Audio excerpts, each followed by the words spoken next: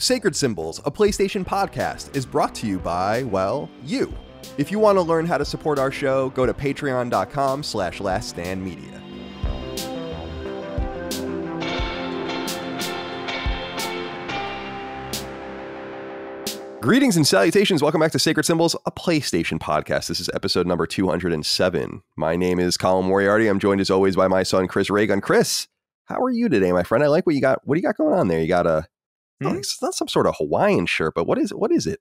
Like, I can't. It is kind of. It's like a grayscale Hawaiian. It's like the most New York / summer shirt I could find because it's trying to be joyful, but it's still completely colorless. Right. I totally understand. A little taste of the Bronx. Well, welcome to the show, my friend. How are you today? I'm good. I'm feeling pretty good. I got some information recently that I'm going to have to make an impromptu trip over to Los Angeles for some really exciting business stuff. But so I'm flying out tomorrow, which kind of sucks because I didn't want to fly at all. But, it's aside from that, just scrambling together to get like a decent, like enough stuff packed into a bag that I don't have to pack a ton. Sure, I totally understand. It's kind of annoying, but I always overpack, especially for entertainment. It's like I'll bring a book and I'll bring this and I'll bring that, and then I don't end up using any of it because I just like stare at my phone the entire time or whatever. Oh, yeah. Well, I look forward to hearing what's going on when it's time. You're going to become the new owner of the Los Angeles Rams. It's very exciting to hear. Yeah. I can't think of a more qualified person. Yes. And all of the money you have, too. So it should make a lot of sense. Yeah. Dustin Furman, executive producer, sitting in his mom's office, I think. This is my dad's office, but my mom's chair. So, okay, fair enough. She had a nice chair, so I stole that. I like the shelf in the background. We were talking about it before. You've constructed a little bit of a set, which is still better than my set, and this is actually my house. You have the One Piece man. What's his name? Luffy. Yeah. Luffy. Is that it? No. Yes. Isn't his name Monkey D. Luffy? Monkey D. Luffy is his full name. Oh, yeah. No, it's Monkeyed, right? No, it's Monkey D. Luffy. Idiot. Oh, God. I also see you have Final Fantasy VIII back there. Yeah, I just picked that up. I've never played it, but I saw it, and, for this, in decent shape, $22. I thought, it's a nice little pickup for the collection. I'm just trying to go for the essentials overall. Yeah. And I thought that, I remember that like box a good art one. well. Very exciting. Yeah. Of course, the worst Final Fantasy game, probably, but... Well, actually, no, 10 is the worst one, but I digress. Well, you see here, we fixed the lighting situation here, Dustin. And you're wide. Well, you're not wider. Well, I probably am also wider. I'm getting a little fat, aren't I? But I don't know. I mean, you look good in the pool the other day. I'm just saying. Thank you. But the field of view on your new camera is wider, which is, I always think makes it look nicer. I don't know, but no longer the weird waves across. Right. So now I've lost my excuse as to why I've not done anything to that shelf in the background, because I was like, well, I'm gonna have to take everything down if we got to switch the lights out and stuff. So now it's just on me. Who knows what that'll probably just look that bottle of what is that Pledge? That's gonna be there for at least a year probably at this point. So keep an eye out on it. Well, boys, it's good to be here with you today, and thank you all out there for being with us on Sacred Symbols, a PlayStation podcast. Each and every week, you can get it 3 days early and ad free on Patreon. Patreon.com/laststandmedia. Thank you for supporting us over there. Doing so allows you to get Sacred Symbols Plus twice a week. That's our supplemental podcast. Deep dives, reviews, interviews, and so on and so forth. Recent episodes include a deep dive into Street Fighter 6 with fighting game expert Vincent Genito. I did an episode of the show, which I'm really proud of, with a Russian language gaming podcast host about what's going on in Russia with games and how they're circumventing rules and kind of getting access to games in this trying time. We had Hogue on recently, top 25 lists. Upcoming episode includes a collection of the 5 of us. Again, I think Cog is going to be there too, but it's going to be at least the 3 of us and Maddie talking all about the Xbox showcase that happened last week. I kind of want to give it a little more time to dwell on the Duke's side, but then we'll get into what we thought about it. But just briefly, since people are going to ask, and by the way, we'll talk about Starfield in depth later in the show because we have a question about it, and so we'll leave that for then. But I'm curious, Chris, what did you think of the show? Just kind of elevator. The overall showcase I thought was like, it was fine. You know, I didn't see anything that particularly that really genuinely excited me. I didn't see, and mostly I think I was just curious about like the lack of certain things that they were that they had already talked about, like things like, oh, it's interesting that Hellblade and Fable and, you know, Perfect Dark and all of these titles that have been in development for quite some time are just no shows. Avowed was another one that I was like, what? Why are we not seeing these things? And I know that there was like a distinct, like a specific messaging thing that was sent out that was like, this is the next 12 months. And everybody was like, oh, you should have expected that. And I was like, well, it's been several years. I think it's not unreasonable to expect that at least one of those games would be 12 months away in some way. You know what I mean? Like, I thought I was just waiting for things that just sort of didn't show up. So I just kind of left it feeling like it was fine. Nothing terrible. There were a few things that caught my eye, but overall, a little underwhelming. A little whelming, I should say. Whelming, yeah, you're whelmed. I totally understand that. Yeah. Dustin, what's your brief take on the showcase? I think there is something to be said there's so many of these streams now that when they get filled up with what feels like filler, it's becoming more obvious. And I don't know. It's hard to say filler because obviously every announcement is going to be important to somebody, but it's just like there's always a big part for Elder Scrolls Online. Here's the Fallout 76 DLC, the next thing for that, and just some other stuff that it's like, I don't know. It was interesting thinking about how the showcase was contrasted to State of Play and how like a really, really solid 30 minutes versus 90 minutes of kind of mixed up and downs and how that can create a different impression on people. So overall, not bad, but I think that for my taste, I was overall kind of just, I don't know, bored sounds really negative, but that's pretty much how I felt. Yeah. Yeah, fair enough. I thought it was good. I mean, it was fine. Yeah, I thought it was.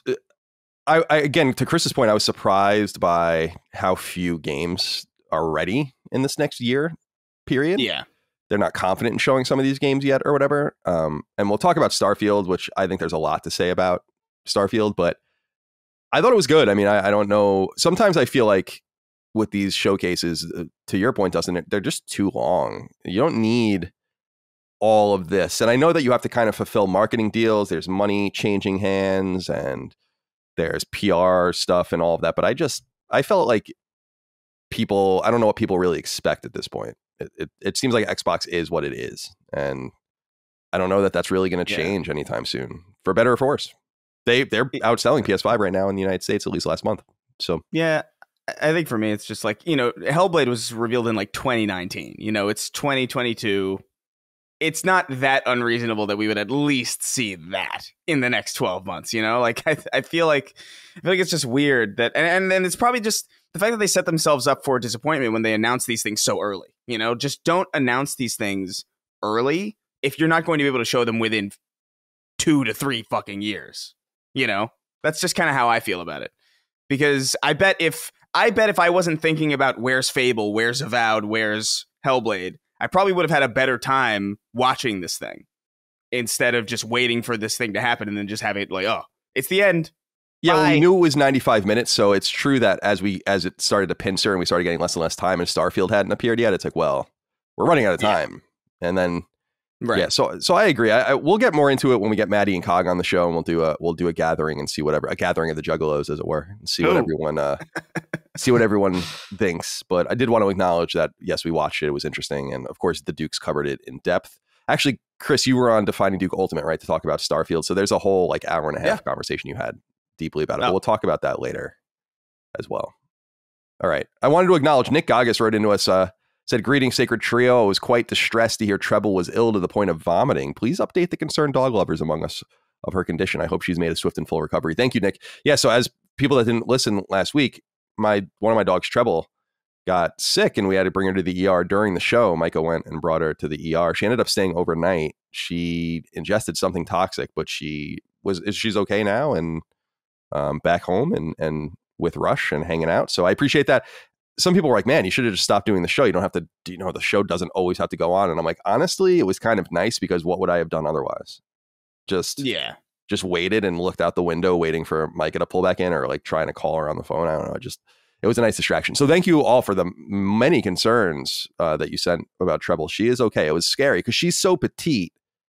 You don't want to see, it won't take much to knock her out, to like take her out of commission. So we got to watch her. And she's also insane, as Dustin saw when he was here. Yeah. Dustin, did you enjoy the pool? I love the pool. It was fantastic. Yep. It was, I haven't been in a pool probably in like, I don't know, a few years actually. So it's nice. Got a nice deep end. I did a few jumps in, of course. You did. Holly as well. Yeah, Holly. We were all jumping in the pool. It was a great time. Good. I'm glad that you enjoyed. Yeah. Something to bring up. We posted a photo of ourselves in the pool. Yeah. And a lot of people commenting on the glass bottle that you had in the pool. That's a risky move. Is that a thing? Like, I mean, obviously, if it breaks, then that's not good. But you're really not supposed to bring glass around a pool. But like, if you go to a resort or something, they often give you cans, or aluminum bottles. But yeah, you're not really supposed to. But it's my pool. It's like I'm gonna do whatever I want in my pool. Am I gonna drop that bottle? Maybe, but I don't think so. I don't think I'm gonna drop it. And so it's all good. But you also got to see the frog log. That's right. Well. I didn't see it in action, though. I don't know if a single frog has been saved, but I think it's working. I think it's working. There have probably been a half dozen deaths since I put the frog log in. We would have that or more in a night before that. So they're slowly understanding. But we have the to dead ones. We have a second chance. We can't have a privacy fence in our neighborhood based on the bylaws or whatever. So we have just like a iron kind of fence thing. And it's actually aluminum, but it looks iron.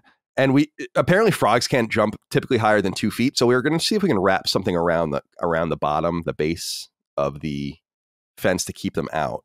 Because I just don't want them to die. They're also like, laying their eggs in my pool and shit like that. And it's like, that's fine, but you're just going to die. I mean, you should probably go lay them over there, somewhere else. Yeah. Yeah. Dumb where you won't be eviscerated by a pool. Right. You won't get immediately chlorinated and then sucked into the skimmer and your progenitors all torn apart and torn asunder. You're subjecting yourself to this, and I don't understand it. Torn asunder is such a good phrase. I love that phrase. It is a wonderful phrase. All right, a couple things to get into before we talk about some news items. Of course, writing to us on Patreon, patreon.com/laststandmedia. Get yourself on the show. Derek Beek wrote in. He has a correction. He said, howdy guys, quick correction. I noticed in the past couple of episodes that you said Call of Duty's first release on PlayStation was Call of Duty 3 as a launch title in 2006. However, Call of Duty Finest Hour actually came out on PlayStation 2 in November of 2004. Have a great day and keep fondling them nuts. Do we have to say that? I don't understand what that's all about. Yeah, that's a new thing. You just invented that, Derek. That's not cool. Yeah, keep fondling those nuts. Okay, I guess we will. But you're right. The game did come out November 16th, 2004 on PlayStation 2. I guess I was talking mainline because Finest Hour isn't really a mainline game, right? It's kind of before they started really kind of hammering home I think it's weird. Like Call of Duty has different phases, one of which is a lot shorter than the other one.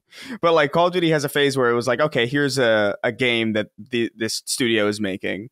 And then it became like a genuine series, like, oh, hey, year after year after year after year. It's like, okay, that's I think what you were talking about, right?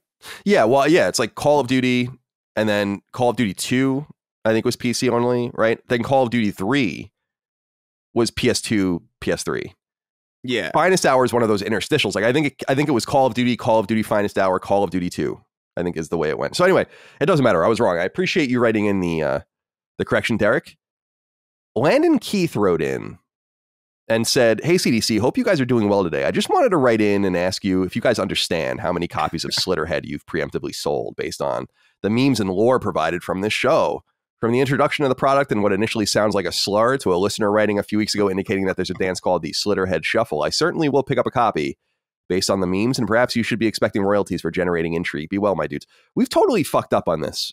Because imagine how much we could have made if we just made up our own thing. Yeah. I know I mentioned that a week or two ago, but I'm kind of crestfallen by it because people are so into it. And what am I going to do with that? I don't know. Now we're associated. What if this game gets like a 4 on Metacritic? We're pretty appropriate actually, considering the show. But here's the thing: we can't take advantage of the Slitterhead memes, but we do have the stand down meme. I mean, surely we need to put that on a shirt like as soon as possible. I feel like we're already losing money. Yeah, we're losing money just talking about it right now. Let's get on it. Yeah. All right. Well, I just wanted to acknowledge, yes, we will probably be responsible for 15 to 20% of all sales of Slitterhead. Yeah, I did not intend to, by the way. Like it sounds like a slur. It does. Yeah, definitely. So I said it, and now all of a sudden, I've invented an entire branch of marketing for this company. I think I should be compensated personally. No, I do think that's I don't. That's up to that studio. You can reach me. You have my email. Yeah, I agree. I mean, it was your thing, and does it sound like a slur? Yes. Does it sound like something else entirely? Yes. Something eldritch and alien? Yes. Does it sound like an underwater creature? Yes. Does it sound like a horror movie? Yes. This should be the rest of the show. Yeah. Just the 2 hours of Colin saying things that could sound like what a Slitterhead is. It's just, it's haunting is what it is. And I mean, is it a huge surprise that you used your powers of invoking magical entities and spirits and happenings and you made Slitterhead into a thing? So it really shouldn't become that big of a surprise. Yeah. Landon, thank you for writing in. Stu Dog wrote in and said, howdy, boys. Last week, Dustin mentioned that one day Sacred may be played on the ISS. That's the International Space Station. Well, it turns out the reaches of the Last Stand family are, in fact, out of this world. One of the astronauts currently on board the ISS is on a research mission, is a family friend and a member of my church. I feel like this is a once-in-a-lifetime opportunity to get Colin talking about cartoon cats with DSLs playing in literal outer space, but at the same time, I would feel like an absolute dumbass asking him to do this. A wise person once told me the only way you keep famous friends is to never ask them for anything. So what do you think? Should I go for it, or should we keep Colin's heinous comments to ourselves? Guys, we have an in. Some sort of tenuous in with NASA and the International Space Station. Do we want Stu Dog to use his currency, his social currency with this person, Chris? Oh, yeah, it makes no difference to me. Yeah. Ruin your social credit, I totally agree. I would have no knowledge of what happens regarding your social credit after or before this. So, it means nothing to me. Yeah. So go ahead and play it. Ask him. We'll need video proof of this, though. Right. The thing is, it's because you could really say anything. I don't know if this is real. You could be like, yeah, they played it. Trust me. Believe me, bro. And it's like, now I'm going to need to see a man floating in a cafeteria in space. That's what I'm going to need. I'm going to need something. You think there's a cafeteria on the ISS? Yes, that would be. Yeah. Well, a middle school cafeteria with a small, a microwave. I've said in the past that there are only a few hundred people in the history of the world who have been in space and seen the Earth all at once. You can't even imagine. In fact, all of the shots we've seen of Earth from orbit are pictures all put together. The only complete shots of the Earth are from the moon, in one lens, apparently. And so it would be awesome to hear us on the podcast while someone's looking out the viewfinder looking, or the port looking at the Earth, being one of the only people that have ever done that while listening to the show. That'd be pretty deep. Would be pretty cool.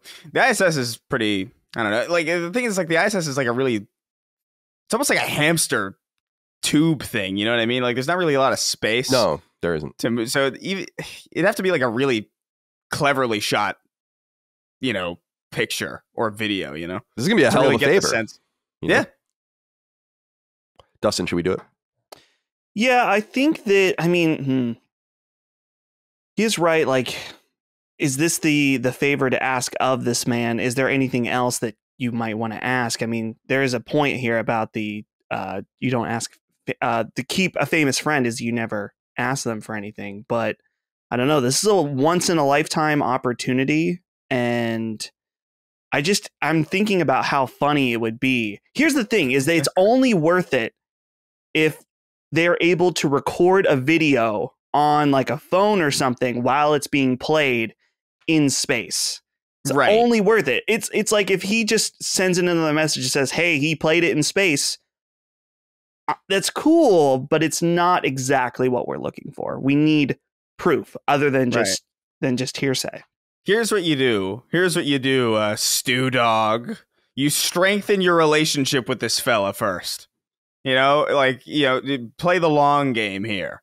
You know, get it a little bit closer. You know, invite him to a couple dinners over the course of a couple months. Maybe like do some recreational stuff, and then just like bring it up. I don't know. It's like, you know, I got this idea. And then by that point, he's just so intertwined with you that he's a little bit more likely to do it. Well, yeah. The Artemis mission is also underway, which is going back to the moon. I think we land on the moon. Humans will land on the moon in 2024 again. First time since 72, I want to say, something like that.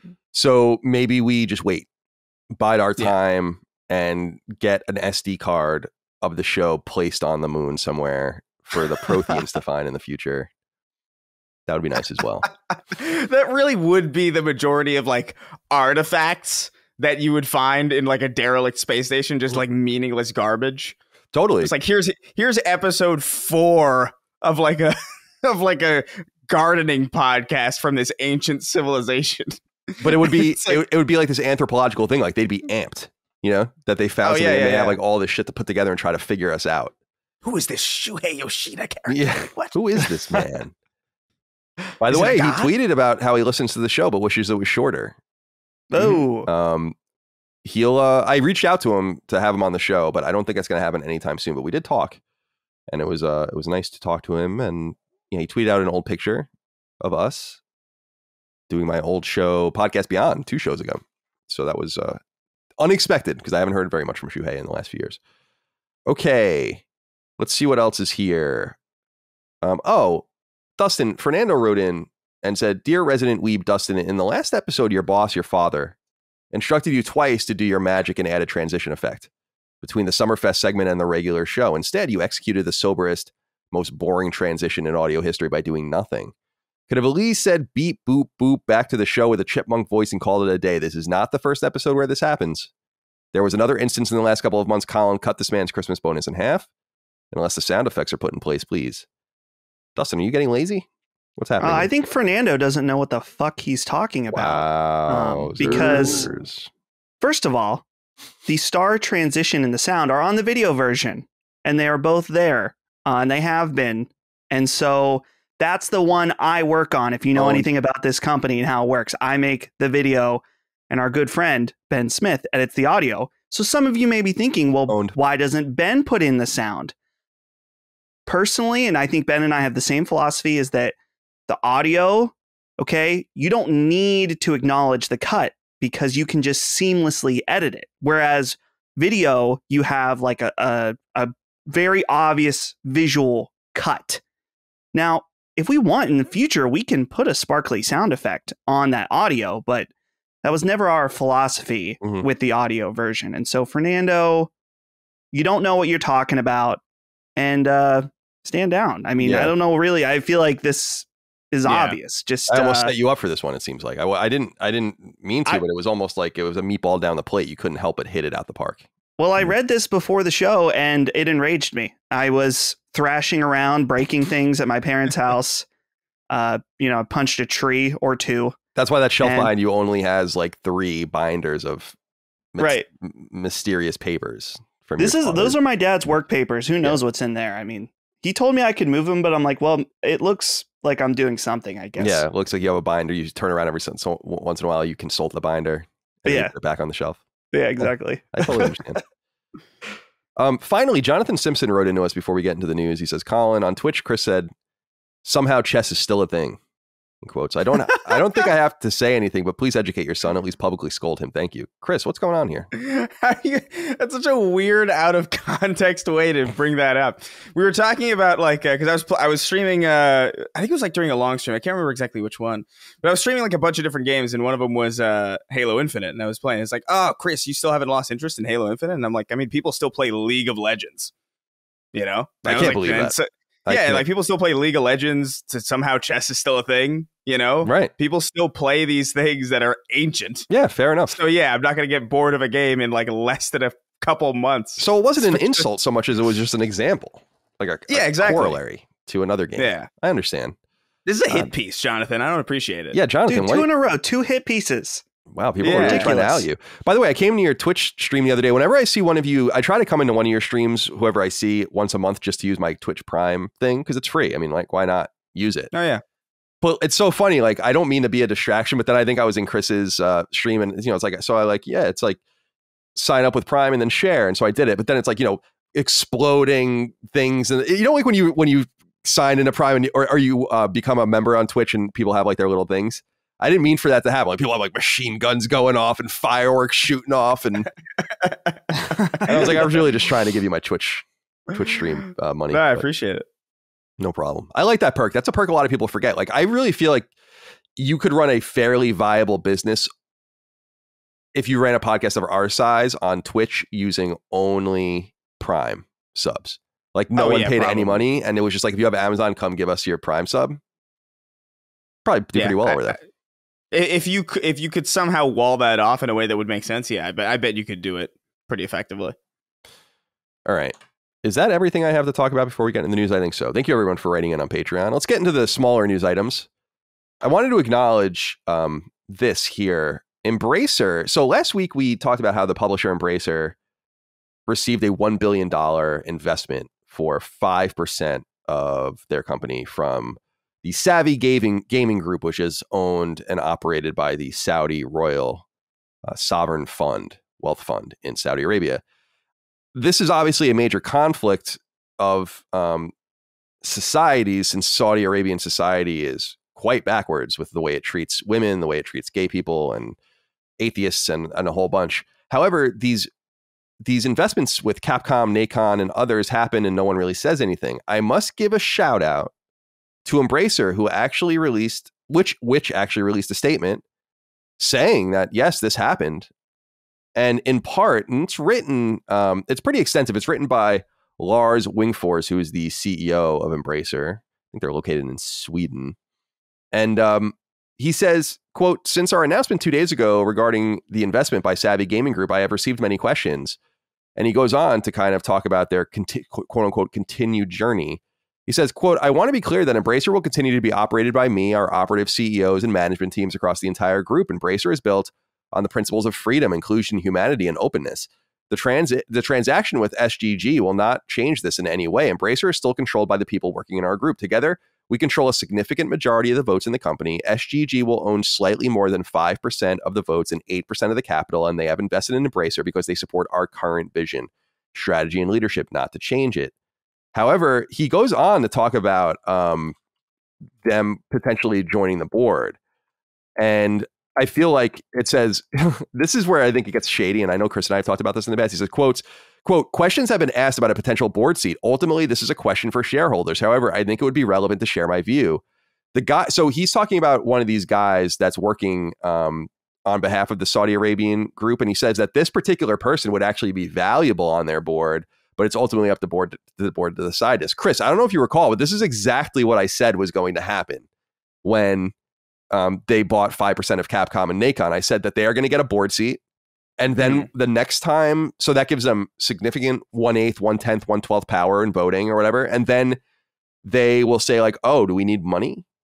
Oh, do we need investment in some way? Do we need a little, what if we get we'll take another board seat. We'll put another 5% in, and so on and so forth. So I appreciate Embracer stemming this off or trying to, but I think the writing is on the wall. Like, these guys are going to get a board seat. And once that happens, I think all bets are off, because you can start kind of being sneaky and start trying to get allies, and it's all about money. So there's not much to say here. I just wanted to acknowledge that Embracer did say that, and you guys can go look it up. It's on their own website. It's a press release. So go check it out if you want to read about it. However, people have been writing into me about this, guys. I don't know if you guys have you heard of Live Golf, LIV Golf? Have either of you heard this before? I have heard of this. It was on randomly. I don't always listen to Tim Dillon's podcast, but I did the other day just because there was nothing else I really wanted to listen to. It's actually a really fun show if you like Tim Dillon. Doesn't Tim Dillon make like $150,000 a month on Patreon or something insane like that? He makes insane money on Patreon. I mean, good for him. But yeah, they were talking about this on that there's like a big drama in the golf world. There is, and people have been telling me to look into this. I don't really I like golf. I actually like, I haven't played in a long time, but I like to play golf. I'm not good at it at all, but it's not a sport I follow in terms of the PGA Tour or anything like that. I don't know very much about it. However, people have been saying, Colin, you're talking so much about Saudi Arabia. You guys are talking so much about Saudi Arabia. You have to look into Live Golf. And Brent Lindquist wrote into about this because I did look into it. And he says, hey, fellas, my golf game experience is mostly relegated to Mario Golf in recent years, but the situation unfolding between the PGA and Saudi-backed Live Golf is hard not to find fascinating. Golfers I have actually heard of, including Phil Mickelson, Dustin Johnson, and Sergio Garcia, have defected from the PGA to the Live, while megastars like Tiger Woods and Rory McIlroy stick with the PGA. And all this makes me wonder if we're looking at a future in which the PGA 2K games will face off against Saudi-funded Live Tour games each year. Some 9/11 families have even chimed in regarding Mickelson's comments on the matter. The pro golf situation seems to me like a kind of mirror of the encroaching influence of Saudi money in the video game world. What say you all? So if anyone wants to look into it, it's Live Golf, LIV. And I think it stands for something. I don't know what. But it's a Saudi-run golf league that is poaching PGA golfers and paying them asinine amounts of money.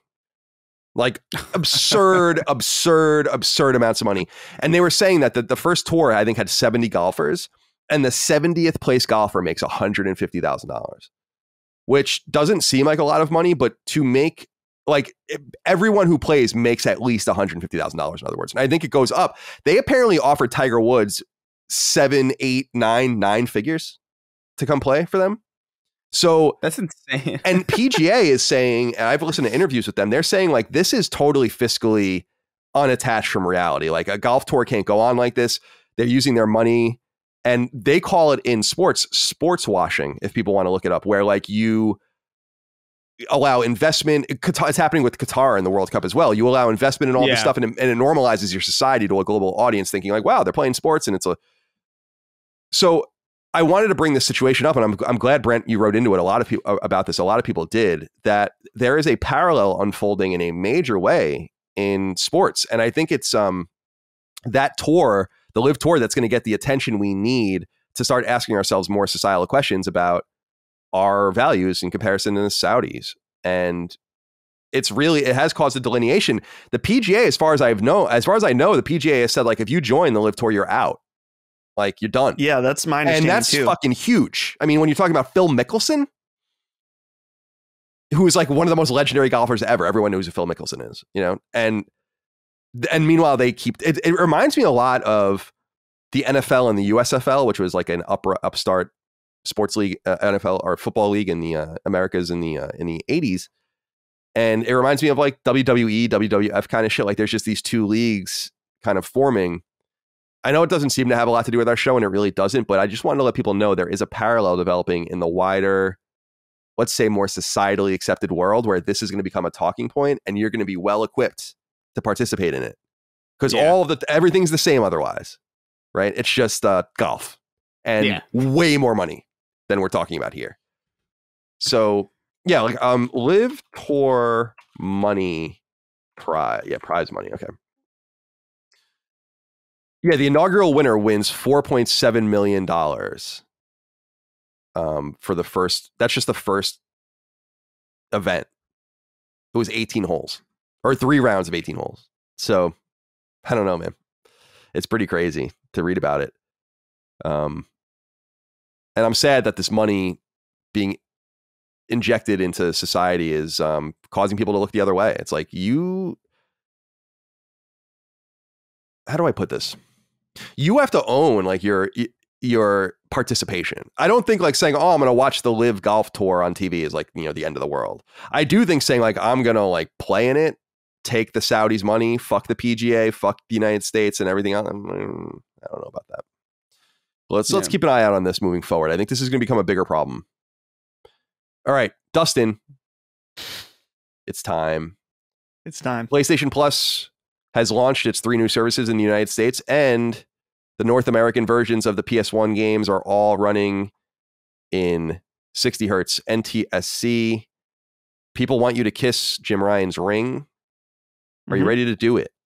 We had a fan who already made the Photoshop that I retweeted, but I have to fulfill the other half of that. I retweeted the photo, me kissing Jim Ryan's ring, and now I'd say, Jim Ryan, I am sorry for doubting you and the rest of PlayStation, because you for once did more than the bare minimum, and for that I'm sorry for doubting you for doing more than the bare minimum. That's the most backhanded apology possible.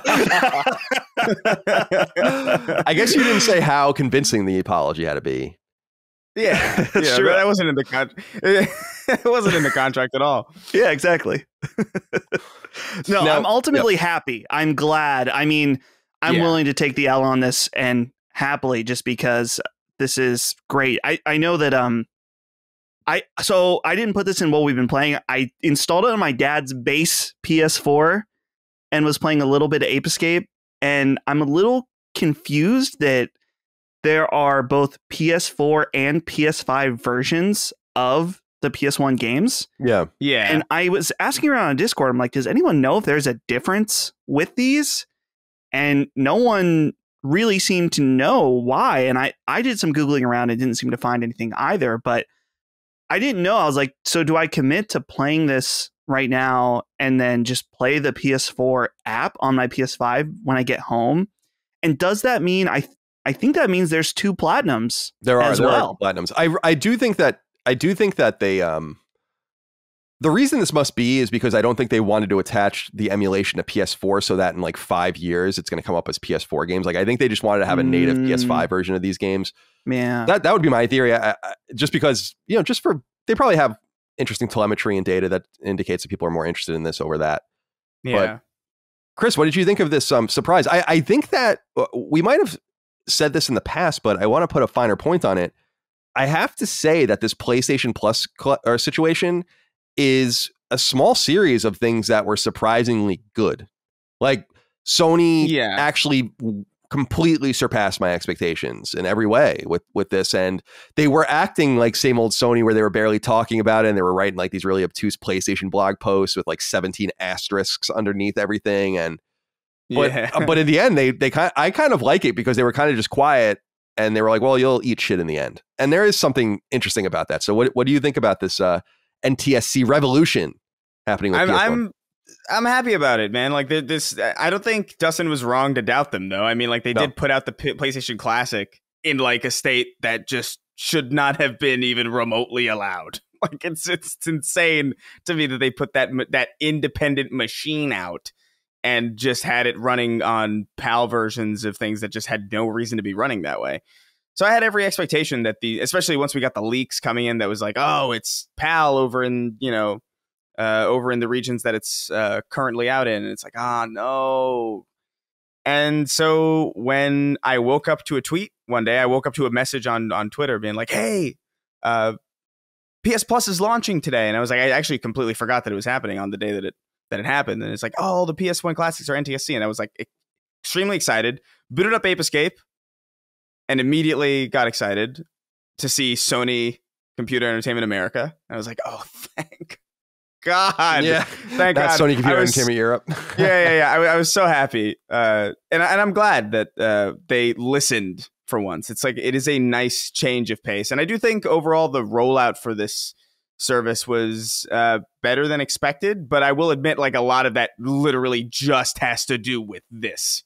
You know, not every other aspect. Every other aspect is about what I expected. You know, the game trials are there, and you know, the catalog is fine. You know, I really just am impressed with the fact that they just listened to the NTSC criticism for PS1 classics, because PS1 classics have been, you know, neglected for a while now, considering the fact that this is the first time since the PS3 that we've been actually able to play these things natively.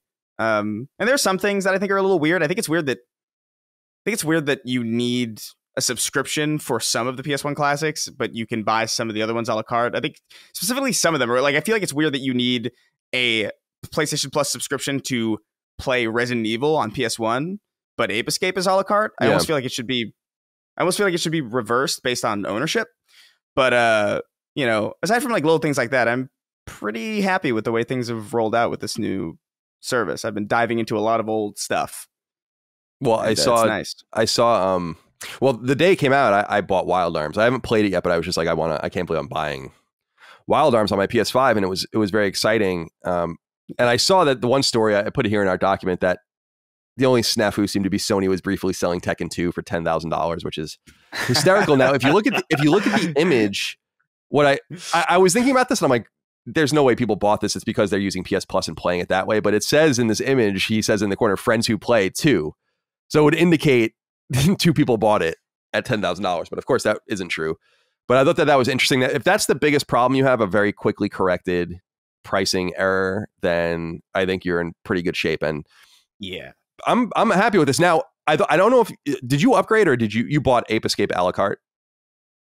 So I woke up and found that it had just kind of automatically upgraded me without asking me. So like I was just like, all right, well, I guess I have it. So you know, I'll probably downgrade because I think most of the games that I want to play I can buy a la carte. So I'm gonna do that. But I have, as of right now, I have the top tier thing. So I was actually thinking of jumping into the game trials at some point in the near future, because I know Tiny Tina's Wonderland is on there as a game trial, and I was like, all right, it's probably the most reasonable way to check this out.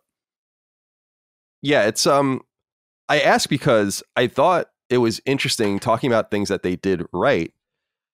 I was surprised when I clicked on Wild Arms. I was met with a very attractive splash screen that showed like the math and said, like, if you just spend this much, you'll have this for free plus all this for, and it says like literally how many days. It said like for 580 something days. Now I declined and bought it a la carte, but I thought it was interesting. PlayStation is surprising me a little bit with how they're kind of getting the smaller infrastructure and service level things right, which is the shit they always get wrong. They always get the games right. So I'm not particularly worried from that perspective, but I think that's nice. I'm glad people like it. I think it's positive to have this going, and I'll be interested to see if they release granular subscription numbers about who upgraded. I doubt they will, but we will see. And I do wonder really who's subscribing, because I don't know if you did this also. I scrolled through my friends list to just see if there were any different icons, like if you got a special PS Plus icon, but as far as I could tell, you didn't, because I was going to upgrade if they did, which is so sad, just so I can have the coolest icon. Fucking lame ass. All right, what else here? Okay. I wanted to point people towards a story on gamesindustry.biz if they're interested in reading it. It's called Take-Two CEO Strauss Zelnick Agrees with PlayStation Subscription Plan. It's written by Christopher Dring. I thought this was interesting just because it seems like Take-Two has a more Sony-aligned view of subscription services, and it's interesting to see a powerful third-party CEO willingly talk about how Xbox's idea with Game Pass is not good, and that they don't understand it. He doesn't quite say that, but he goes on extensively. He said, and I wanted to read part of what he says to the audience, and you guys can sound off on it if you want here, but I don't assume that you would want to, but I just want to get this on the record. He says, he's asked about all of this stuff, and he says, quote, "We've supported various subscription services and we're happy to do so. Our skepticism has been around making frontline console products available day and date with subscription. That doesn't make any sense to us, because economically speaking, we don't think consumers are prepared to pay for that. And we can't afford to turn our business upside down in a way that doesn't make sense economically. There always has to be an intersection between what the consumer wants and what the publisher is able to do. And, it doesn't make sense for us to do that for our properties. That's our opinion. And I think Sony agrees with us because it said so. It could potentially be great for catalog properties, sales of properties that have been in the market for a while and their price has been reduced. It can make economic sense to offer those on a subscription basis. But not enough people are talking about what's right for consumers. So I understand why linear entertainment subscriptions exist. People in this country, households consume 150 hours of linear programming a month. That's over 100 properties. You can fill that need with 2 or 3 subscription services. That's a very good deal compared to buying a la carte or even compared to prior cable packages. But interactive entertainment is consumed at a different level, about 45 hours a month and in a different way. It's perhaps 2 or 3 or 4 properties in a month. It's certainly not over 100 properties. So it's not clear that your broad-based audience wants access to many hundreds of games in a month and is willing to pay for them. It is possible that small subset of the audience wants that, but I don't think it's a broad base because it's not how people tend to consume interactive entertainment." End quote. I think that's pretty interesting. Mm-hmm. I think Take-Two would know, since they run Grand Theft Auto, the most popular game in the history of the world, that they understand exactly how subscriptions work, and they understand because they rolled one out for GTA recently, and exactly how a la carte purchases work, knowing that they've sold 150 million copies of Grand Theft Auto 5 on market. They could have easily given it away. I mean, So when I say that Game Pass doesn't make any financial sense, that you can't possibly make it work, I think long term, I got Strauss Zelnick in my corner. So I'm happy about that, because I don't feel quite as crazy anymore. He's saying exactly what I've been saying. Mm-hmm. And I think that people want fewer games that are of a higher quality. Who wants to jump around the 15 games a month? Who does that? I don't understand. Don't you want like really high quality games? I don't know. I just wanted to read that out. People should go read it. It's extensive, the interview that they did with him. So check it out. Okay. The mystery of Hideo Kojima deepens. Guys, one of the things that happened at the Xbox event was a long predicted appearance of Kojima. However, when Hideo Kojima appeared with a pre-recorded message, I think, and I might be wrong, Dustin, I'll be interested to see what you think of this, and we'll go with you first, it seemed to be pretty clear to me that they have nothing yet. I think that they basically stress that nothing has happened yet. I think he says, like, we're happy to start. Can't wait to start. It's finally time to begin, like shit like that. Right. So I feel like what we saw there wasn't this overdose game that had leaked or whatever, or what they're doing is not this overdose leak game. And I thought it was particularly interesting, Dustin, that Kojima Productions tweeted out that they are still working with PlayStation, because I think some people felt like, what the fuck are you doing? I think it's been obvious the entire time that there are 2 to 3 Kojima games in development right now. So what do you make of this? What do you make of his appearance? And then them kind of saying like, we're good with PlayStation. Like, no worries there. I feel like that only happens if you're a second party. And so I still feel like we're getting a PlayStation game from them. What do you think? It's hard to say. I mean, I think that Kojima, I'm looking at this tweet where they like did one of those, like a tweet within a tweet, like a quote tweet of themselves. And it says, Kojima Production will continue pursuing works on creations for our fans. We'll explore various projects with games, movies, music, blah, blah, blah.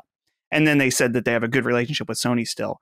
And I thought it was interesting that when they introduced him, Phil Spencer was talking about this new experience from Kojima. He used the word experience, which I know you could also use for a game. But in this particular instance, since they're talking about this Kojima game being cloud-based and something totally new, I wonder if we need to expect something more outside of the box on this one, particularly in that if Kojima wants to take advantage of particular things that he can't anywhere else for whatever this cloud-based game is, then it would make sense for him to hop around if this is something that he simply cannot get from Sony, and if Microsoft is willing to write a fat check. And I don't know, I don't want to speculate or cast any judgment too early, but part of me wonders how much of a marketing thing this is for Xbox to be like, look, we have Kojima. They had that Xbox Game Studios and then a line, Kojima Productions image, like ready to go, just because, I mean, frankly, that is a big statement. They have one of the biggest household names in gaming working on a project for them. And so it doesn't matter how big or how small it is. And who knows, maybe this will be something incredibly revolutionary as far as like a Kojima cloud-based game, or maybe it's something that is smaller. Who knows? But I just think that overall, going forward with this project, we should expect something outside the box. And the other thing I'll just say quickly is that the fact that this game wasn't Overdose should indicate to us that there is some other event that is happening soon. And we're seeing that, the Overdose leak was partially from that Twitter account, the Snitch. Snitch, yeah. And I'm trying to, is there something else later in the show about this? I don't want to necessarily. I don't know. I mean, just say whatever you want. It's okay. Okay. So the thing about the Snitch is that a lot of the theories point to, and I think this makes sense, that this is probably a YouTube employee that has access to the back end and can see unlisted video title names or something like that. And so there's a leak right now about this Final Fantasy event and something happening with that tonight. And so Crisis Core, it looks like. We'll see. Yeah. It'll be later in the show. We'll record a pickup. Yeah. So I'm just wondering now, is Sony going to have a proper showcase in the next few weeks, and that state of play was just a small appetizer, and that we will see the reveal of Overdose. Because like, where else is it going to be at this point? And what was there's a leak for a different game, that Tactics Ogre game that we'll talk about later. There's like just a couple little things here and there that are sprinkling around that's kind of giving me that indication, but who knows? Maybe it's nothing. I'm excited to see how Kojima can manage multiple projects at the same time. And if he can kind of remove himself. You know, I always used to make fun of him, and we do on Knockback when we do Metal Gear episodes, where he puts his name in the credits like 7,000 times. It's so funny. Like, he can't stop celebrating himself. And it would be interesting to see if he's just lending his name to this Xbox product, because I do think that there's a little bit more. I mean, this is just me kind of hypothesizing, but I do feel, Chris, that there is more loyalty in the Japanese games industry than there is in the Western games industry. It would seem weird to me that Kojima would be like, I'm out. I'm going with Microsoft now. Like, I just don't ever feel like that was really a threat. I feel like he should go work with where the money is, but I do think that they're more cognizant of dancing with the ones that brought them. That's why, and we'll talk about it later, when the Persona games were announced for Xbox, I wasn't worried at all for PlayStation fans, because people are like, this is unbelievable. I'm like, there's no way they're not bringing these to PlayStation, you know, and lo and behold, they did. So it's cool to get the confirmation that he's working with Xbox, but I don't think that this is the same project as Dustin is saying that we're talking about. And I do think that project is a PlayStation game. What do you think? Yeah, I think you're probably right. I think there's obviously no way that this is Overdose, because they would have showed something. They would have showed something more significant instead of just like kind of announcing that he showed. It kind of reminded me of do you remember that Breath of the Wild thing where like that dude came out and he was like, "We know you want to see more about Breath of the Wild. Sorry," and then they ended the. And it kind of reminded me. It kind of reminded me of that, where it's like, well, they clearly don't have anything, but they're obviously working on something. I don't think it was ever really in the cards for Sony to lose Kojima. You know, like I don't think that's ever going to, like, I feel like Microsoft would have to offer such an insane amount of money to do that an insane amount of money that even probably they would feel uncomfortable with. So like, I feel like the people who were kind of really nervous about that happening, it's really misplaced fear. I think the best thing that can come from this is that other people who don't normally have access to Kojima games, people on Xbox and other platforms, get to experience that, which is awesome. You know, and I think that Xbox Game Studios game that Kojima is making, I mean, based on the way that Xbox's philosophy is with publishing and making things, I wouldn't be surprised to see that on PlayStation either. You know, I think it would make a lot of sense, actually. Maybe it's on Game Pass, you know, obviously, because that's like the big ticket thing. But, you know, Microsoft is a lot more agnostic than pretty much any of the big three major players in the console space. So I feel like whatever this is, I wouldn't be worried about not having access to it. I wouldn't expect it anytime soon. And I think I'm with you in that I'm really curious about how much he's going to have to do with it. Like, I'm very curious as to how he's going to manage all these extra projects, because he usually focuses on one thing at a time. At least it seems like it. Like, maybe he has like executive producer stuff elsewhere, or like maybe like he like contributes like loosely to other things, but like it always feels like he's like a pretty focused guy. So to see him potentially working on this PlayStation project as well as this Xbox project, that's kind of a different Kojima than we're used to seeing. So I'm really intrigued by it. When he popped up at the Xbox showcase, I actually like had like a heart attack, because I was like, what the fuck is this? It felt so weird to see him on stage with Xbox. I was not expecting it. I know Phil Spencer was obviously alluding to him when he was talking, but like whenever Phil Spencer's on stage at these things, my eyes kind of like glaze. And like I kind of go into like, all right, it's not a video game on screen. And I start thinking about like, what am I going to eat? You know, like, I want pizza today. You know, like, and then so I wasn't paying attention. And then all of a sudden Kojima shows up. And I lost my shit.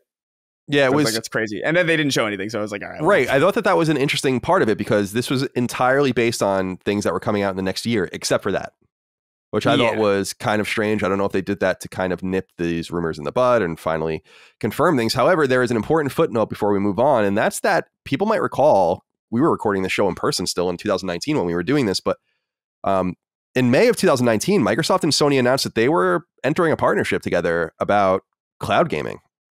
So you might be, I don't know if you guys remember that, but I'm reading the press release right now, May 16, 2019. Sony Corporation and Microsoft Corp announced on Thursday that the two companies will partner on new innovations to enhance customer experiences in their direct-to-consumer entertainment platforms and AI solutions.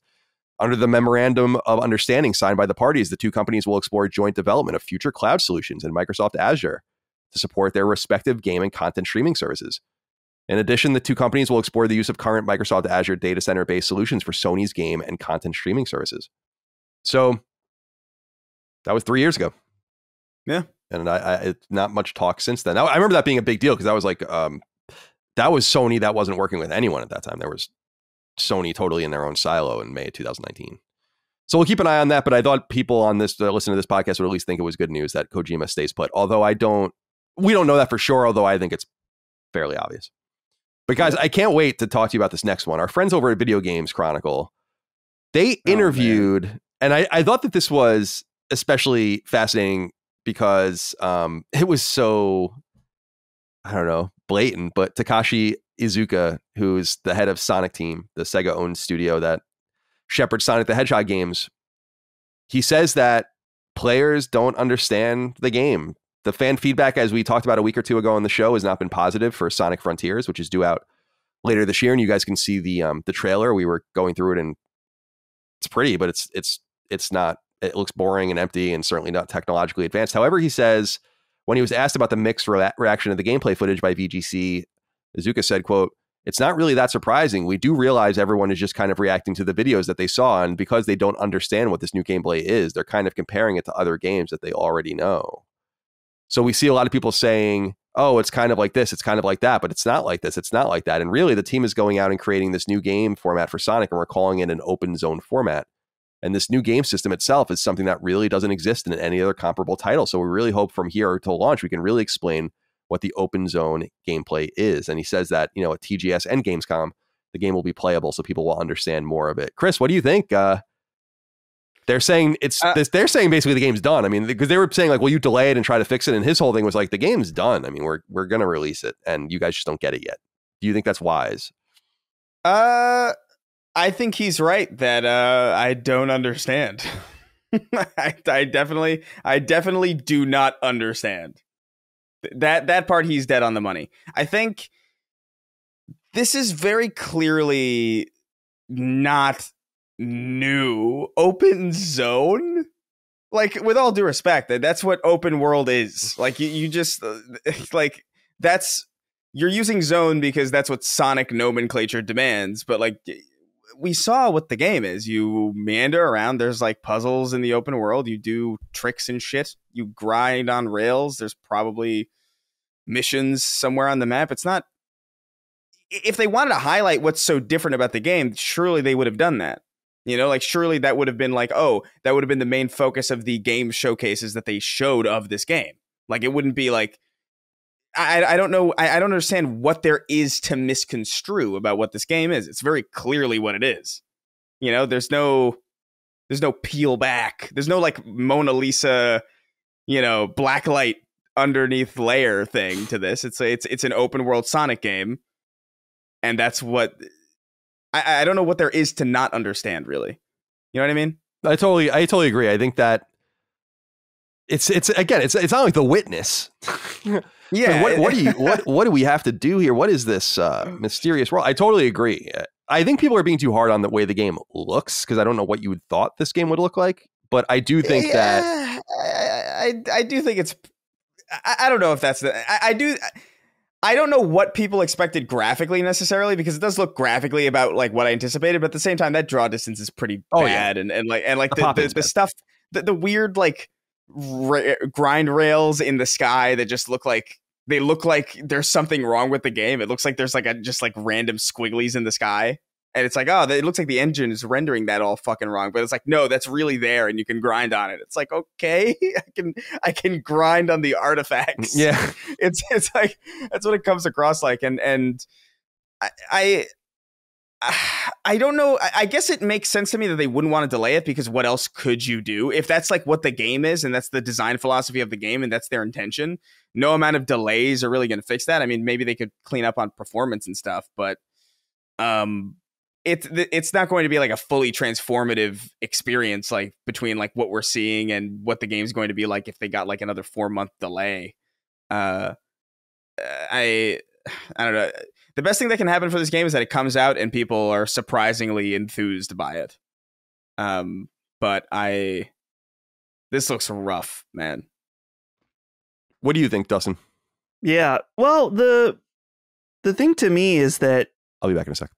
Instantly when we saw the gameplay, it was like, if you don't like the gameplay, that's fine. It is what it is, like you were saying, Chris, but it's like the pop in, the draw distance. It's one of those things where the game is many months out at this point, but they showed more than you would expect. And so it's kind of like a lot of games this many months out may have those same types of issues that will get cleaned up kind of towards the end. But I think it's funny I was looking at this article, and there, like, multiple times he mentions playtests. We feel confident in the playtest results that we're getting.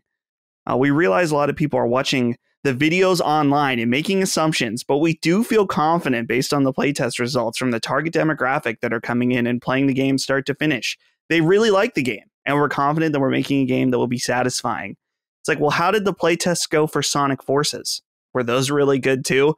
Or did you just know that there was that you had a dud on your hand or whatever? And it's just like, also, who is the target demographic of a Sonic game?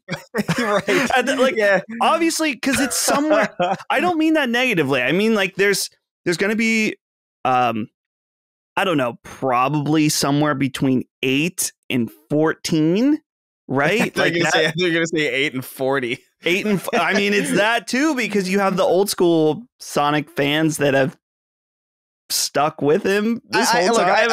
I bet it's going to be a big game. You know, like I bet that, especially because of the movies. You know, I feel like the movies are going to have a big. Yeah. I feel like the movies are going to have a big impact on this game. Like, where it's like, I feel like a lot of kids are being introduced to Sonic through the movies now, and the movies have like a really positive reception. And I wouldn't be surprised that if this game came out, you know, some kid in a store just sees Sonic and like, I know that from the movie, I want to buy it. Like, I bet it's going to be a big game. If that even happens anymore, if everybody just like maybe gets their stuff online, I don't know. I know I do, but like, I'm sure some kid out there is probably excited about this because of the movies, and maybe this is the type of game that people want. I am also curious as to what he means by like their demographic. Like, what is the demographic of a Sonic game? Like, I don't know if that's even. I don't even know if there's real telemetry for that, because it's such a hectic, haywire franchise. Like, half the people buying this game are probably like buying it out of curiosity to see if it's like Sonic 06 or not. Yeah. And I don't know if that's a demographic, but it certainly is something. Well, we'll see. Sonic Frontiers comes out this fall. Seems like it's going to come out this fall, no matter what. I think it's risky to say that players don't understand the game, but I also think there's something lost in translation, talking to Japanese developers as well. And the confidence in putting the game playable on the show floor at Gamescom and Tokyo Game Show, which are the two biggest games in the world, I think speaks maybe a little more highly to the game's quality. I'm skeptical, but I don't think it's going to be as bad as people think either. We'll see. Yeah. I think my prediction is going to be fine. You know, like, I'm expecting like maybe like 75, maybe even an 8, honestly. Like, I don't know. But we'll see. All right, boys. Next piece of news I want to get into. There was just this weird Twitter post, and it indicates that, I don't know why, but it indicates that Lollipop Chainsaw might be coming back. And I'm wondering what you guys make of this. This comes from Yasuda himself, and he simply tweets out in his on his Twitter account here. I'm trying to translate it. It's frozen right now. There we go.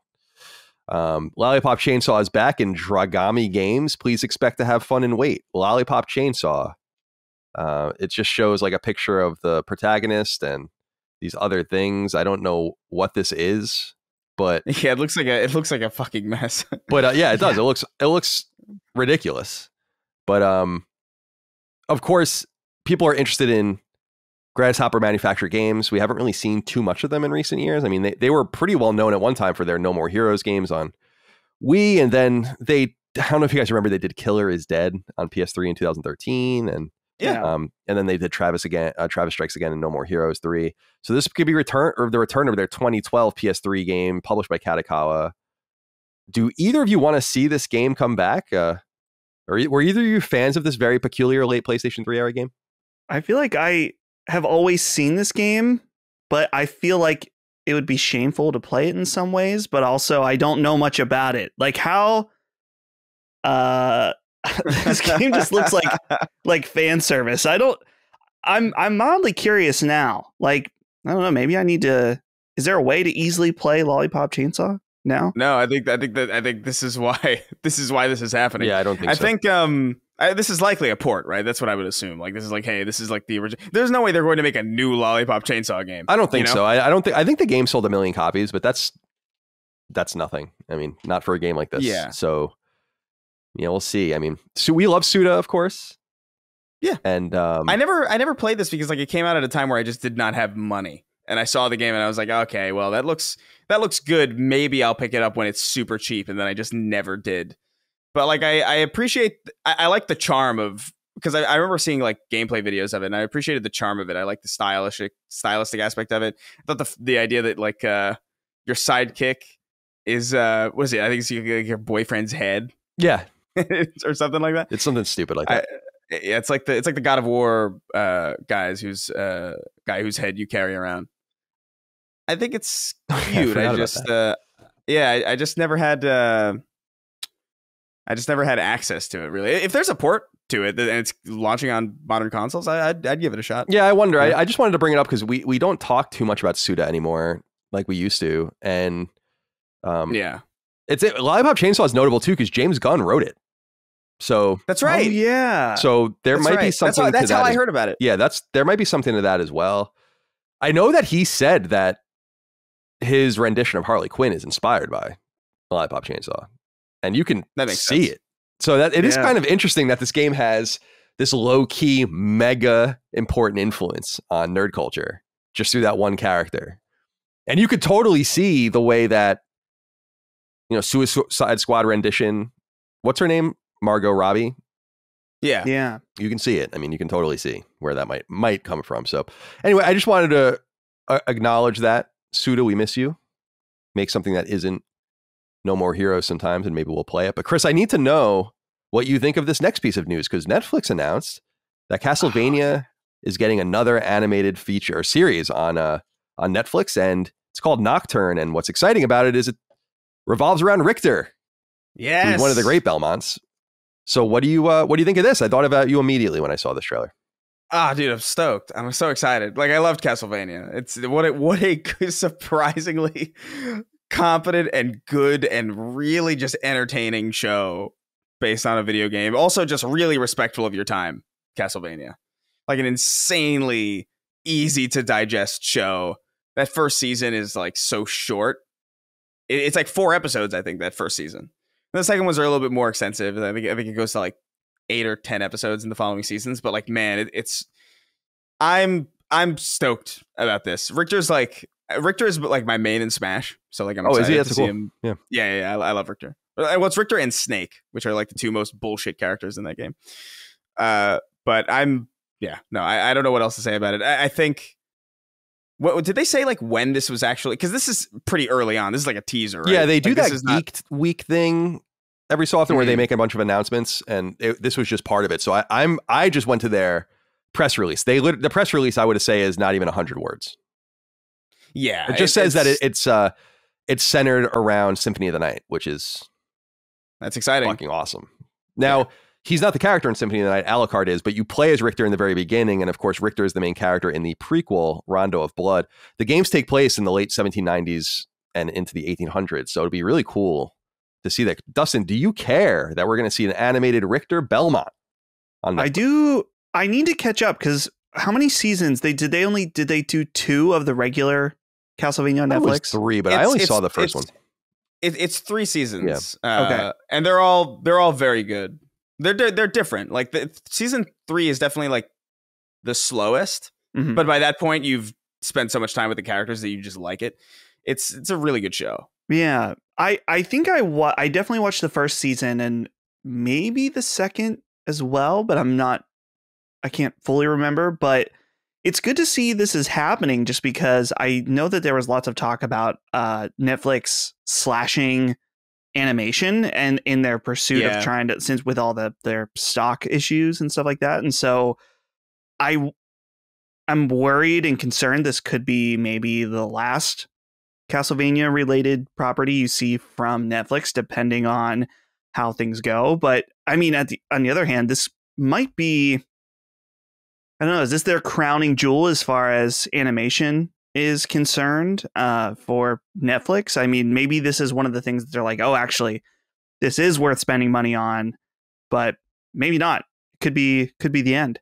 I mean, I don't know enough about the animated scene anywhere to speak to that, but I will say that within our little vertical, I don't hear anything except for Castlevania as far as like animated stuff on Netflix is concerned. I don't know. So it seems like it's like when you leave Netflix alone and it goes through the different, it's like a screensaver of the different shows they have. Castlevania is one of those shows, which I find interesting because you would think it would be really obscure. Like I imagine my dad leaving Netflix scrolling on his big ass TV in his living room while he's going and doing something, and then there's a Castlevania logo in my dad's room. But it happens. Dustin, I want to stick with you because there are two games I want to get into, and Chris, we'll go to you for the second one as well. But this one I don't think you're going to be interested in. It's called Demonschool. I wanted to just point out these two games before we get into what we're playing. This game, Demonschool, Push Square reports on it. It's coming to PS4 and PS5 in 2023, and they describe it as a tactical Persona. It looks like it's made in a cheaper form of that 2.5 3D weird Square Enix thing, like the Octopath Traveler, Dragon Quest 3 look. But it's a tactical role-playing game where you play as teenage kids. And it's made by a studio, I think it's called Isbrid Games. So I've never heard of them before. I think they're new. I don't know. I was curious if this game looked interesting to you. I think this game looks really cool. It definitely is interesting. So this publisher, I know that the only other thing that I've checked out from them is Y2K. Oh, Necrosoft. Yeah. And I thought that game was not good at all, but this is a different developer. So it's just a small point of comparison. But I'm always skeptical about games that I think I've said in the past, I don't like Souls-like games that really try to do what From Software does, but this seems to have enough of a different style from Persona in both its characters and the fact it has tactical combat. I'm kind of hit and miss when it comes to tactical games. In fact, this one really compared it to Into the Breach, which a lot of people really, really love that game.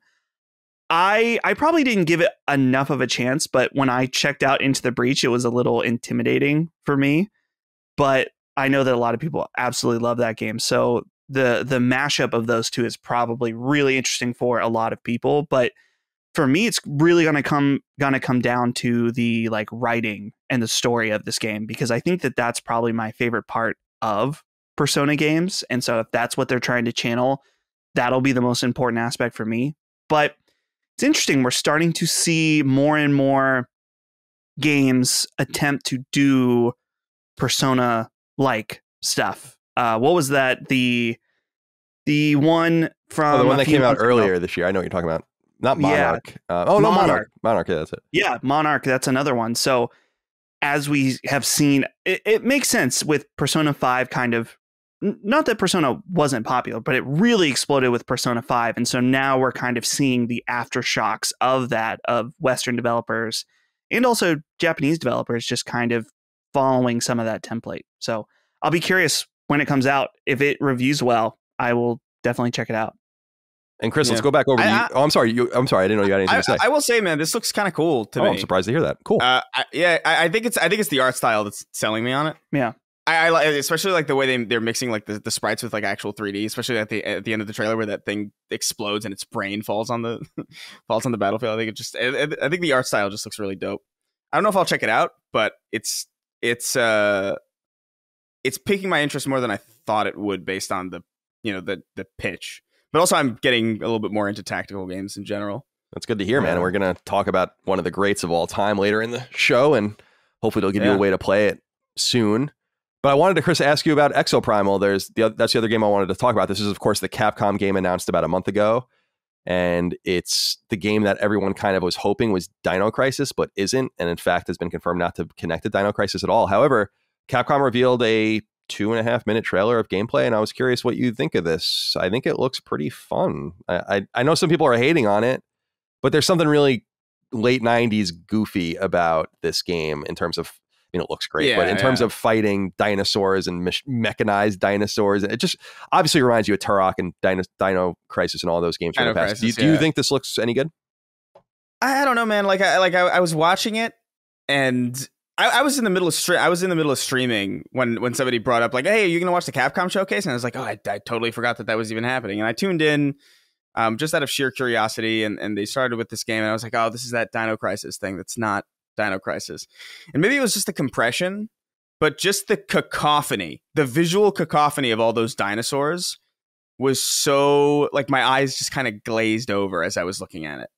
I found it to be just there is like a 90s charm to it. There is something about just the Dynasty Warriors style approach to just like, oh, you're just dispatching like a bunch of enemies at once. And it reminded me of like Earth Defense Force, like that type of game, where it's just like, oh, hey, it's like a B movie sort of. But it's not doing anything for me. Like, I don't know what it is. Like, I like the idea. I just feel like the presentation of it is a little by the numbers, and I feel like it's not as interesting as it could be. I feel like I've seen this exact sci-fi aesthetic like a million times as well. Like, I don't find the mech designs to be particularly inspired.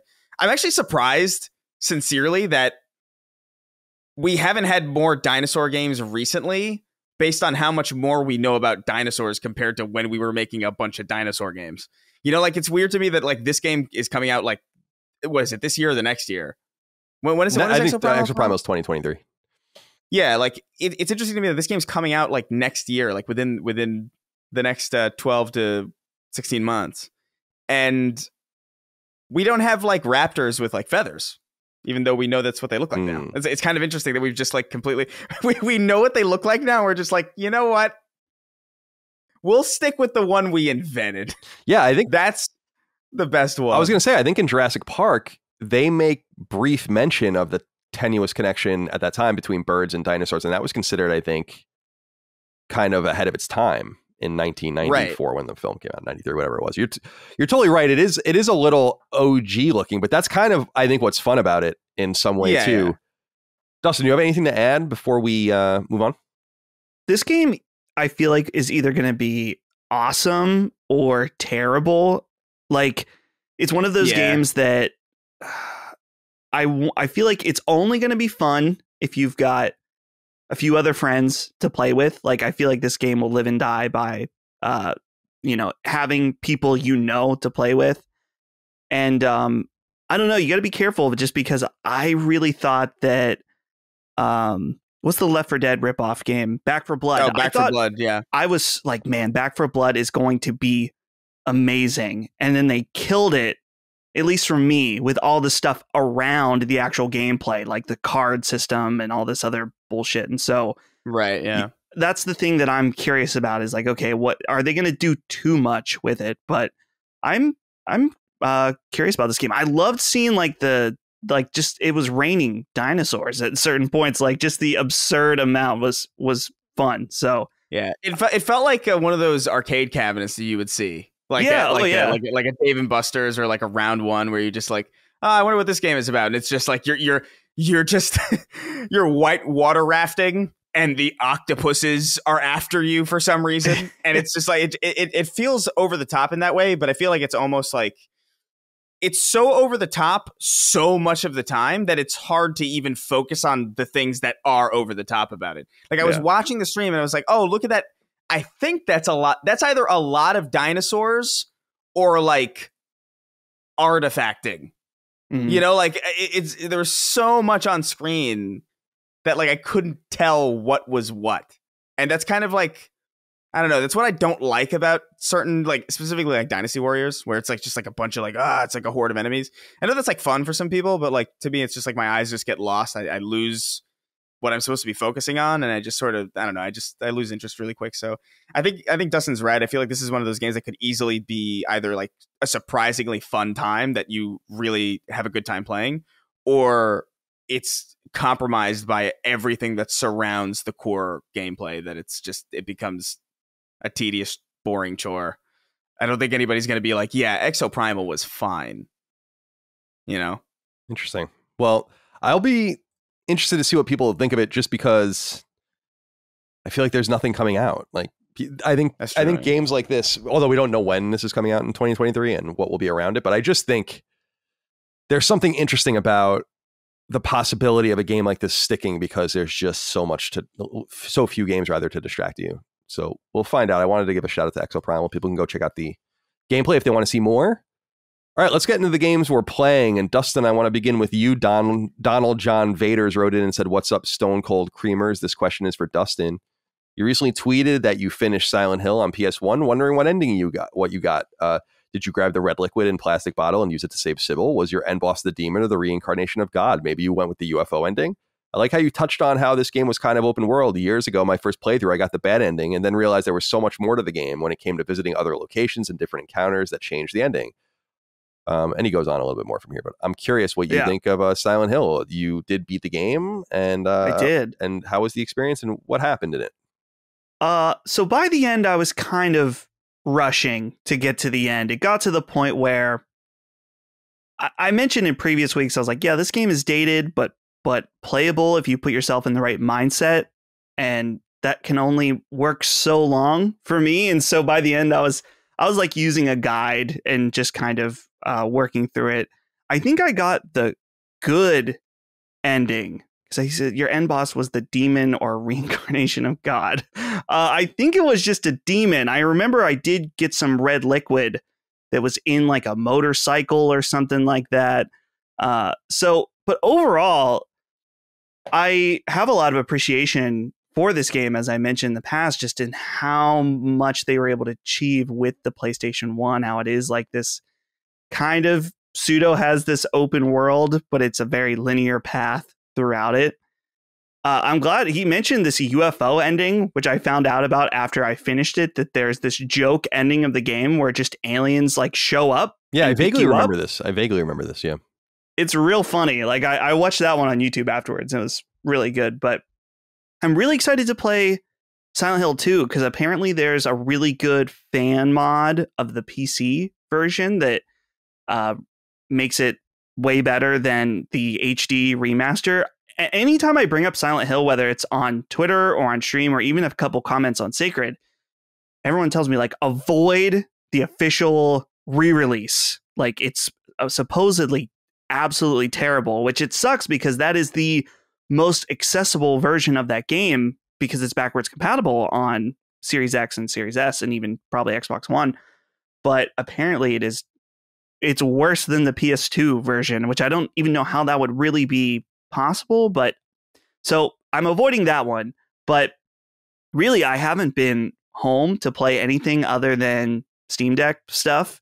So that's something I finished up. And really, I've been away. Let's see, I left last Friday and I'm getting home this Saturday. So it'll be over a week, but I have ready, like I bought The Quarry on PS5 and I bought a copy of Resident Evil 2. So that like I wanted to, particularly The Quarry, because we're going to do our spoiler cast pretty shortly after I get home. So I was like, I want to have the game ready to go so I can just play it, which there's a whole nother story where I got it delivered through GameStop. Did you know you could do this? GameStop has delivery now through DoorDash. Oh, interesting. What the hell? That's what they got to do to survive, I guess. That makes a ton of sense, but it's also like way too late for that. It was really like that made sense in like 2015 or like 2016 when they were doing like that kind of thing. Yeah, it was weird just because I was having a hell of a time finding a new copy of Resident Evil 2 on disc. Like apparently they're kind of running out at this point, like maybe they'll repress it on a PS5 disc, which would really annoy me, but whatever. So I got it. I was there like, hey, this GameStop has it and you can get it delivered and it's free delivery. And I was like, I have no idea how the hell that's going to work. And then apparently they just send it via DoorDash. And some people in our Discord were like, well, did you leave a tip? I was like, I had no option to leave a tip. Like, it's just, you just pay to get it delivered. And then sure enough, the next day there's a doorbell, and the guy, he didn't even stop. He just left a GameStop bag on the porch. So it's an interesting time to be alive. You can get physical games delivered. God forbid you just fucking download the game. I mean, God forbid. No, absolutely not. Had to get that physical copy, and I'm glad I did. Lord. All right, Chris, let's go over to you. I want to hear first, though, from Josh Rockstark on Patreon. He says, greetings, gents.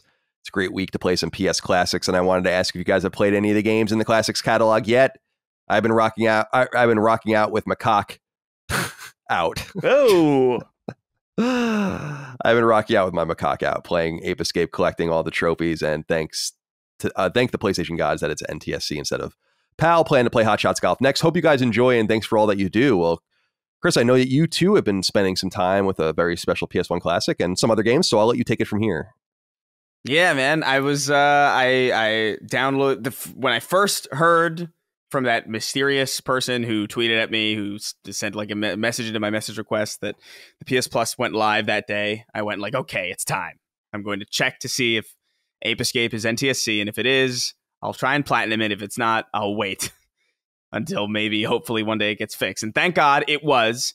And so I platinumed it. I platinumed it in about 8 hours.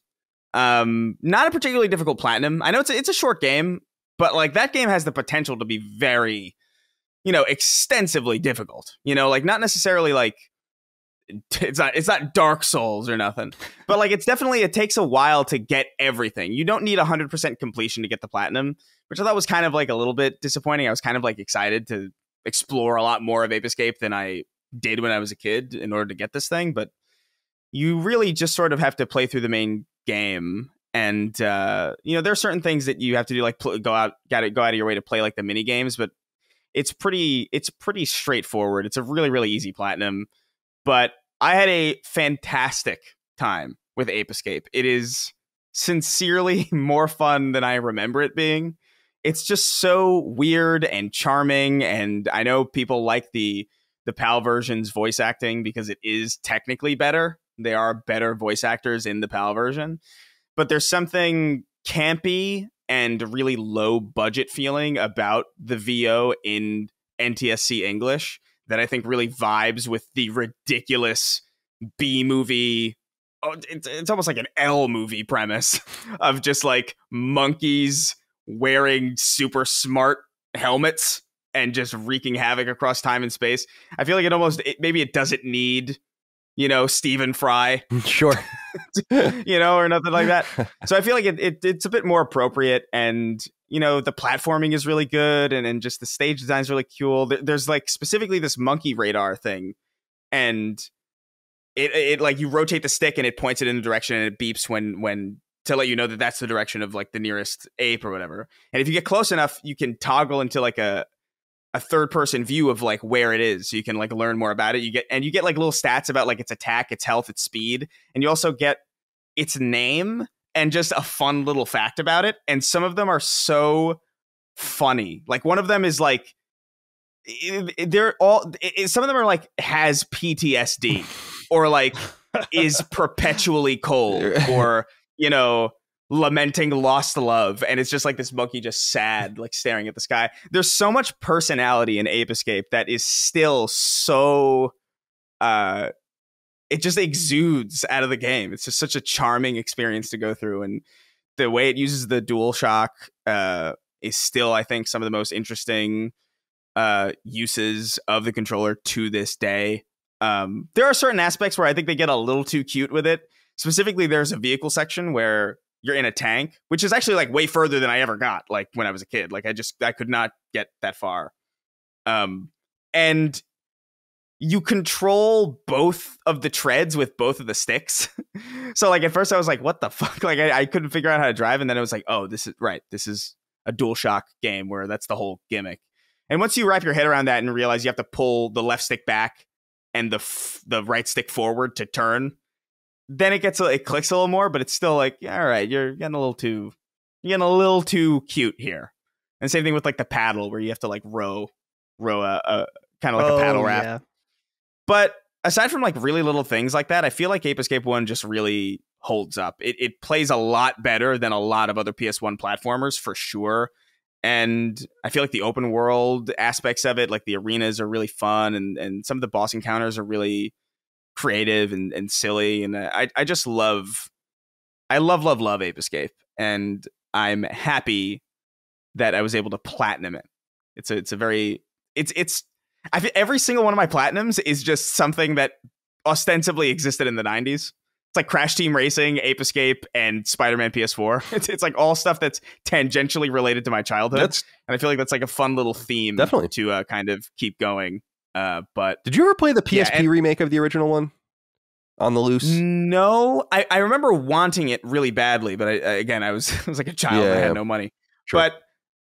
And also by that point, I was still playing the original Ape Escape. Like it was entirely reasonable that I would still be playing it. But, so I platinumed that and I had a good time. I also jumped into Deep Rock Galactic, which is like a co-op multiplayer game that I've always been kind of curious about. It was free on PS Plus a few months ago, as I recall. It was. Yeah.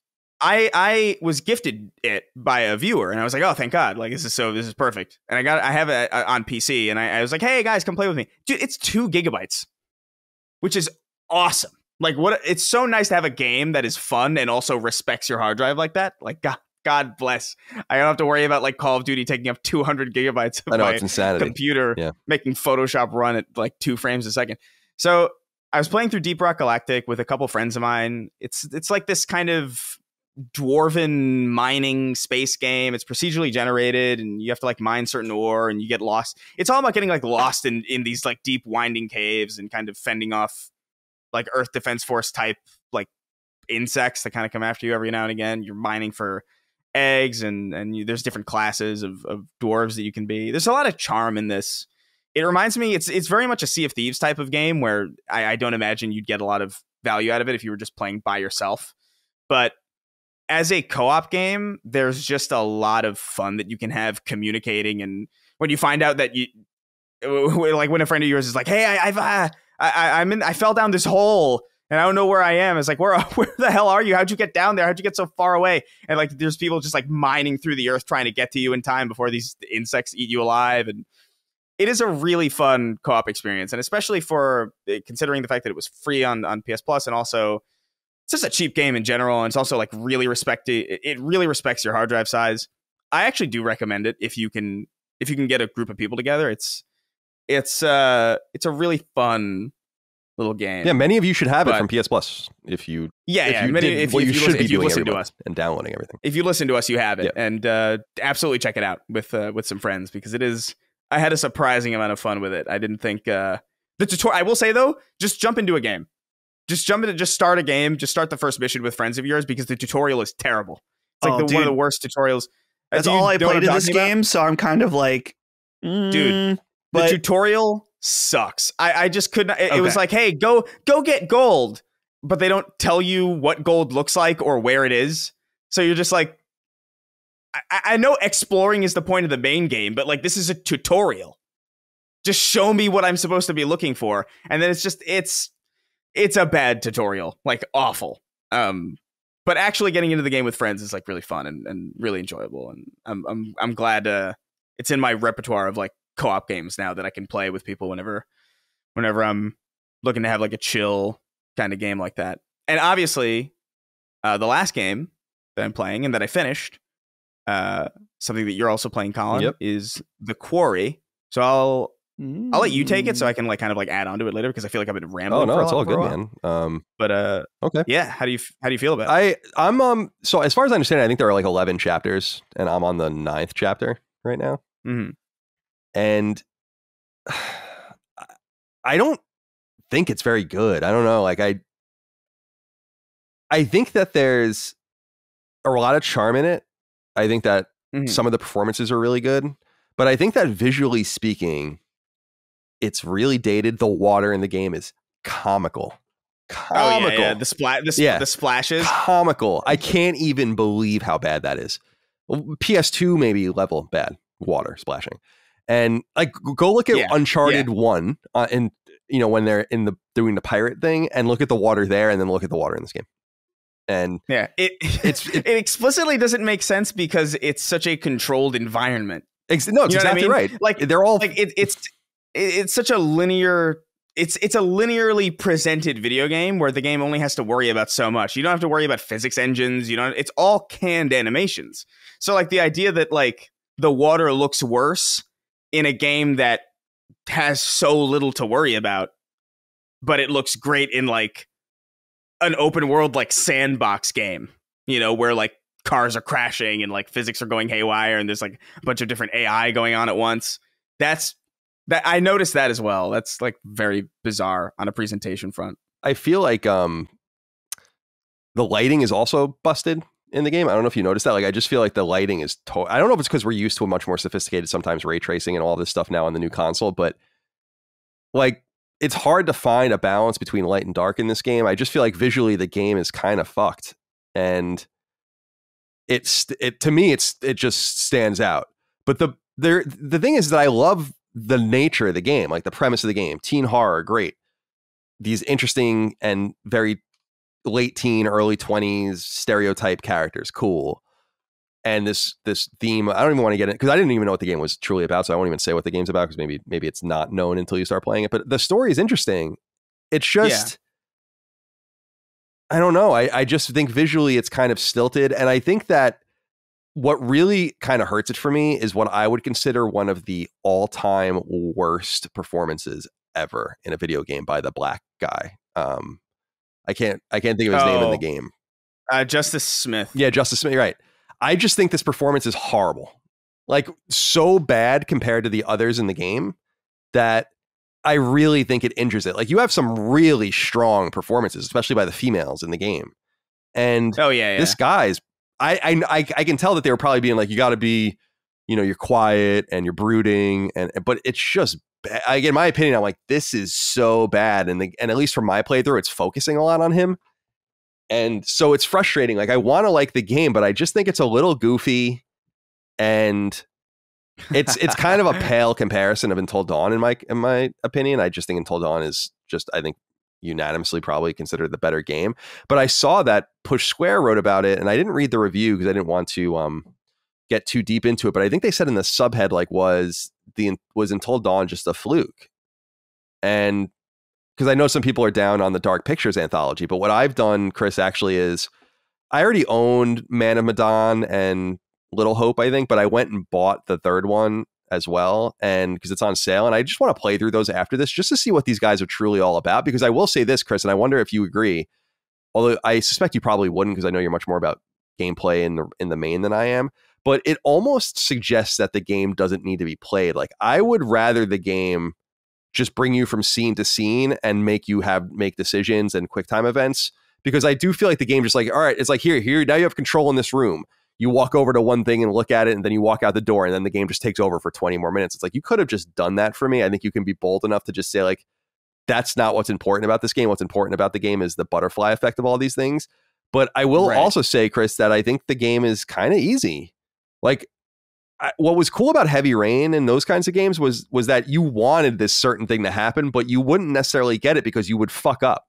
Not because you decided not to. And what I felt like with this game, it reminds me of playing the NHL games on SNES, where I would get so good at them that I would handicap myself, put the worst players on the ice, play as the worst team, do anything I could to just make it interesting.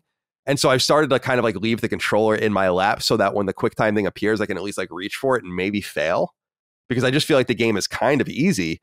So that's my kind of take on it. I'm kind of down on it, I got to say. What do you think about The Quarry? So I don't disagree with anything that you're saying. I do think I think Justice Smith's performance is notably bizarre, especially in comparison to literally everybody else around him. Even the characters that I don't like particularly much, they're trying, like they're actually like doing something. But like I feel like I don't know if it was, and again, I don't know if it's fair to really put it all on him, because he was clearly directed, and clearly somebody had to be like, yes, that's good, and but it is jumping out to me. My playthrough doesn't focus on him that much. Interesting. Which is I finished it, so it didn't focus that much on him. But I think Brenda Song is great. Yeah, I think there's plenty of other standout. I was so happy at the start of the game because I was like, at first I was like, man, all right. So I didn't really care for Until Dawn that much. It was fine, but I just don't think I liked any of the characters, and I think at the time the tech was just a little bit more limited, and it didn't. I do wonder what I would think about it now. I haven't played it since 2015, so yeah, but like it never grabbed me. But I was playing this, and obviously it starts off and with this couple driving in the middle of the night, and then a cop shows up, and I'm like, who the hell is this cop? I know this guy. Like, I've seen this guy before, and it's fucking Ted Raimi. It's Sam Raimi's brother, who's in all of like the Spider-Man movies, is like right. J. Jonah Jameson's like the guy under him who's like giving him all his ideas, and they directly mentioned the Evil Dead as well at the beginning of this game, so like it won a lot of brownie points for me at the start, and I liked most of the cast more than I did Until Dawn. And then I got to the second chapter where you're playing as like Ariel Winter and you're walking. Specifically, this was the moment that I literally, this is real, I fell asleep while playing this game, because there was a point where just walk around the cabin, or not walk around the cabin, walk around the outside cabins as Ariel Winter in the daytime and just look for stuff. And I'm looking for stuff and I'm not finding anything. Right. And she moves so damn slowly that it's just like, oh man, this is rough. But as the game went on, I gotta say, I started to like it a lot more, and I got really, really into it. And even when it would meander into this different, these flashbacks, and especially once the twist of the game kind of gets unveiled as to what it's about, I got more interested, and the characters became more important to me, and I became a lot more invested in like, making sure they got out alive. I gotta say, I liked it a lot, actually, like a lot more than I was expecting. It's not amazing. I think there are it's a confusing game visually, because I know what you're saying, where like the balance between light and dark is kind of fucked, where like I had to, at the very beginning when it's doing that Ariana Grande song and it's like going through the woods. And by the way, there's a lot of Evil Dead influence on that, where you can see like the perspective of the demon like flying through the trees. Even bring Evil Dead up literally a couple times. Yeah, literally. So you can see that it was an inspiration. And obviously, like Sam Raimi's brother is in it. It's like very clearly wearing its inspiration on its sleeve, and I think that's to the benefit of the game, genuinely. But at the beginning of the game, I was like, is there something wrong? Because I know it's supposed to be dark, but I sincerely can't see shit. So I had, and I have an OLED TV, right. So the dark is dark. That's what I think was the problem for me too. So I had to go in and like adjust my settings a bit. Like I had to make it a lot brighter than normal just to see what was going on. And I found a happy middle ground between like having it be genuinely dark and also like, still being able to make heads or tails of what the hell I was seeing. And once I found that balance, it cleared up a little bit. The visuals too are like really hit and miss, because sometimes you get things like that water scene where like the characters are in the lake and they're splashing each other with water. Believe and it. It looked like it. Dustin, when you see this, you're going to lose your shit, because it's like someone drew a splash in Sly Cooper and animated it at like 5 frames a second. It's like a very confusing, and it especially juxtaposed with like the high quality texture work. It's like, oh my God, this looks so bad. And then other times I'm looking at it and I'm like, this looks live action. And I can't understand how they're able to do that sometimes and then not do it other times. There's also like some facial performance stuff that's very oh my God, what's the word? It's like associated from the. Yeah, it's like not consistent. Yeah, okay. Like characters like Justice Smith and the old woman, who I won't spoil who she is, but like there's an old woman character where like it looks like, you ever seen that video where they turn up Mass Effect's facial animations to like 100% or like 200% or like 500%, and it's like people's lips like flying in and out. It looks like that for some characters, but then you have characters like Brenda Song and Ariel Winter, who I think like their performance capture is like amazing, and it reminds me of like LA Noire almost, where I'm like, how did they do that? Like, how did they make it look so good for some characters and then others not so much. Specifically, two characters that I'm thinking about is Ariel Winter's character, whose name I can't exactly. Abby, right? Abby and Emma. Whenever they're sitting next to each other, it's jarring because Abby's performance capture is amazing, and then Emma's feels like it's, you know, very behind. And it's just that inconsistency of quality between characters and assets and animations does take you out of it a little bit. But I can't lie and say that I wasn't impressed sometimes at like the way the game looked. Like there are genuinely certain scenes where I don't it just looks like real people. Which is a lot easier to do, again, in a controlled environment where you don't have to worry about AI and physics and all this other stuff, you know, wreaking havoc on the engine. But I don't know. I really enjoyed it. I like it a lot. There's a lot of caveats to that statement, but I had a good time with the Quarry. I think maybe I'll play it again just to see, because the QuickTime events were astonishingly easy. Like, that's the problem. It felt like I was playing a point. choose your own adventure instead of playing Until Dawn. You know, if that makes... Now, I have to say something though about this. I think it is important, and I'm the one who broke this news, so it's a kind of a full circle thing, is that this was supposed to be a Stadia game. And so I think that matters for two different reasons. Number one is Take-Two, 2K came in and saved this game because it was going to be canceled, I think. And that I think is like, all right, we got to get this game out the door. Like, we've put this much money in, we're going to give you this much more, we're going to give you $20 million, whatever, and you have to finish the game, get it out, whatever it's going to be. So I think that kind of sacrificed quality, and the Stadia is not a very powerful machine. It's meant to stream games, so it's not made for PS5. And I think you can definitely tell, right? But I think the other thing is I think the game is so easy because it was going to be a Stadia game.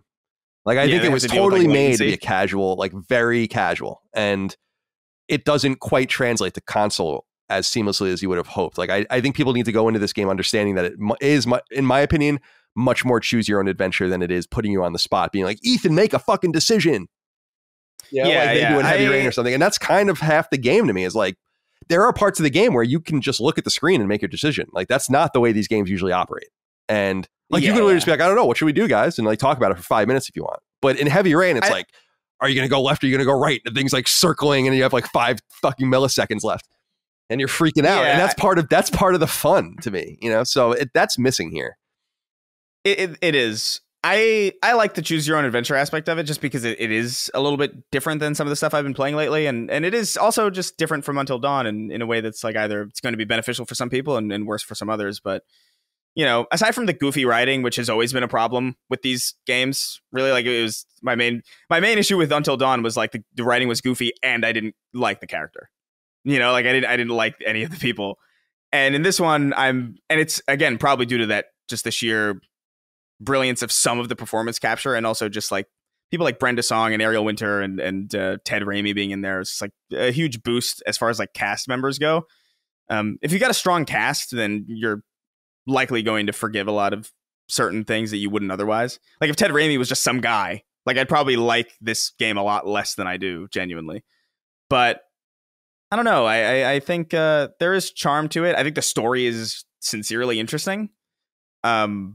I like that they just run with this insane premise for as long as possible. Like when the twist happens and you figure out what's happening, you're like, they're really doing this type of game. Okay. And they commit to it. They do. It's really they cool. really do. And it gets gory as hell. Like there are certain points where I'm like, God Christ. There is a specific gory effect that you see over and over again in the game that I think is like awesome. That's one thing I will say. I'll save it for the spoiler cast because we can say what it actually is. But there's one visual cue in the game that happens that I was like, wow, that's fucking dope. But I don't hate it by any stretch of the imagination. I think this would have been a very good $40 game. And I think $70 is a little insulting for this game, in my opinion. And I just think that you're going to note, because I agree, because if you're playing on the OLED, you could just tell it's not made for this sophisticated hardware. It's just not. It doesn't take advantage of it at all. Because I agree with you. Like, I love the deep, dark blacks, right, from the OLED, but it just doesn't, it's not made for that. Like, you have to, it's like in PS3 games, I used to just jack up the brightness all the way to the top on like every game I played, because it just didn't read otherwise. Like, it's a little more sophisticated now. And I feel like this game comes from a different era, but it's hard for me to put it in better words than that, but we'll save it. We're going to get deep into this. What is it going to be, Dustin? Me, you, well, the three of us, and then who? Ben, right. So the four of us. That's going to be good. Yeah. And Chris, to your point, so the platinum's supposed to be very annoying in this game because much like Heavy Rain, it erases your progress when you select where you want to enter the game again. So you have to kind of start from that position, and then everything after it gets rewritten. So you have to like figure out a really clever roadmap through the game. But I think I'm going to try to do it because I do want to see how else it turns out. And I am disappointed that the choices I've made have left me with like a pretty uninteresting character as the seeming main protagonist. But I will in no way say, like, if I was at IGN, I would have probably given this game, like, I haven't beaten it yet, so maybe I would be different. But right now, I'd give it like a 6. Something like that. It's like, yeah, okay, here we are. But it does make me more interested in what Supermassive can do or has done in these other games. Because I'm wondering now, per Push Square's review, is Until Dawn just a one-off for me? Because then that means, it's like similar to Bethesda. It's like, I like Fallout 3, but I'm not a Bethesda guy. Because I know there are other games that don't speak to me. Is it possible that I like Until Dawn, but I'm just not a Supermassive guy? I need one more game to figure that out. It's going to be Man of Medan, and then we'll see. So keep an eye out for that spoiler cast that will go up in the next week or so. All right, my friends. Let's move on to the news. Now, Dustin here will do another one of those effects that you apparently do but don't do. And no. I'm sorry. I do them. No, I'm sorry. I don't like this if, maybe. No, they're there. The question is, I can send the sound effect to Ben. No, I don't want to put it in the audio. Fuck it. Okay. Fuck it. But if something comes in here, so we're recording beforehand, but there's a Final Fantasy VII 25th anniversary event. There's a Dragon's Dogma 10th anniversary event. My assumption, and we'll see if I'm right, is that Final Fantasy VII Remake Part 2 might be shown. Maybe they announced Crisis Core or something for the console, and then Dragon's Dogma 2 will be announced as well. But I have no idea. So if there is anything, we will cut in now. Okay, so as promised, we're cutting in here. We've already recorded the rest of the show, but there are 3 relevant pieces of news, as promised, that came from these events. We'll start with Square Enix first, which just had a 10-minute little snippet celebrating Final Fantasy VII's 25th anniversary. Of course, the game came out in 1997, and it is 2022. So we have 2 main announcements relevant here. The first is that Final Fantasy VII is coming, Final Fantasy VII Remake Part 2, rather, is coming to PlayStation 5 next winter. It is called Rebirth, Final Fantasy VII Rebirth. And the winter announcement is a little nebulous because it could be winter, late, let's say Q4 2023 or sometime in 2024, early 2024. But we get a little taste of the game, and I can tell you from a Final Fantasy VII fan's perspective, totally remixed again. Just the idea of Zack even being in it like that is strange. Sephiroth walking with Cloud during that area. I don't know exactly what that's all about. Although I'm not like totally remembering the beat to beat, so maybe it's somewhere in there. But this looks awesome. Dustin, I want to go to you first. Final Fantasy VII Rebirth Part 2. They announced that this will be a 3-part series. I've long said that seems like the trajectory that makes sense to me. So this will be like the Empire Strikes Back of Final Fantasy VII Remake. What do you make of the little we've seen so far? About 1:14. And it seems to be a PS5 exclusive, thankfully. So no PS4 version. Thank God. It's clear that this game, for the anime fan comparisons out there that will only reach 10% of this audience, this is the Evangelion remakes, where they appeared like they were remaking it, and then around midway through you realize, oh, they're not remaking it. Maybe not midway, but it was very clear to me that the intention of this trailer is like, yeah, we're doing something basically totally different. Not totally, but we're taking Final Fantasy VII in a very different direction, and that will be exciting to some people, disappointing to others. I think this is kind of I don't know. I have no problem with it, but I also didn't grow up playing Final Fantasy VII, so I don't feel like it's like this thing to hold near and dear that we have to protect it. So if they want to add to that established lore in some way, that sounds cool to me. I think it's kind of interesting that they're calling it Final Fantasy VII Rebirth. It's not Final Fantasy VII Remake Part 2. It's called Final Fantasy VII Rebirth, which is cool. And then just the last notable thing, also PlayStation exclusive for this one. no other consoles listed. So Sony really locking in those mainline Final Fantasy games. Yeah, they really have. As we know, when spring 2020, when Final Fantasy VII Remake came out, it was supposed to be a year from that point of exclusivity before it can come to other consoles. At some point between the marketing of that and now, or I guess actually then, so let's say spring 2021, Sony went all in on Final Fantasy, it seems like, with Square Enix. I'd be interested to know what they did, because they basically have removed the reality of Final Fantasy VII maybe coming to Xbox at all till perhaps the trilogy is completed. I don't know. Maybe they'll announce something sooner. But of course, Final Fantasy 16 is due out in 2023 as well. We're getting a lot of Final Fantasy. Chris, I'm curious what you make as someone who played a little bit of Final Fantasy. Did you beat Final Fantasy VII Remake? No, I didn't. I didn't finish it entirely. I got really close, and then I just got pulled away. But it is. I don't know. From what I saw, it looked cool. Like, again, like I'm kind of with Dustin, where like I didn't grow up with it, so I don't know what. Like I was watching, and I was like, oh, I guess okay, it's more Final Fantasy VII, but apparently it's like very, very. It's very different, and I know Final Fantasy VII Remake itself was kind of remixed. I feel like remake actually is kind of like a really not accurate term, to use. Like I feel like Final Fantasy VII Remake is technically kind of false advertising, because it is more of like a Final Fantasy VII remix is what it kind of feels like. And especially now with like how different this seems to be from what people remember.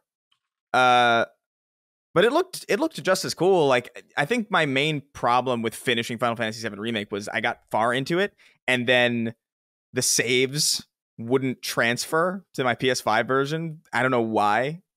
And I couldn't play the PS4 version anymore because I was just like too spoiled. So I needed to wait until some time had passed.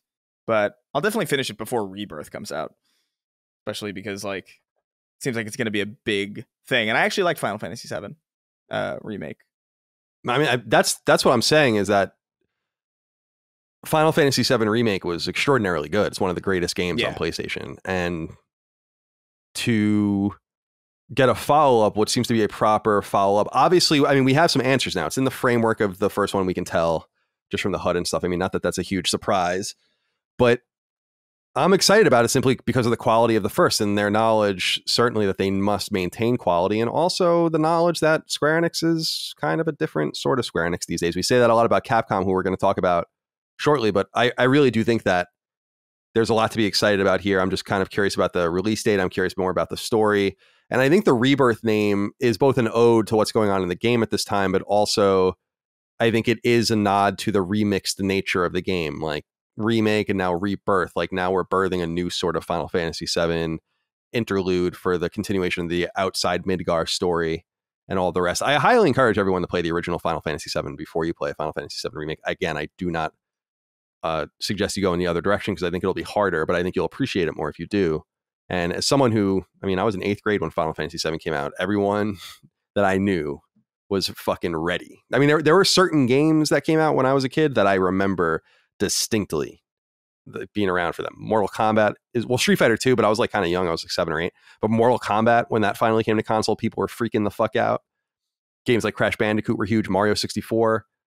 A little later, actually, let's see, fall of 1998. So actually later, like let's say a year later, would be Ocarina of Time. These were seminal games, and Final Fantasy VII was one of those games. So always excited to see it come back, and really interested to learn more about what they plan here. All right, so the second Final Fantasy related announcement is Crisis Core Final Fantasy VII Reunion, which is coming to PlayStation 4 and PlayStation 5. It is multi-platform, so it's also on the other platforms too. So unlike Final Fantasy VII Remake, this is going to be on everything. And this is a remake of the 2007 Japanese release, 2008 Western release PSP game, really important PSP game called Crisis Core Final Fantasy VII.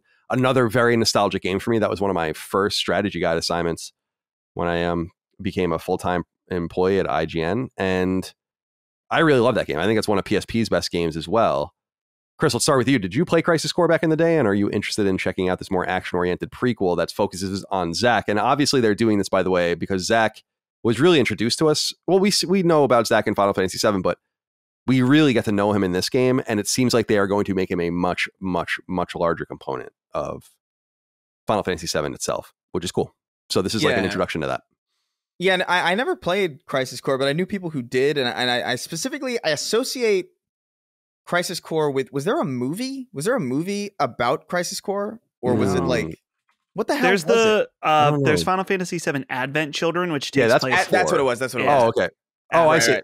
Oh, I see. Yeah, Advent Children is an earlier product, but yes. Yeah. I associate those two very distinctly, and I remember that being a big deal for my friends who had PSPs, which it was only a couple of them because they were kind of hard to. So I think it was a hard sell for a lot of parents for some reason. But I, like I said, I just wasn't playing RPGs and especially Final Fantasy back then. So this is one that I completely missed out on. But I remember it distinctly for some reason. Like it was like a big deal when it came out. Like I remember 2008, right? Yeah, 2007 in Japan and 2008 here, yeah. Yeah, so that was like I was in high school and I remember people talking about it.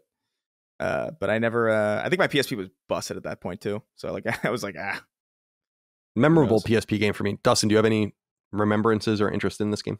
I don't think I've ever played this game at all. I mean, I remember when it was out, but I'm intrigued by this just because obviously I'm now in the Final Fantasy VII universe. So I definitely am curious about this game.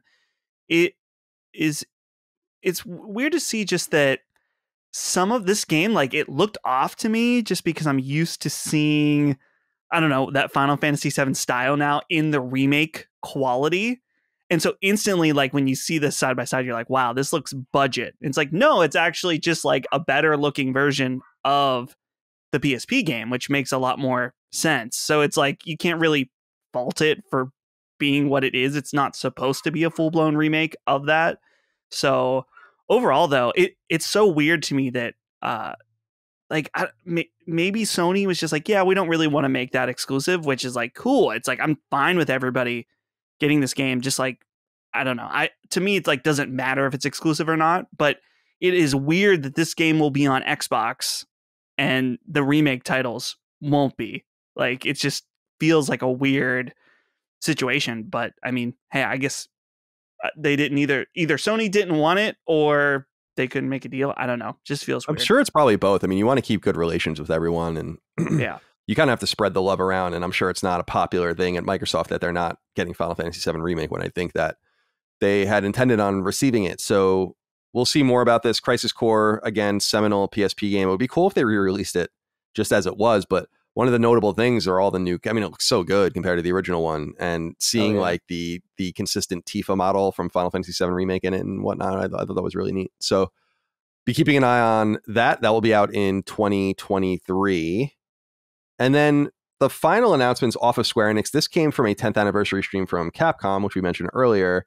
Dragon's Dogma 2, which we had long assumed was in development and was in fact part of the NVIDIA leak, has been officially announced.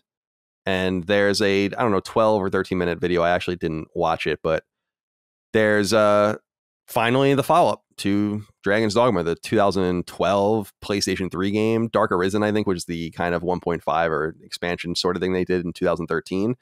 And since then, it's kind of been nowhere to be found. And it's really strange because Hideaki Itsuno is the director and the creator of it. And he, of course, is renowned for Devil May Cry. So it's interesting that they finally let him go back to this, which I think they've wanted to do for a while. And I really do think Dragon's Dogma was ahead of its time. It's quite well remembered, but I think that if it was a generation forward, it would have been a much bigger hit. If it looked like a PS4 game and it came out in, say, 2015 or 2016, I think Dragon's Dogma would be much better remembered. And yet still, finally, the sequel coming. So, Dustin, let's go to you first. Anything to say about Dragon's Dogma 2? Yeah, I checked out the first game on Steam Deck for a little bit just because I was curious and it seemed like this announcement was coming. And it was a cool game that I thought like, I see what they're doing here. And someone had mentioned to me like that's a really good game that I really like, but it also has a lot of really annoying aspects to it. And I could already see that. So I feel like I checked it out enough to like know what Dragon's Dogma is about. And I think at this point, I'm just going to not really play any more of that first one and wait to check out that second one. But I know that the fans of Dragon's Dogma are pretty hardcore about it, so they're very pleased. And yeah, I'm curious. It felt weird that they did this separate 10-minute stream for this game when they could have just put this in the Capcom thing. But I don't know. I guess it's the anniversary celebration, whatever. But they really didn't have anything to say other than we're working on it. It's in development. And I don't know. Just wait till you have a trailer or something. I don't know. Yeah, it's on the RE engine as well, which is, so we were talking about that last week, I think. Another game from Capcom moving over to that. So, Chris, anything to add? Yeah, no, this is a game. I have this on PS3, but obviously my PS3 is I don't know, maybe it's like a grill in Saudi Arabia at this point. I don't know where the hell that thing is. But I never got around to really getting deep into it. I think I actually did play it like a really, really, really, really long time ago, but I never finished it or got super far because I just had like a bunch of other stuff that I was playing that I was just a little bit more interested in. I feel like I could probably get into it a lot more now, but I'm kind of with Dustin in the sense that like I feel like I should probably just wait for this second one because I don't know if I'm really gonna. I don't know. That's a when you dive into old games that you don't have any nostalgia for, that could be like that could either be the best thing or the worst thing because you could find something that you either like really appreciate or you could just miss it entirely. And I feel like it probably wouldn't help to do that, especially with, I don't know, for me, I kind of agree. I agree with Dustin in the sense that like, I'm really annoyed that we're getting very comfortable being like, hey, this thing is in development. This thing is real without actually having much to show for it. You know, like I wish we could buck this trend. Like I understand like the anniversary. It's like, okay, it's cool. It's special and all that. But like, I really wish that we could just buck this trend of like saying like, hey, this thing's happening and maybe you'll see it before you die if we're lucky. It feels like a please clap moment, like Jeb Bush, like please clap. Like please we're clap, working on, please. Yeah. We're working on the thing you wanted. Calm down. We're working on a new skateboarding game. We know you want to see skate. We're working on it. There's a board in 3D Studio Max that we got running. Like I don't know, like it does feel like a please clap kind of thing, and like I'd be more intrigued if we had more to see from it. You know, but you know, I guess this is important for the fans, and I guess it's good to kind of touch base, but I don't know if a video was necessary. I feel like maybe like if you were going to just announce that you were working on something, I feel like a blog post on the website would have been suffice. You know? Yeah, I don't know. I'm looking at what press release is out here, and there's nothing there. Probably, you know, Push Square pontificates, and I think they're right that there's probably a couple of years in development. I think so at this point too. I think it's a little late, but I also feel like, well, it's very late actually, but I also feel like this game feels like guaranteed success territory to me because I just feel like there's a zeitgeist with Dragon's Dogma. You can already feel Capcom manipulating both the nostalgia and the fake nostalgia. See, I think Final Fantasy VII Remake spurred both nostalgia real and imagined. And I think that when you touch on these kind of vaunted products that have these legends around them and really seminal workers on them and producers and directors, and it's rumored and it leaks and it's never, I think that there's just something to that. I feel like Dragon's Dogma 2 is probably going to be and is going to do great, be good. Let's put it that way. I want to clarify the dates, by the way. Crisis Core is this winter. So I would say that would be Q4, like November, December this year, or early 2023. Final Fantasy VII Rebirth, that's Remake Part 2, is next winter. So I would say 2023 or into 2024 for that. And of course, Final Fantasy 16 which wasn't here, is coming in 2023. All on PlayStation 5, Crisis Core as well is going to be on PS4. That's it. I mean, that's all we have to add. I mean, there's a whole bunch of show left to go, but I think that's it. Anything else that is left unsaid? You used the word seminal and then leak afterwards, and I thought seminal leak. Oh, seminal leak. Yeah, it is a seminal leak. True enough. Seminal. All right. Yeah. Well, I just want to get that out there. That's important. Thank you. Mm-hmm. Thank you for that. All right, let's get the hell out of here. Back to the show. Okay, we're back. Now let's go into the news post. It's crazy that they decided to cancel Final Fantasy VII Remake Part 2. Yeah.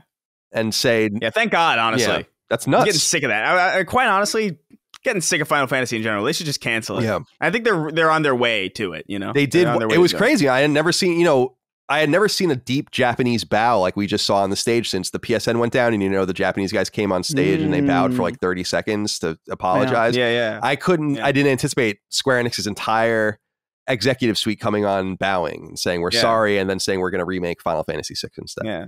And it's crazy how they executed them after. I know. It's fucking yeah. Dude, business is tough out there right now. Inflation's out of control. We got to be careful. All right. Number 1. This is a big piece of news. This just broke right before we started recording, too, and I almost can't believe it. Reliable games industry insider and leaker Tom Henderson has new information concerning a brand new DualSense controller, and if his report is to be believed, it'll be in line with rival Xbox's much beloved Elite controller, a better built, sturdier, more dynamic device that exists as a premium product to stand aside the standard controller as it exists now. Henderson reports via website Tryhard Guides that he has seen pictures of this new controller, which is described by an internal codename at Sony called Hunt. The pictures cannot be published nor shared for fear of outing the source, but here's what Henderson notes in part, quote, "One of the biggest changes is buttons under the analog stick, which allow you to completely remove the analog sticks and their components, which Sony refers to as a removable stick unit. Ellipsis. Another feature includes the trigger stops at the back of the controller, in addition to flappy paddles / buttons that have become increasingly popular over the years. Ellipsis. The prototype also features grips to help hold the controller, which also seem to be removable," end quote. PlayStation refers to this controller as the PS5 Pro controller, and it may be revealed soon. Like really soon. Henderson reports that Sony is set to reveal some smaller pieces of hardware soon, and this could be one of the things ready to show. It's been rumored that a showcase of some kind may be forthcoming in the next few weeks, one far more first-party focused than the last one. This may play into it, as will perhaps the next story as well, which will save. Turd Ferguson, our old friend, writes in and says, "Hey guys, Tom Henderson reports that Sony is working on a PS5 Pro controller. If true, what new features or improvements would you like to see in the Pro controller? Also, what price point must Sony hit for this to be a success for me? Longer battery life and paddles would be a must, and $150 would be a sweet price point."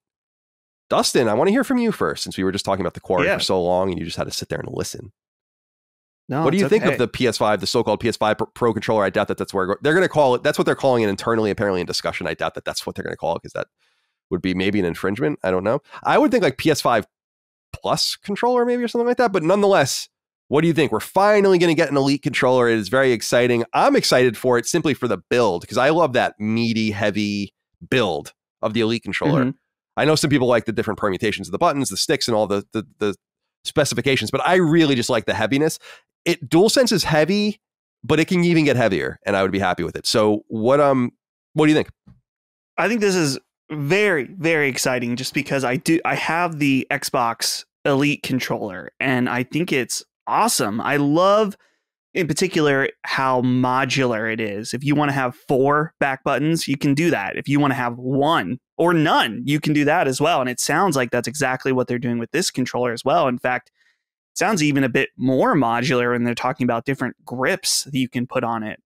I'm wondering, in particular, with this leak, they talk about buttons under the analog sticks, which allow you to completely remove them. So I wonder, could it be possible that they're going to give players the option to have asymmetrical sticks on PlayStation? And if so, that's going to be, I know, Chris, you prefer that greatly. So that could be, yes.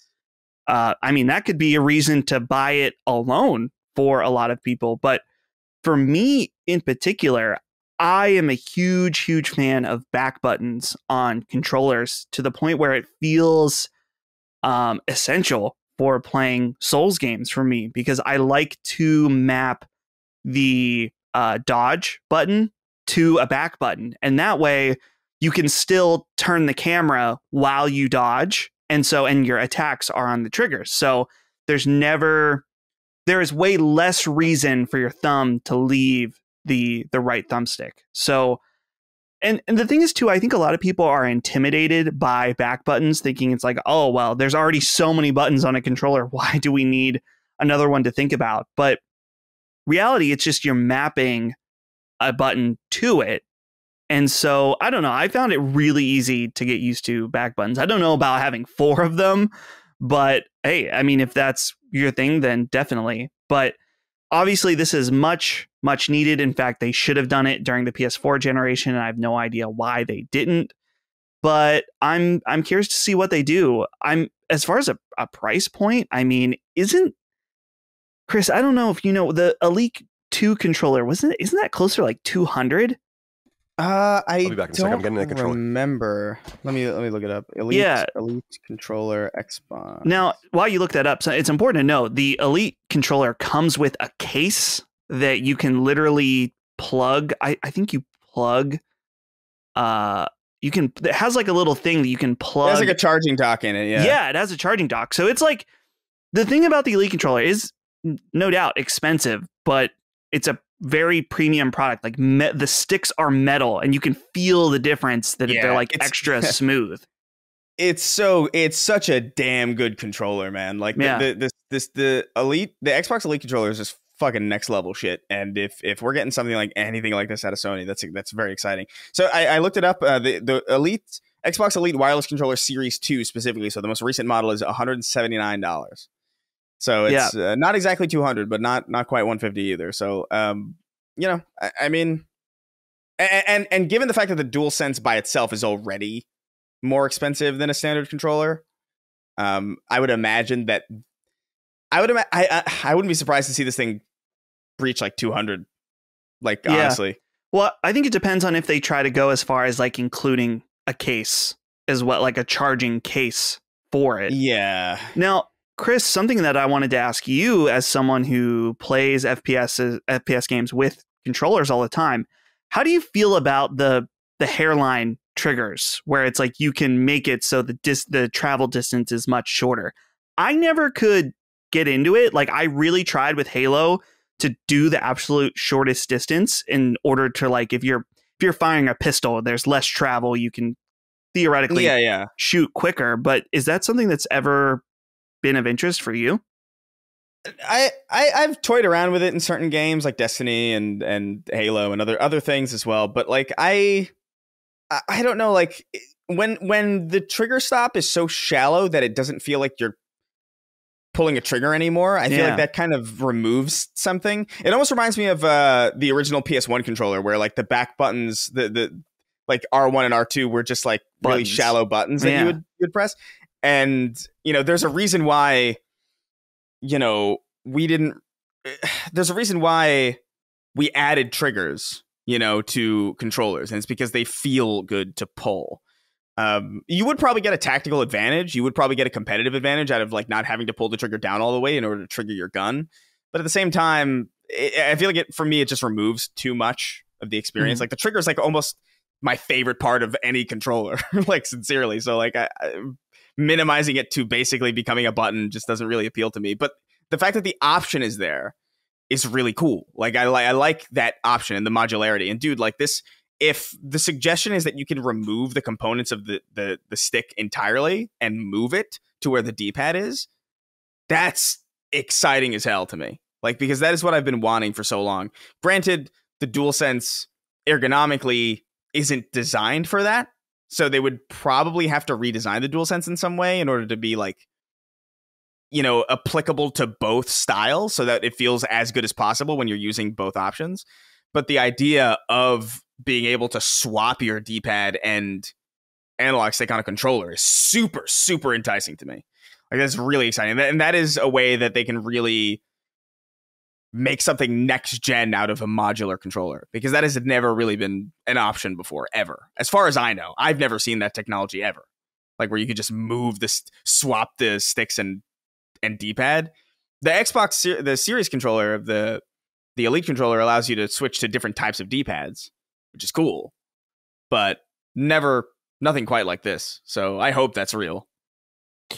I'm fine with the controller, like I said, as is. It is cool to give, like I said, DualShock 4 was the first controller that they started to mess around with offset sticks in development. They just decided not to go in that direction. I think it's more about learning than anything else. I think that I would prefer whatever I used first and most often. And that's just the way I'm personally situated with a lot of things. I just get used to things. So I think that if I just became an Xbox fan, primarily beginning with Xbox as opposed to that being my secondary console or my tertiary console, then maybe I'd like offset sticks more. What I do like about the original Duke controller and just the original Xbox controller are those two other buttons, the black and white button, like the thumb pad buttons almost. Yeah. I dig those a lot. And I would like to see a controller take advantage of those again, like bring that back and give us more face button options too, which would be really useful in strategy games and tactical games and role-playing games. Imagine being able to imagine really being able to get granular with a macro even where you could potentially map like healing yourself to just one of these buttons, right? Or whatever, as opposed to having to just save yourself one or two button presses because you're doing it over and over again. A lot of role-playing games just integrate that now, which I love. Like especially Dragon Quest, it's just just press this button and we'll heal everyone and it'll just take the MP away from you.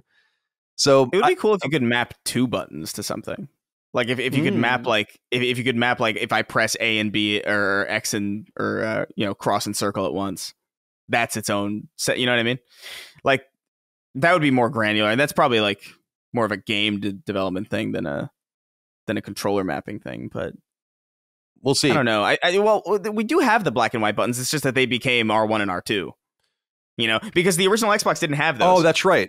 That's right. The original Xbox didn't have it; just had the triggers and no shoulder buttons. That's true. Yeah, I look at because I what I got up before was because I only had my my DualShock 4, so I wanted to look at it to just see like is there real estate? And you're right, Chris, in the sense that it would have to be kind of fundamentally redesigned to fit much more on it. That's why I'm interested to see the form factor. But this boy, she is heavy. Fat. This is my fat princess, and girth. You can add another 30% to this weight, and I think it would be perfect. Like I almost want it to be too heavy.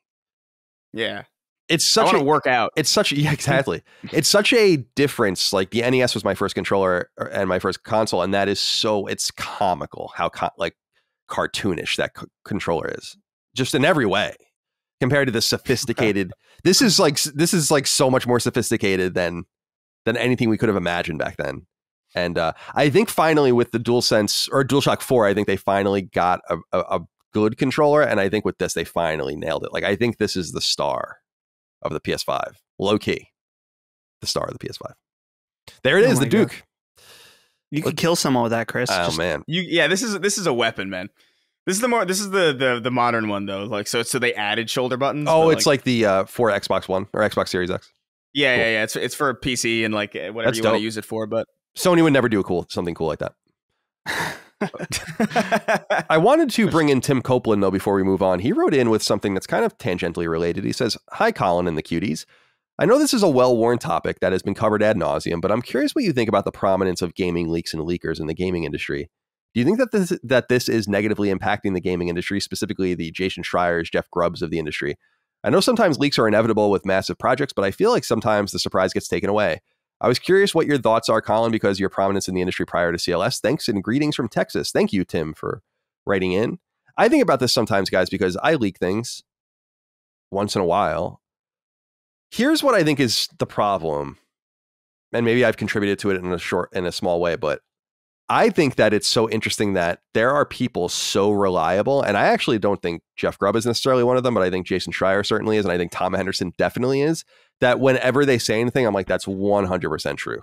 And that is kind of maybe the bigger issue for the publishers and the marketers and the different companies in the industry that are getting all their plans ruined. It kind of sucks for them, but it's interesting that this guy is so well connected. And as a big football fan, he reminds me a lot of the so-called insiders in the NFL. And people who like football will know exactly what I'm talking about. There's like a series of like 6, 8, 10 guys that like Ian Rappaport and all these different guys that just know everything and they break every piece of news. Like nothing is announced by any of the teams. And it's presumed that they're just getting leaked to by the teams themselves at this point and some sort of meta strategy. I don't think that's at play here. I think that like the industry is like still working its way through how it figures out how to navigate journalism. And I think a big problem, hardware is different. Like we don't often have hardware leaks like this, but I think that developers and specifically publishers treat their products as too bespoke. Like, oh, we can't comment on this. This game's only been in development secretly for 3 years, and we've only spent $100 million on it, but we can't possibly say anything to you about it. because it's secret for some reason, even though gaming industry is probably the most difficult industry which to copy someone with any speed or effectiveness, right? That's why we always make fun of like games that come out.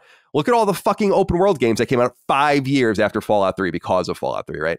So I just think that the industry has a little bit of itself to blame. We're going to talk later on about a movie that's coming out, and the movie industry treats things a little bit differently. There are secrets, but they announce things and they don't even come out. They announce things and they don't get picked up. They announce things and they just get thrown in a drawer somewhere. They're much more flippant. And I think we should embrace, or not we, but the industry should embrace that mentality. And then your information is not so bespoke and secret and sacred, and you don't have to worry about it anymore. Dustin, what do you think? Are we dealing with too many leaks? I'm mixed on this, just in that not all leaks are created equal, right? I think that, like, let's take your BioShock leak, for example. There's a difference in being able to feed out some details out there and then just like, here's an entire presentation that's happening tomorrow, or here is like a trailer, which it's funny because one of the biggest recent leaks was from Sony itself when it accidentally published the Last of Us Part 1 trailer. But I don't know. I think it depends. Like, I can understand developers that are passionately working on something, and it's like, this would have been really cool for us to be able to reveal it in the way we wanted to. And I get that. But in the same sense, it's just like, news is news. And if a journalist finds out about something, then yeah, that's kind of their job, is to report on these things. But I can also understand having the respect on, if it's like, come on, it's getting announced like next week or something. It's like, yeah, I think it would be respectful to not leak it at that point. And that's like I mentioned earlier, the guy on Twitter who's leaking everything. It's like, it's kind of starting to feel bad in some ways, just because it's like, just let them announce it and let it be exciting instead of just little morsels. I don't know that the YouTube thing theory is so interesting, because it really is like Occam's razor. It's the only thing that really makes sense. It's the simplest explanation. Yeah. But wouldn't they be able to track that? Like, wouldn't they be able to know? So I can't speak on this with too much authority, but I saw some people discussing that there was another leaker at one point that did this. And the theory is that they got caught because they disappeared. And so the theory is this new guy is either the same person or a new person, but the theory is that his leaks are he can only gather information based on the titles of videos, because if he were to click and watch them, it would be more trackable by whatever standard YouTube is doing. So, I mean, I feel like that's the only explanation. What other person would be privy to information on both platforms, right? And it'll be even a bigger question once, like, let's say there's a Nintendo Direct coming up. All of those trailers are uploaded to YouTube before the Direct happens. And so I feel like that would be, once he starts leaking Nintendo stuff, then that is like the sure indicator that it's someone at YouTube. But I don't know. Like, I don't know. Do you think there are any other theories? Like, who else could possibly know this type of stuff? Yeah, I don't know. I'm trying to let me go look at this real quick, because I feel like there's something that throws that theory off from me, but I want to see if it's true. Did he delete? Wait a minute. Did he delete the original leak of all of the shit that he guessed? Or that he posted, like, kind of quietly, like the entire run of State of Play? The reason I wanted to see that was because I want to see if he guessed them in order that they were announced. If he guessed them in order, then he has access to their actual show, which means that he watched it or has access to it in some other way, which to me would indicate that he might not be at YouTube. But if it's just scattered, because then I would assume they uploaded them in order, and there's just no way that I don't think that would have happened. So I don't know. I find it weird, and I'm not seeing it. Like, I know that was his first tweet, and I don't see it here anymore. It's not here anymore. So I don't know, but I am interested in who this guy is too. I love that. Do you have any theories? Have you heard any theories, Chris, about who this guy is? No, I don't even know. I don't even know the first thing about like where because the thing with this type of thing is that there's so many different possibilities. Like it could be any number of things. It could be somebody who knows somebody. It could be somebody who again, like it could be a YouTube situation. It could be even like a YouTube partner situation. It could be. There's so many things that it could be that like I don't even know where I would begin looking for this guy if I were Sony. That's the thing, though. I don't think there's so many things that it could be. Like when you have this access of this wide array into specific detail, that's the problem. Right. Well, like I can't come up with any other theories outside of YouTube. Right, but that's the thing. It's like, is that coming from? I guess what I mean is the source has to be very specific, but that doesn't necessarily mean that the person leaking is that person. You know what I mean? Like the second information becomes secondary information, there's only so much that you could do to track that shit down. Like it could be very possible that you have somebody who's in the back end of YouTube, right? Or somebody who like runs or has some authority over the PlayStation channel or like some authority over YouTube in some way. And they just know somebody else. And then that's the person. And the second you get away from the primary source, it's a fucking shit show. Yeah. Because that's a million different people. That would be smart, man. That would be smart if they did that. But it's so funny. What I'm interested in this, when people do shit like this, they can't shut up. Especially when it's not like a source that feeds something and they quietly know. Like, I wonder if this person's going to want credit. Like, I wonder if this person eventually will out themselves in some interesting way, you know? Well, let's read this tweet real quick. This was after the Persona leak. He said, "Thank you everyone for the support. I am high on life right now. Tune into the conference and let's do this again sometime." And then on the Final Fantasy one, he followed up and said, 10K likes. You guys are the best. So clearly, he or she is enjoying this very much. Right. I mean, yeah, of course. So I don't know. Do I mind it though? I don't know. I don't really care. I don't care about these companies as far as their marketing plans and stuff are concerned. I think the proof's in the pudding. I think this stuff could be good for marketing too. If your game ends up being good and you develop a good reputation, then people are going to be so eager to talk about your shit. They're going to. I like the idea. If I'm a publisher, I like the idea of announcing things as late as possible because you can just control the messages for as little as time as possible, and then you get the game out. There's fewer moments for things to go wrong, fewer preview waves, fewer just incidents. It's just like, I think that's good for us.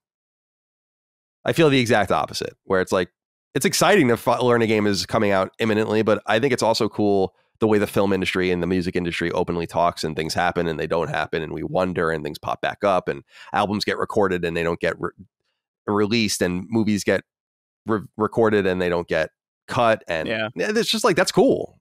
We don't have that mythos in our industry. It's missing. Yeah, it's just too big. And I feel like ironically music has shrunk in some ways to the point where like you can have something like that. Like, you know, like, hey, surprise album drop. Right. Like my favorite band just dropped like a surprise, like, oh, here's an EP that you didn't know about. And it's like, this is like less than a week ago. And I'm like, what the fuck? I had no indication this was happening. How nice is that? You know, but I don't think it's in the cards for video games anymore. Especially, I will say though, like this is nothing compared to like, you know, shit like the NVIDIA thing, you know, where it's like, you talk about leaks. That's a leak. Yeah, well, that's a damaging leak. We're going to talk about it later. Because yet another game from that, of course, from the NVIDIA leak is we're going to get into the meta because a leak, an NVIDIA game that was leaked has been leaked before release. So it's kind of like if it hasn't leaked at all. If a game leaks and no one's there to see it leak, did it leak at all? All right, number 2. Speaking of leaks. After weeks of rumors swirling back and forth, it seems we have reliable confirmation that God of War Ragnarok is indeed going to launch this year. It says next year here. I don't know why. Rumblings first started in recent weeks, mostly emanating from a European website, which reported from multiple purported sources that God of War Ragnarok would be delayed into 2023. However, the publication Bloomberg reports that not only is God of War Ragnarok due out in 2022, but that the specific release date announcement is imminent. Bloomberg's reporting notes that while Sony and developer Santa Monica Studio were initially aiming for a September 2022 release date, they have since settled on November of 2022, buying themselves more time. Intrigue around God of War Ragnarok's release date stems not only from genuine interest in the game itself, which promises to be one of PlayStation 5's most important games, and which is also coming to PlayStation 4. It's also because the game was originally supposed to launch in 2021, and so a delay of what appears to be at least a year has some people scratching their heads. After all, while God of War's reboot came to PS4 in 2018, its sequel was announced late in 2020, well after the pandemic began, and people started working from home, and the reality on the ground changed. At that time, they were confident to put a 2021 release date on it. It seems that here, it may have been close to slipping to 2023, but will make it under the wire. Ragnarok's release date, should it be in November, will be a bit of a curiosity for PlayStation in recent years, which hasn't necessarily generated AAA holiday exclusives for its hardware, unlike some of its major first and third party competitors. All right. I trust Bloomberg and Jason Schreier more than these other sources, so I believe the November release date. Chris, the question that's percolating right now, I don't think it's necessarily very important, although I guess it's interesting, is does Sony go for that November 11th release date to be where Starfield was supposed to be? That would be a Friday. Games do get released in the Sony ecosystem on Fridays sometimes. Some people think that would be a shot across the bow. I think that would be interesting. I just think that that's actually maybe the most logical date is that week, whenever you might want to release it. Maybe even do it that Tuesday. Get it out before Thanksgiving, before Black Friday, before people start settling in, get those review scores out there. It's percolating. I'm sure it's going to be great. So what do you think? We're going to be playing God of War later this year. Yeah, I mean, I figured, like, I know my friend Sweeney and I were arguing about this. He was like, it's getting delayed. And I'm like, no way. But I just want to say, like, right on the money. Like, if it really does come out in November, it's like, I called it. But I think, I don't know. I think that does make a ton of sense. Like a November release date. Like I don't think people always have this like weird idea that, oh, well, that's Call of Duty, period. You know, like that's like, you don't want to compete with Call of Duty. And it's like, God of War isn't competing with Call of Duty. That's not like, they're not going to eat each other in the same way that like Battlefield and Call of Duty eat each other. Like that, those are competing for the same exact audience. Or say if you're the same publisher and you release Battlefield and Titanfall within 3 weeks. Oh my God. Just don't remind me. That still it makes my blood boil still. But I think, you know, I feel like God of War can competently handle November. Like I think there's plenty of people who are going to get both of those games, and I think there might be some significant overlap in those audiences. Sure, I'm sure a lot of people who do play Call of Duty are probably going to be interested in God of War, but not to the point where they're going to not to the point where they're just not going to play God of War. You know, like maybe they'll play it a little bit later, but like I don't think that you're really in any danger. Like the danger with competing with Call of Duty in their genre is that like if you get Call of Duty, right, and then Battlefield comes out, it's going to be maybe a year or two before you check Battlefield out, maybe like once you're bored of Call of Duty and your friends stop playing it. Like that's really the situation. But when you got a single player narrative adventure action game, like that's not eating into Call of Duty's pie at all. As far as I'm concerned, like I feel like you need to be a little bit more comfortable with games coming out alongside each other that don't compete with each other at all. It's like, oh man, Kirby is really competing with StarCraft. It's like, just get over it. Yeah, I think you're right because I've seen that firsthand with Sony back in the day. Killzone 2 is a really good example of a game that was done and we didn't get to. We had it in November, I think, or October in the IGN offices. They released it, I think, the next February, but we had a final just gold build of it. And so they were obviously holding it for reasons like you're talking about. I think you're right. I don't want to say one would hurt the other, but I think that it's more likely that God of War would hurt Call of Duty, if anything, because I think that God of War is just one of those seminal releases that would take a little bit of oxygen away. But ultimately, I don't think anything really injures each other there. Dustin, God of War Ragnarok, November 2022. We'll be coming into it fresh off of The Last of Us remake, so The Last of Us Part 1, which will come out in early September. So we'll have September. Maybe they'll announce that Last of Us September. Maybe there's going to be like some sort of game as a service or something in October. Move right into Last of Us in November. Maybe that's the fall exclusivity plan. But what do you think? Yeah, the whole on and off again, like back and forth about this game has been very interesting and also weird because it just feels like, I don't know, I guess it doesn't hurt the game at all. In fact, it just keeps people continually talking about it, because some people are like, why isn't Sony saying anything? It's like, well, we're all talking and thinking about God of War. And if anything we've learned about Sony these last few years is that they're perfectly happy waiting as long as possible to talk about anything. So my main question, I said this earlier in the show, but I just want to know, when's this showcase? You know, I think that, at least for me, when I saw that there was this state of play happening during the week of Summer Game Fest, I was like, oh, well, I guess this is it for a while. Because last year, what's interesting to think about it is that the 2021 showcase was in September. And so I'm wondering if this showcase we have this news along with the Pro Controller news. I wonder if this showcase could be a July or August thing. I'm thinking sooner rather than later. And it's just, I don't know. That's what's really getting me excited right now, is the idea of a whole slew of announcements at once, including this, the Pro Controller, and who knows what else. There's just so many unknowns right now. Yeah, I think the showcase getting the third party and PSVR stuff out of the way so they can just talk about first and second party PlayStation 5 could have been the strategy. And I keep saying that the tension's rising. Like they just haven't said anything in a long time about these games. So while we want to learn more, like while we just made the argument that maybe we should know more, the reality is that we don't. And the only thing that's exciting about that is that it just means that there's going to be more and more to say that's closer and closer and more imminent.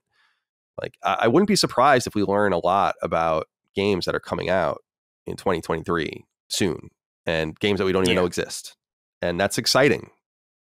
Finally give us something new to talk about. But in the meantime, we have two inquiries that we got on Patreon that tangentially relate to this, and I thought we would explore them before we move on. Tight Whitey wrote into us, said, following up on last week's conversation about God of War Ragnarok and increased expectations for sequels, it's time we all face the fact that times have changed. Sequels that made modest improvements to the original title were much easier to accept when the turnaround time for each installment was 1 or 2 years, and an entire trilogy coming out during a single console generation was commonplace. But now that AAA game production times have ballooned out of control, more and more we're seeing direct sequels spun multiple console generations, and players just aren't willing to wait that long for the same but better. If AAA games are going to take this much time in the oven, developers need to reward the patience of players by offering something more substantial with each installment. Devs need to stop making Mega Man 2 and start making Mega Man X. Interesting reference that got my eyes. I don't know that that's a great reference, though, because Mega Man 2 is what made Mega Man famous. If there was just Mega Man 1, there would be no Mega Man X, because there would be no Mega Man anything. It would be over. It would be this curiosity on NES that came from Capcom, not unlike many other games from Capcom during that era. But I understand what you're saying. And Chris, I'm curious what you think of this notion that it's... And we kind of brought it up last week, is that I feel like Horizon Forbidden West might have been the step in the direction of people saying, and critics saying, and kind of the expectation in PlayStation world saying like, no,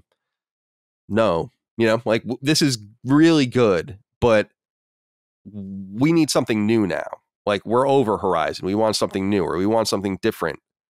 And yeah, I understand that reaction, but this is a catch-22, because the massive investment into these IP, the hundreds of millions of dollars they spent on Horizon so far, it ironically requires them to keep spending money to support this influence that money has on their bottom line, because they can't just be like, all right, we just made the game and now let's make this entirely new $200 million game. It's like, well, if you're in the business of making games, that's not really smart.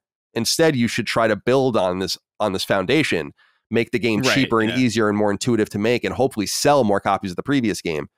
But this gets us God of War Ragnarok, and I feel it in my bones, dude, that there are going to be people that are hard on this game. Like, you could tell just from the trailer and the reaction to gameplay. I think it's going to be great, but I think we're going to have an even more pronounced Forbidden West effect here. What do you think? Yeah, I think you're right. I feel like... I feel like also that just is in large part due to just the circumstances that surround the game pre-release. Like, because when God of War originally came out, there was a lot of questions in the air as to whether or not it was going to be good. Like, I know a lot of people in the PlayStation ecosystem were looking forward to it. They were hyped about it. God of War is amazing. Like, how exciting. But like, as somebody who kind of existed outside of that for a long time, you know, the big thing that everybody that I knew was talking about, it's like, oh, they just Last of Us did God of War. They just threw a kid in there, and it seems like, and that was like kind of like the idea that going forward, it's like, oh, Sweet Tooth is gonna have like a little clown baby, right? Like it makes you feel. Yeah, and you can even see in like Raising Kratos, that documentary, which is great, by the way, like that. That's a pretty big deal to make a change like that to a storied franchise and change the gameplay entirely and change the tone entirely and change the story entirely. It's a massive risk, and that could have paid off, or it could have flopped spectacularly, and lucky for them it paid off, except now it paid off to such a degree that people really loved that first game, and now their expectations are high. And when their expectations are high, and we're also simultaneously in this point in time in the games industry where technology isn't really blowing up in the same way that it used to. Like in the early 2000s, it made a lot of sense when you were finished with your first game to like, oh, we know this hardware a little bit better. We have all these new ideas. Let's make this from the ground up again. Sequel time from the ground up. That made a lot more sense when games weren't as expensive. But now we're at this weird crossroads with God of War. It's like the most awkward point in time possible because people have really high expectations, but there's only so much that God of War could do to really differentiate itself from that first game in a way that would keep it a sequel and also make sense. Because I've even had this opinion for a long time where it's like, I feel like from 2014, 2015 onward, where I just felt like things are probably going to look about this good for a long time. Like things, obviously there are PS5 games that look way better than PS4 games, but not so ostensibly to the point where I feel like it's transformatively different. Like I feel like Ratchet & Clank Rift Apart looks great, but it doesn't not look like Ratchet & Clank 2016. It looks very in keeping with what that's supposed to be, because the reality is that we're not in the era of, Halo 1 is very different from Halo 2, is very different from Halo Reach. Like, we're not in that period anymore. Now we're in a foundational point where things are building off of the same technology that they were built upon initially, because it's just cost effective. And I think that's fine. And it's not necessarily new, by the way. Like Crash Bandicoot was like a very early example of this, where like those games came out like a year apart from each other. And those games are ostensibly like Crash 2 and 3 are like basically the same game. It's just different assets and different levels. And people were totally fine with that. And it was great, by the way. It's all a matter of like how you use the technology and how you use those assets and what you do with like, the other elements in your game that really matter. So I am very curious about how this game is going to do. I do sense in the air that people are going to be very hard on it. But I also think it's going to be entirely fine. Like, I don't think there's going to be anything. We're not going to get a 6 out of 10 out of this. Oh, no. I don't think so. I don't think that's even really possible. Yeah. It sounds ridiculous. I think even if it was, it would be not possible. You know what I mean? It's because God of War is so good. Yeah, I think that there's like something special there. You and I, Chris, have also made the argument in the past. We made it with Forbidden West and with God of War when people were making fun of the boating animation and the grappling animation. It's like, well, why wouldn't they do it the same way if they're the character and that's the way they do something? But it's also obviously the obvious thing. Like, don't you want them to just say, like, we can just take that, we already did that, and we can do now another animation, and exactly, and they can both exist in the game together. You build on, you build forward. I feel like that's the smartest way to approach development now. Mm-hmm. Well, that's exactly kind of what the case was for Elden Ring. Elden Ring has tons of stuff from Dark Souls that they just reused and put in the game. And I don't know, I don't want to make unfair comparisons, but I think that the fact that people were playing Elden Ring and Horizon back to back is to Horizon's detriment twice in a row with Breath of the Wild, is that both Breath of the Wild and Elden Ring, whether you like it or hate it, are very new experiences for a lot of people. They took established formulas, like whether it's Dark Souls or Zelda, and also just open world in general, and brought something totally new to the table. And I think that maybe some of the criticism about Horizon was, it's like fair and unfair at the same time. It's like, yeah, using your established formula and making it prettier with marginal improvements will be enough for some, but it's not going to be enough for everybody. It's like, there's nothing wrong with that. But when you maybe have Elden Ring and you play that right beside it, then yeah, I can understand why maybe going back to that last version of open world. I don't want to say the old version of open world, but in some ways it's like that. Well, it is just a really high quality version of the design that Ubisoft kind of put forward. You know, like it is the best example. It is the best example of the Ubisoft formula, which is, you know, it's good that it's done well, but it's also expected. Right. I think people weren't. I think people weren't expecting Elden Ring. Like I certainly wasn't. And I think that's what sticks out to people. It's like when things are unexpected, and when you have a sequel, like let's say God of War is just completely different. You know, that's inherently positive because it's unexpected and it gets you like, ooh, interesting.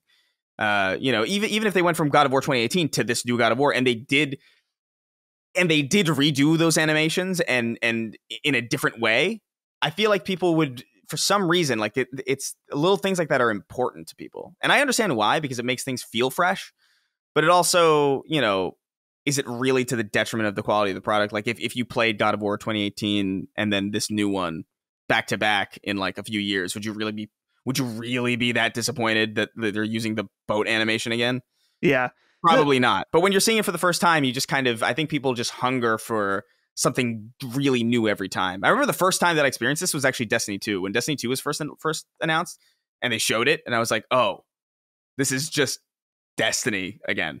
Like it looks exactly the same. It's like the same UI. It's like everything is exactly the same.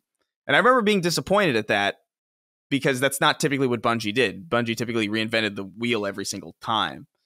But you start to think about it and how expensive games are now, and just like the different design philosophy of like building a really solid foundation to build on top of. And it's like, okay, this makes a ton of sense. And I think Destiny is a better game now because of a lot of that work that was foundational, that was there to build off of, than it would be if they had to start from scratch again.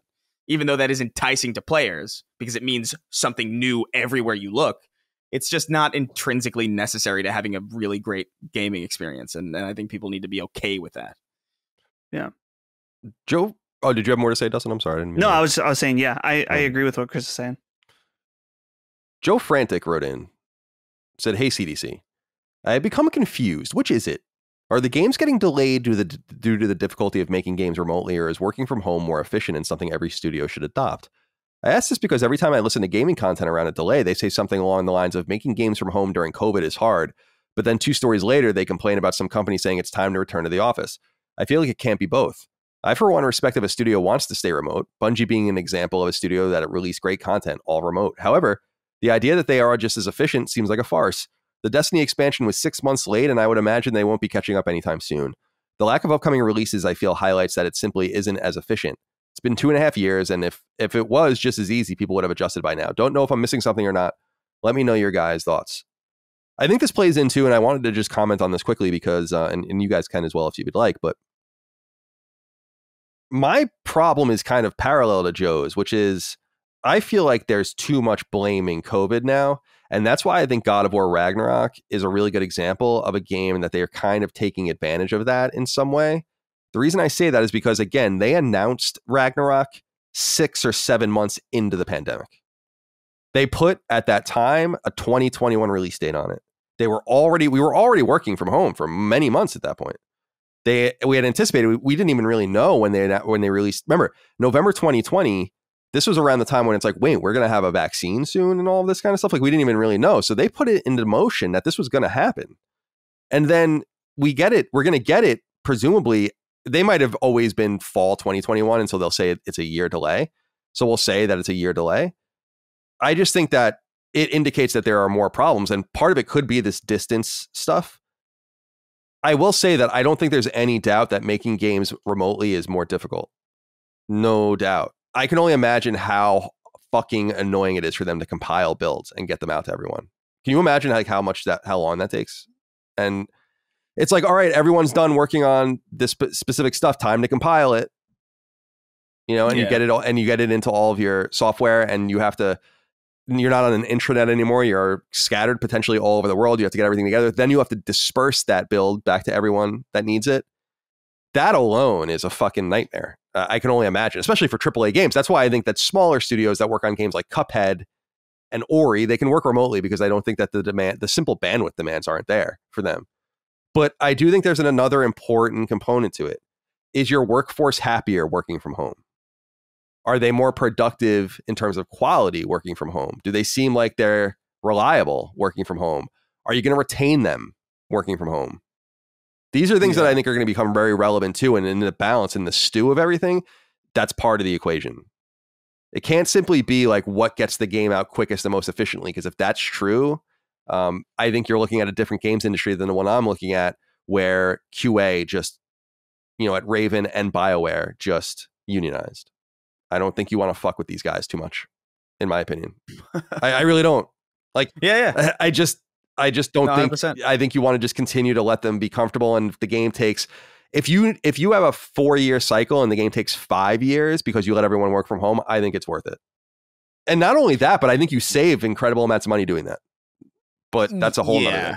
So I think the happiness factor depends on the individual. Because if you're living in a studio apartment, you're probably miserable working from home. It's probably one of the worst experiences ever because you're just in it all the time, and there's no mental separation. There's also obviously the efficiency aspect of it's definitely more efficient to just walk into another room and tell animation hey, this animation's not working. Just thought we should let you know. It's oh, okay, good. We'll log that in, as opposed to being sending an email and then maybe at some point throughout the day that animator will see it and it's I'm sorry, I went home already or whatever. I was working the whole time, so I'll get to it tomorrow. There's definitely an efficiency that's lost in working from home that could potentially be gained as far as overall workforce happiness. But I don't know. I feel it's so. I think there's no way to get good statistics on that because it's so dependent on individual situations. Yeah, it's subjective right on down to the end result, the game itself. But I just think, I don't know, Dustin, I just keep saying, I don't know if you have anything to add, but I just keep saying now is a good time to be a worker, in the sense just you can kind of set your own pace. In fact, I was reading a story, I don't know what it was in. It was in I think it was in a foreign newspaper, a British newspaper, but they were saying that work from or going back to work is just not working out for these companies. That people are just fucking not having it. They're just, they're making the argument that, well, why do we need to do this? Even if it's incidentally easier for X, Y, and Z, it seems still like you're just trying to justify your 25-year lease on this building that you should have never had. And we realized during COVID, I think that a lot of operations can be remote. Ours is remote. I don't think we would benefit almost at all from being together, because I feel like everyone's going to be oh God, I got to go in somewhere. Now I got to be somewhere at a certain time. And it's that's not the vibe, I don't want to say that's the way for big corporations, but I don't know. Dustin, do you have anything to add? I think it just depends on the company and what they're doing. And I don't know. I think that the right approach for a lot of these should be a hybrid model, that it's you don't need to be in the office as many days, but surely there is some benefit to when you're working on a game, which is a highly collaborative project, that people being together at the same time is worth it. That's the thing. I can't imagine that fully remote from home is just as efficient for some teams. Especially obviously you mentioned smaller teams. It's smaller teams may have this is our animation guy. This is a guy who paints the backgrounds or whatever. When you're talking about AAA, there are teams upon teams of people that are working together on one specific aspect of a game. So I don't know. We'll see. And I imagine that it surely is affecting many games developments. And so I don't know if that's the case for God of War, but that's overall what I think about it. It'll be interesting to see who ends up winning in these fights between at home and in office. All right, let's move on to this next one, number 3. One of the more interesting games at Microsoft's recent showcase was the reveal of a Team Ninja developed title called Wo Long Fallen Dynasty. As Xbox has sometimes done, however, it embargoed any information of this game. Of any acknowledgement of this games and some other games off-platform ports. So it has since been confirmed that Wo Long is also coming to PlayStation 4 and PlayStation 5 and is due out in early 2023. This new Team Ninja property, published by its holding company Koei Tecmo, is a collaboration of two notable Soulsborne genre producers, Masaki Yamagiwa, who produced 2015's seminal game Bloodborne, and Team Ninja's very own Fumihiko Yasuda. Yamagiwa was also a producer at the now-defunct PlayStation first-party team Japan Studio, where he produced 2012's Tokyo Jungle on PS3, an old favorite of mine, and 2018's PSVR game Deresine. As for Yasuda, he began his career as a designer at Team Ninja before rising up to direct 2012's Ninja Gaiden 3, the original 2017 Neo and its 2020 sequel, and writing the original Neo as well. Based on the look of the cinematic trailer, Wo Long is a game much like Neo, which has arguably supplanted both Dead or Alive and Ninja Gaiden as the studio's most important IP. However, eagle-eyed listeners will remember that this game was teased as far back as 2020 and takes place within the lore of the Romance of the Three Kingdoms, the most important Chinese language novel in history, and one of the most important works written in human history. It's also an oft-visited setting in games, so there's nothing new about it either. In fact, Koei Tecmo's studio Omega Force basically lives and breathes in that space, so it's surprising that it hasn't happened more quickly. Team Ninja, founded in 1995, cut its teeth on fighting games with a bunch of Dead or Alive games that led into its bringing Ninja Gaiden from 2D to 3D starting in 2004. Other notable games developed include 2010's Wii exclusive Metroid Other M, and more recently, the PS4 and PS5 action RPG Stranger of Paradise, Final Fantasy Origins. All right, I was thinking of both of you here. Chris, I want to hear from you about this. Wo Long, what do you think? It's so interesting. We are just getting these games now. Like, it's happening. It's happening. If you're a Soulsborne fan, if you're a fan of Dark Souls and Demon Souls and Bloodborne and all the shit, you must be so fucking happy right now because everyone loves you. And Elden Ring is just going to make it even better for you. But Wo Long is the game that we want to focus on now from Team Ninja. What do you think? Yeah, I mean, I think from what we saw, it looks pretty cool. Like, it looks the thing that worries me about Team Ninja is it's just their. I never know what to expect from them because they are responsible for some of the most confusing experiences that I've ever had in video games. But also, those Ninja Gaiden games are so good. You know, so like I'm like always get like, but the Stranger of Paradise is so like, what the fuck? Like, what is this? And maybe part of it is like intentional as well. Like I'm sure like obviously Neo's huge, but like I think I don't know. This is a game that I can tell that it's going to interest me, and then I'm going to jump into it, and then I feel like it's going to kick my ass, and then I'm going to put it down forever. Like I got the vibe that that's like what it was subliminally screaming at me. And I couldn't shake that feeling. But I want to like it. Like I want to play it and enjoy it because it does look interesting, and I feel like the art style is really cool, and I feel like the way they frame the combat looks really awesome. But I don't know. I'm gonna have to see more from it. Yeah, I gotta say this, dude. Like the aesthetic of these games is starting to get really trite, really boring. They all look exactly the same in some. Like they all, and I'm not saying just Soulsborne games. I'm just saying there's this ancient, fiery, realistic, grounded Eastern sword slashing game, and I'm like, all right, man. Like, I don't know what. Why are we doing another franchise? Right? Like that's what I'm. It's like what? How many franchises do we need that does this? It's just, it's wild. Dustin, you getting abducted over there? What? No, I was watching the trailer. Oh, your light got really bright and then dimmed. Oh, it did? Yeah. It might be my camera is not used to this fire in the sky over there setting. So, yeah, well, Dustin, let me kick it over to you. I'm curious what you think of this. Obviously, you are a huge fan of the genre as well, and I wonder what you think of Team Ninja. Team Ninja seems to be carving out themselves as being basically like the second to From Software now in this space, which is, I think, would be undisputed. But there are other games coming from like A spaces as well, like the Surge and all this stuff. So yeah. It's a good time though. Do you agree? It probably is for most Souls fans, but not for me. Just because. But not for me. You're that meme of the guy pulling out his gun. You know. Yeah. Call the ambulance. Not for me. Yeah. Here's the thing. First of all, Colin, you're right exactly that I am sick of this aesthetic, right? Like we had Nioh, we have Sekiro, we have Nioh 2, right? We have Ghost of Tsushima. We have so many of these, which I know that they're a kind of like just like ancient Asia, I guess we'll say. Like I said, Eastern style historical games, let's say. Right. And it's funny because when Sekiro, I was like, oh, I guess we're doing the Nioh thing. And then they did Nioh 2. I'm like, oh, I guess we're still in doing this. And now when I saw this, I was like, really? This is the direction they want to go in again? And the thing about Nioh is I cannot stand the loot system. There's so much constant loot all the time, and I cannot stand the managing of all of it. So sure, it very well could be possible that this is the Team Ninja Souls game that gets me, but it needs to be different from Nioh. And that's a personal thing. I think Nioh is a fantastic, well-executed game that I don't really like because of those elements.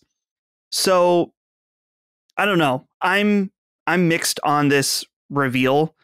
But it seems like, yeah, you're right that there's going to be a lot more. We're just going to continue to see more and more Souls style games. And Team Ninja definitely is on the forefront of that, since I think Nioh 1 was the first one that got a lot of people talking as far as like, oh, this is actually really good.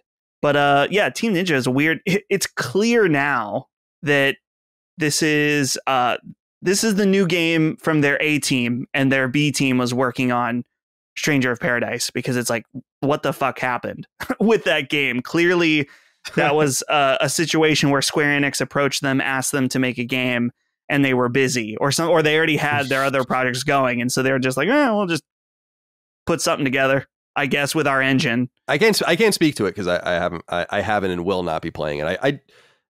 I just feel like Koei Tecmo has this really interesting focus on Chinese history and just Asian history generally. And I'm pretty sure the Dynasty Warriors games are all in this space. So it's not a huge surprise to see them venture over there with another one of their developers. But I do think it's kind of an opportunity cost, because you're right. I would like to see something different, not in terms of gameplay, but just aesthetic at the very least. It's just, aren't you bored with this? That's why I think that game it did look like Nioh, you know? Right. That's exactly right. It's like, it looks like Nioh. And I want to play it, that game Greedfall. That game is so appealing because it looks so different, in my opinion. Like that colonial, mysterious frontiersman shit that they got going on. Like that whole aesthetic, while subtle, is totally different than anything I've played in a 3D space before.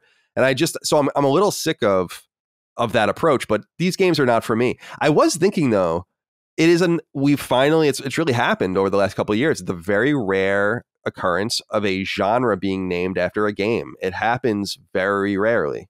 We have roguelites, right? Roguelites, Metroidvanias, of course, and we have this. But when you think about battle royales, like, we don't call them PUBG likes or anything like that. It's a great compliment. I think that's what it's always going to be called. They're Souls games or Souls like games or whatever. And we've been doing that for a while, because when they transitioned to 2D, kind of with Dead Cells and others, people had kind of started to talk about that. But I think we are in the main now. Like, I assume once a quarter, there's going to be a big one of these coming out starting soon. Man. Imagine the dark timeline that we would live in if battle royales were called like Fort likes or something. Oh no. Don't say that again, Chris. Don't ever say it again. Dude, we brought it up a couple of times, but I will never, ever, ever shake the memory of of Chris and I walking down the street in Santa Monica talking about Fortnite, and then a kid just literally rounding in the corner in front of us with his mom and immediately talking about Fortnite. And I was like, oh, yeah. We were literally talking about how unavoidable it was. Yeah. And then some kid, it was hysterical, just arguing. It's like, Mom, I want my V-Bucks. I want the new Shrek skin. I just love the video of the kid beating the bush with a broom outside of his house. Oh yeah. That's fucking awesome. That's just funny. But is it any different than me playing War, I guess, as a kid? You know, I'd like watch Red Dawn and then go out in the woods and shoot fake guns. So it's like he's beating the shit out of a bush. All right, cool. Yeah, I guess it's not all that different. Side note, I never mentioned this. I actually, like, Sweeney got me to play Fortnite recently because they took out building. They took out that I heard, no builders. What do they call it? Is that what they call it? Yeah. It's called like Zero Build or something. Build. Yeah. And I was playing, I was like, oh, this is actually kind of not bad at all without the ridiculous, like, oh, I'm building a 2-story condominium in the middle of a fucking firefight. There's this mechanic that I wish was in more games where, like, when you down people, you can pick them up and just take them with you. So, like, every time I would down somebody, I would, like, throw them in a dumpster and toss a grenade in there and just, like, kill them. That should be in more video games, I feel like. That's awesome. That's like a really Completely sophisticated teabag. Yeah. Yeah. Especially, like, does the person see it from their perspective?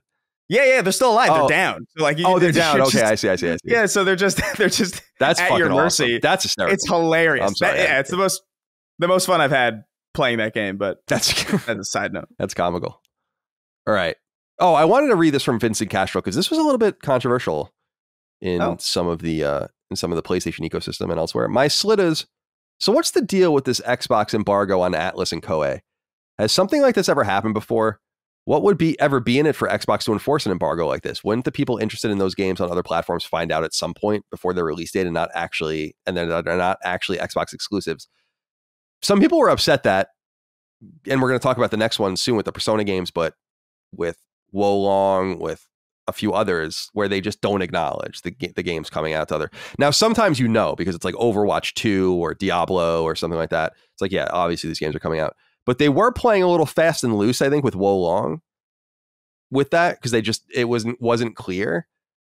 And I don't want to say I want to say, but as I noted, Persona, there was just no way that those were going to be Xbox exclusive. When I saw that, I'm like, there's just no way. In my mind, I'm like, maybe Switch, but definitely not just Xbox. There's just no way that they would do that. That's just fucking insanity. And so we were right about that, but can you really blame them? I mean, if they can get that, why not? I mean, why not gain that? I mean, does it matter? Probably not, but it might matter if someone goes and pre-orders it, or you get a few thousand pre-orders or whatever. It makes the conversation about you, but it's not necessarily unusual for Xbox. I busted balls with them after the Rise of the Tomb Raider stuff, where they were so shady about that game, and Square Enix was shady about that game, where it was an exclusive for a year. And they basically we had to like wring it out of them in the media, be like, what is the game exclusive? Like what? And people used to make fun of like console exclusive, Xbox exclusive, Game Pass exclusive. And they would like say all these different things. And it's just so nebulous. They got away from that with this showcase, which I thought was good, but it was unclear. I thought that this was a second party exclusive when it was revealed. That's the way I read it. Yeah. So there definitely was something off about it, but I don't necessarily blame them for it. Why not? Yeah. Why not get the marketing edge if you can? Okay. Number 4. The inevitable has finally happened. Persona 3 and Persona 4 are finally coming to PlayStation home consoles for the first time. Well, Persona 3 was on. Well, I should really rewrite that. Modern PlayStation home consoles. They're both on PS2. Like the aforementioned Wolong Fallen Dynasty. These games were first announced as seeming Xbox and PC exclusives at the Microsoft Showcase. However, various press releases from publisher Sega and developer Atlas have confirmed that the migration is farther ranging. So here's the deal. It's the JRPG franchise Persona's 25th anniversary, and there are a bunch of announcements being made leading up to the inevitable reveal of Persona 6, the next mainline game. We're probably towards the latter end of announcements now, and the first game we're going to get from the trio spoken of here is Persona 5 Royal on PS5. Now, this isn't hugely consequential. Persona 5 launched on Western PS3s and PS4s more than 5 years ago in 2017. And the updated Royal version came to Western PS4s more than 2 years ago in 2020. So this is merely a native port for a game you can already play on PlayStation 4 or PlayStation 5 right now. From there, though, it gets far more interesting. For the first time since PlayStation 2, Persona 3, launched on Western PS2s in 2007, will be playable on a PlayStation home console. It'll come to PlayStation 4 at an undetermined time, and much to the consternation of some, it's the PSP version of the game from 2010 in the West, not the so-called Persona 3 Fez iteration released on Western PS2s in 2008. As for Persona 4, first released on Western PS2s in 2008, the so-called Golden Port, launched on Western Vitas in 2012, will come to PS4 as well. Both Persona 3 and Persona 4 are set for PS4 at some point in 2023, and it's worth noting that it doesn't seem like PlayStation 5 will be receiving current-gen ports of these two titles. Persona itself is a spin-off of the much older and longer-spanning Shin Megami Tensei franchise launched on PS1 in 1996. Dustin, this is big news for you. Yeah. Smaller news, but still relevant news for me, because I think I want to play Persona 3 for sure. Right. And then go from there. So again, this was a controversial thing because these are going to be Game Pass games. I think that's a big deal for Microsoft and for Game Pass. But again, obviously not going to be exclusive to those platforms. Again, I was a little shady on if it was going to be Switch. I would have believed that. But it's the HD twins instead. So what do you think of Persona 3 and Persona 4 finally coming? And are you upset about the specific version of Persona 3 that is being released? Because I've read both ends of it, where I think one has a better translation, but one has like a more cogent resolution or something like that. I don't know. Anyway. Yeah. So to my understanding, I've never played Persona 3 Portable, but Persona 3 Portable, since they made some changes because it was the portable version of it, where I believe the cutscenes are just visual novel style, and so you don't actually see like character models like doing stuff. And I think that like you move around town in a more menu based way than actually moving a character around. There are gameplay improvements like the ability to control each individual party member, whereas in Persona 3 FES, you have to just let the AI decide what your party members do, which is not always a good thing. There are some interesting things about Persona 3 Portable. You can choose whether or not you want to be your main character to be a male or a female, which is, I want to say, the only Persona game where you can do that. So that's kind of an interesting thing. So I personally would have preferred it to be the PlayStation 2 FES version, just because it's more... I think that it's fair to say that is a better version when it comes to experiencing the story of the game. But again, I can't say that on authority. That's just me reading around what people have said on Reddit and stuff like that. But either way, I'm glad that it's coming regardless. Persona 4 Golden, I think that was the obvious one. I'm disappointed it's not this year, so it won't be in my Metacritic draft, but it does seem like those both 3 and 4 are going to be 2023. So yeah, really exciting. If you haven't played these games, it's like this is the obvious time to just play those.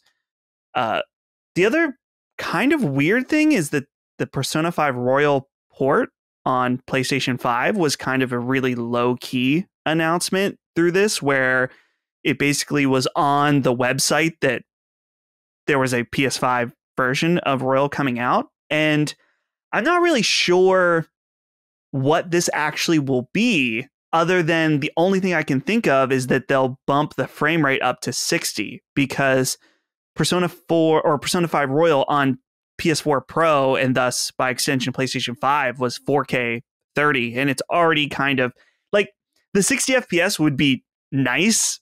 It would look smoother. It's not really necessary from a gameplay perspective, but I'll take it. I don't know if I'll be playing Persona 5 Royal again anytime soon, but I guess it makes sense too to just like might as well bump it up, have a SKU for the latest hardware if it's not too difficult for them to do. But overall, nice set of announcements for sure, not without a few missteps. But it's shocking to me these aren't on Switch, because that would be the most obvious moneymaker, is to do boom, boom, boom, have all 3 of these. Like, it's just like easy money for Atlas. But I can see them saving it. Because I kind of feel that way. A lot of people feel like it's peculiar that these games aren't coming to PlayStation 5. And the reason that is because they are coming to Xbox Series X and S, explicitly. So there is going to be a more sophisticated version of these games, I guess, technically on another platform. But I think that is also by design. I think that they're just going to release them later.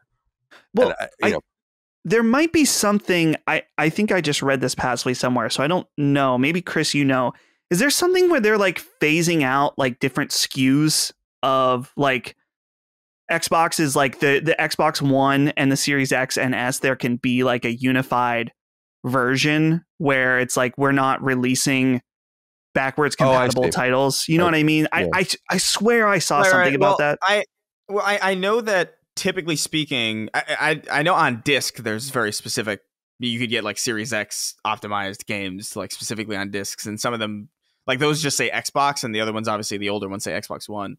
But I don't know how I still don't really know how they handle SKUs on Xbox, because they don't do the thing that PlayStation does where it's like you download the PS4 version or the PS5 version. They usually just like automatically smart delivery.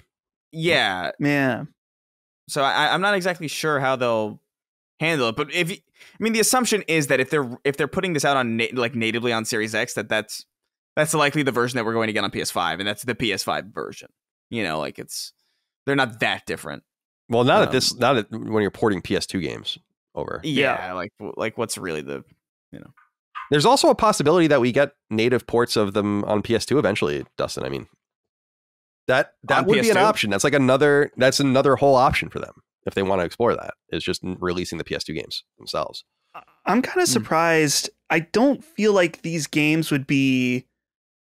I'm not saying like full blown Final Fantasy VII remake style, but going in and like there has to be a way where they can get the happy medium of Persona 3 Portable and the FES version. Like, just, I don't know, take the time and do it. It just sucks that it's just like, oh, we're finally giving some attention to Persona 3 and it's not really the version that everybody wants. And it's like, why can't you go in and make it like almost like what they did with the Final Fantasy remasters? Like, just go in and make some quality of life improvements. They don't need to be like direct upscaled ports, but I'm guessing that's just probably the easiest and cheapest way to do it. So I don't know. I would have hoped for more for the 25th anniversary, but the fact they're even acknowledging and doing it, I guess, is good enough. All right, let's move on. Number 5. The long in development Overwatch sequel, aptly titled Overwatch 2, finally has a release date. It comes to both PlayStation 4 and PlayStation 5 on October 4th later this year.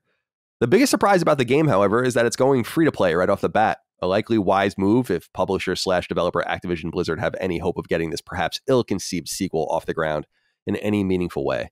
It's also going to potentially struggle competing with the 2016 original, still populated on PlayStation 4, and which Activision Blizzard plans on supporting separately and in parallel to this new game. According to a press release, the team-based shooter, quote, features a new 5 versus 5 multiplayer format with cross-platform play and cross-platform progression, end quote. Mike Ybarra, the newish head of developer Blizzard, noted the following in part, quote, "We can't wait to roll out the beginning of the Overwatch 2 experience on October 4th and introduce an exciting new competitive vision featuring amazing new content and a reimagining of the iconic heroes, maps, and gameplay that made the original game so compelling. This is the beginning of an always-on and always-evolving era for the franchise and a recommitment to serving players with frequent and substantial updates planned well into the future to keep Overwatch 2 fresh and fun for many years to come," end quote.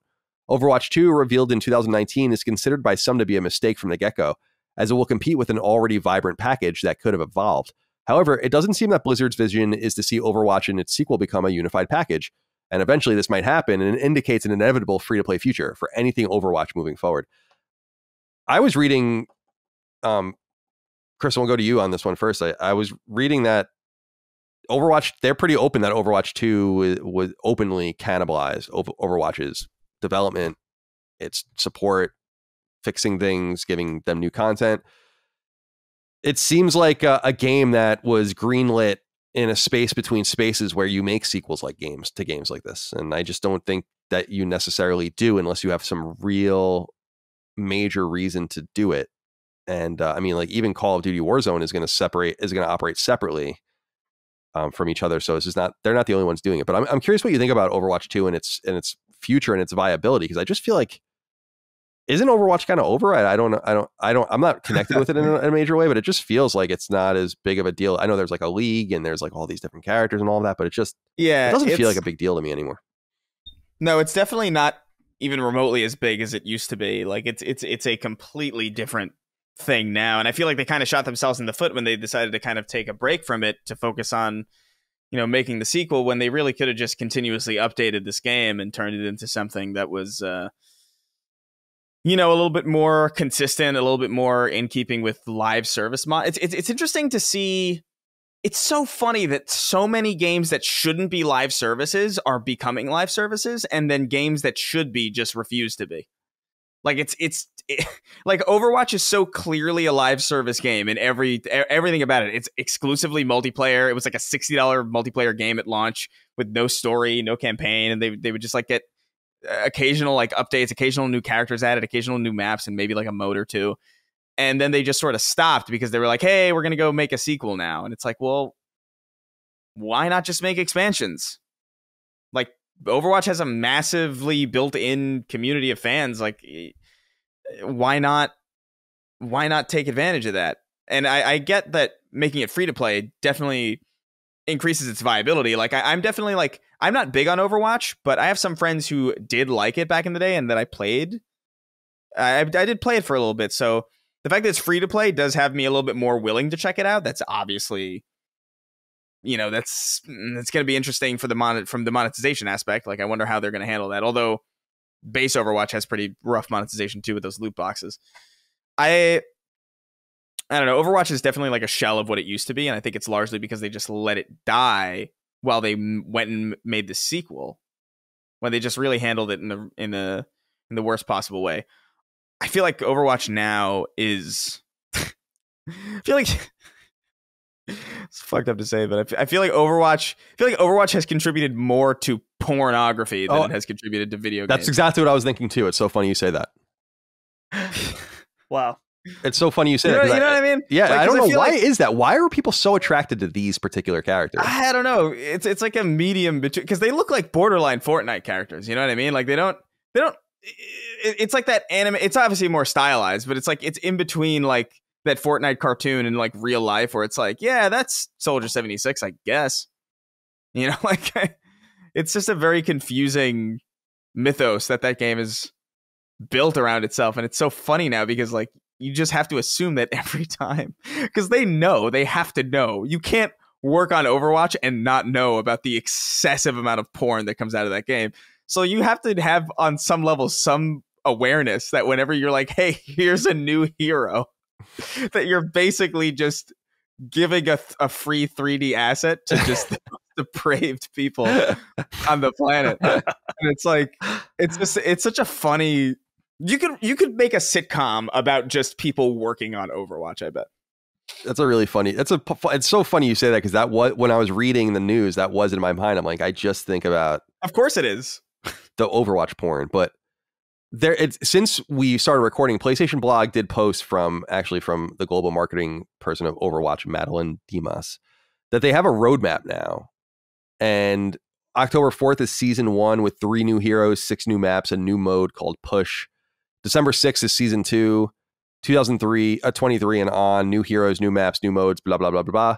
And there will be a Season Pass, of course. Yes. So, or Battle Pass, I guess they're calling it. And Watchpoint Pack as well. And there's a beta beginning in a couple weeks and the rest. So, I don't know. Dustin, do you give a flying fuck about Overwatch 2? So, here's the thing, is that while, I mean, the feeling around Overwatch 2 has been so bad for so long, and I feel like the free-to-play announcement is actually one of the only things that could possibly save this game at this point, because people were wondering, like, okay, so you have Overwatch, it's going to be cross-play with Overwatch 1. That doesn't make really much sense since you're making a sequel, and Overwatch 1 has been dying and has been dying for so long, since players there are starved for anything new. And so with this announcement of it going free to play, that it comes along with some other things that I'm reading here. Specifically, they're ditching loot boxes, which is great. That is fantastic news. And they're moving to the kind of new model, which is Battle Pass plus a store where you can just, buy something you can choose what you want instead of having to pay, a ridiculous amount in hopes of getting something that you want. Even though, I mean, there is something to be said. It's like, yeah, well, they're probably going to go with free to play pricing models for the skins and stuff like that, which is usually just comically high. At least to me, I've always thought that it's like, man, I don't want to spend $20 on a single skin, but clearly this is the business model that's working for a lot of these games. So at least it's optional. But my biggest question is that in 2023, they're starting the PvE stuff. How does that fit into the free-to-play model? Do you buy a PvE expansion? And I actually think that that's kind of a smart decision, because it kind of creates a more a la carte experience for Overwatch. There are players that when this comes out are only going to be interested in the PvP experience, and they don't want the PvE experience. There's people like that for Call of Duty, right? They never touch the campaigns. They only want to play the multiplayer, but they are forced to buy both. And so I kind of like that idea where it's like, yeah, we're doing this whole new PvE thing. If you want it, it's $20 or $30 and you get the whole thing. And if you don't want it, that's totally fine too. So I feel like to summarize everything I'm saying is just that the change to the business model and the changing it to free to play is like the lifeline this game needed pre-release. The main thing is that will they be able to sustain the amount of content that is necessary for a free to play live service game, something they were not able to successfully do with Overwatch 1. Well said. I think it's a perfect point. I think they know. Yeah. I think they realized a long time ago that they really probably should have canceled Overwatch 2, but I wonder what that would have cost them to even do.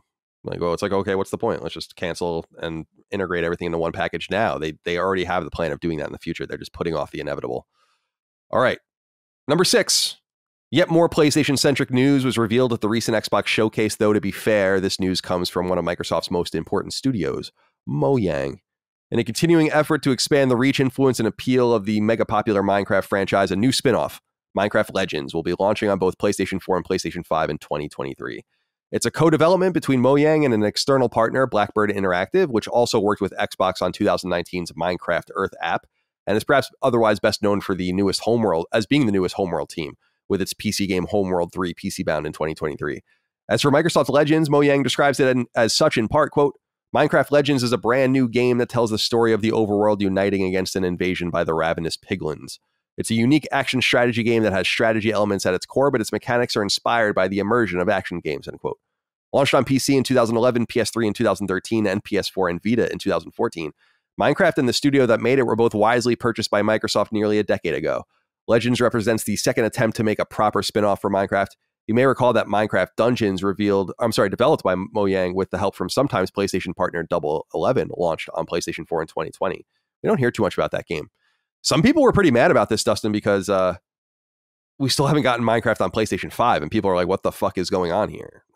We don't want this. We want Minecraft on PlayStation 5. But I actually think it's essential that they continue to explore projects like this, dump some of this money into new games and see what works, because Minecraft will not exist forever. It's just not possible. It'll always sustain the small audience, but it's not going to be this powerhouse it can be and can sustain itself without new content. Look at Grand Theft Auto Online. Like it hasn't stayed still at all. Like it's always doing something new. So you can't really ignore this idea of trying to explore, but I understand people wanting the core product supported as well. I'm curious what you make of this game, especially because it looks much more like Minecraft, which I think will be good for it. It's not like this different sort of game at first blush. Yeah. Well, I kind of disagree with you in some ways about Minecraft in that, and I might be wrong about this, but I feel like Minecraft is almost like the Legos of video games.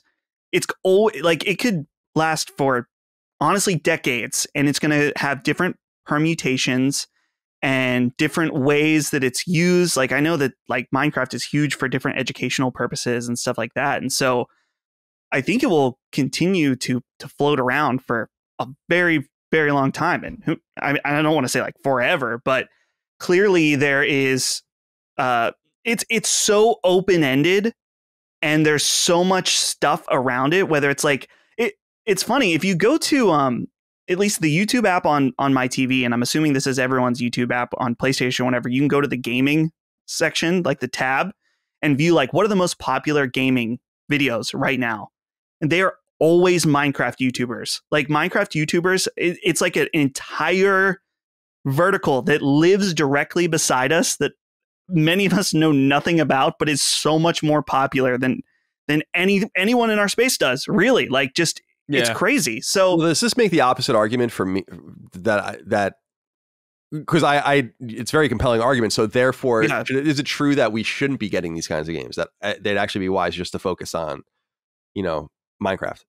I feel like Minecraft can kind of like they can just kind of continually low key add smaller updates and improve it. And really the community does the work itself just because so much is focused around mods. Like, and even it's funny, you say mods and it sounds like complicated or whatever, but like my little cousins who are under 10 know how to mod Minecraft and do crazy stuff with it. It's like totally normal. So it's like one of those things where it's like, why improve Minecraft, a game you've already sold people, when you can make spin-offs and charge, or I mean, I guess Game Pass, but not always. I mean, it makes sense for them to go and give Minecraft to different studios and be like, okay, well, we don't need to make Minecraft 2.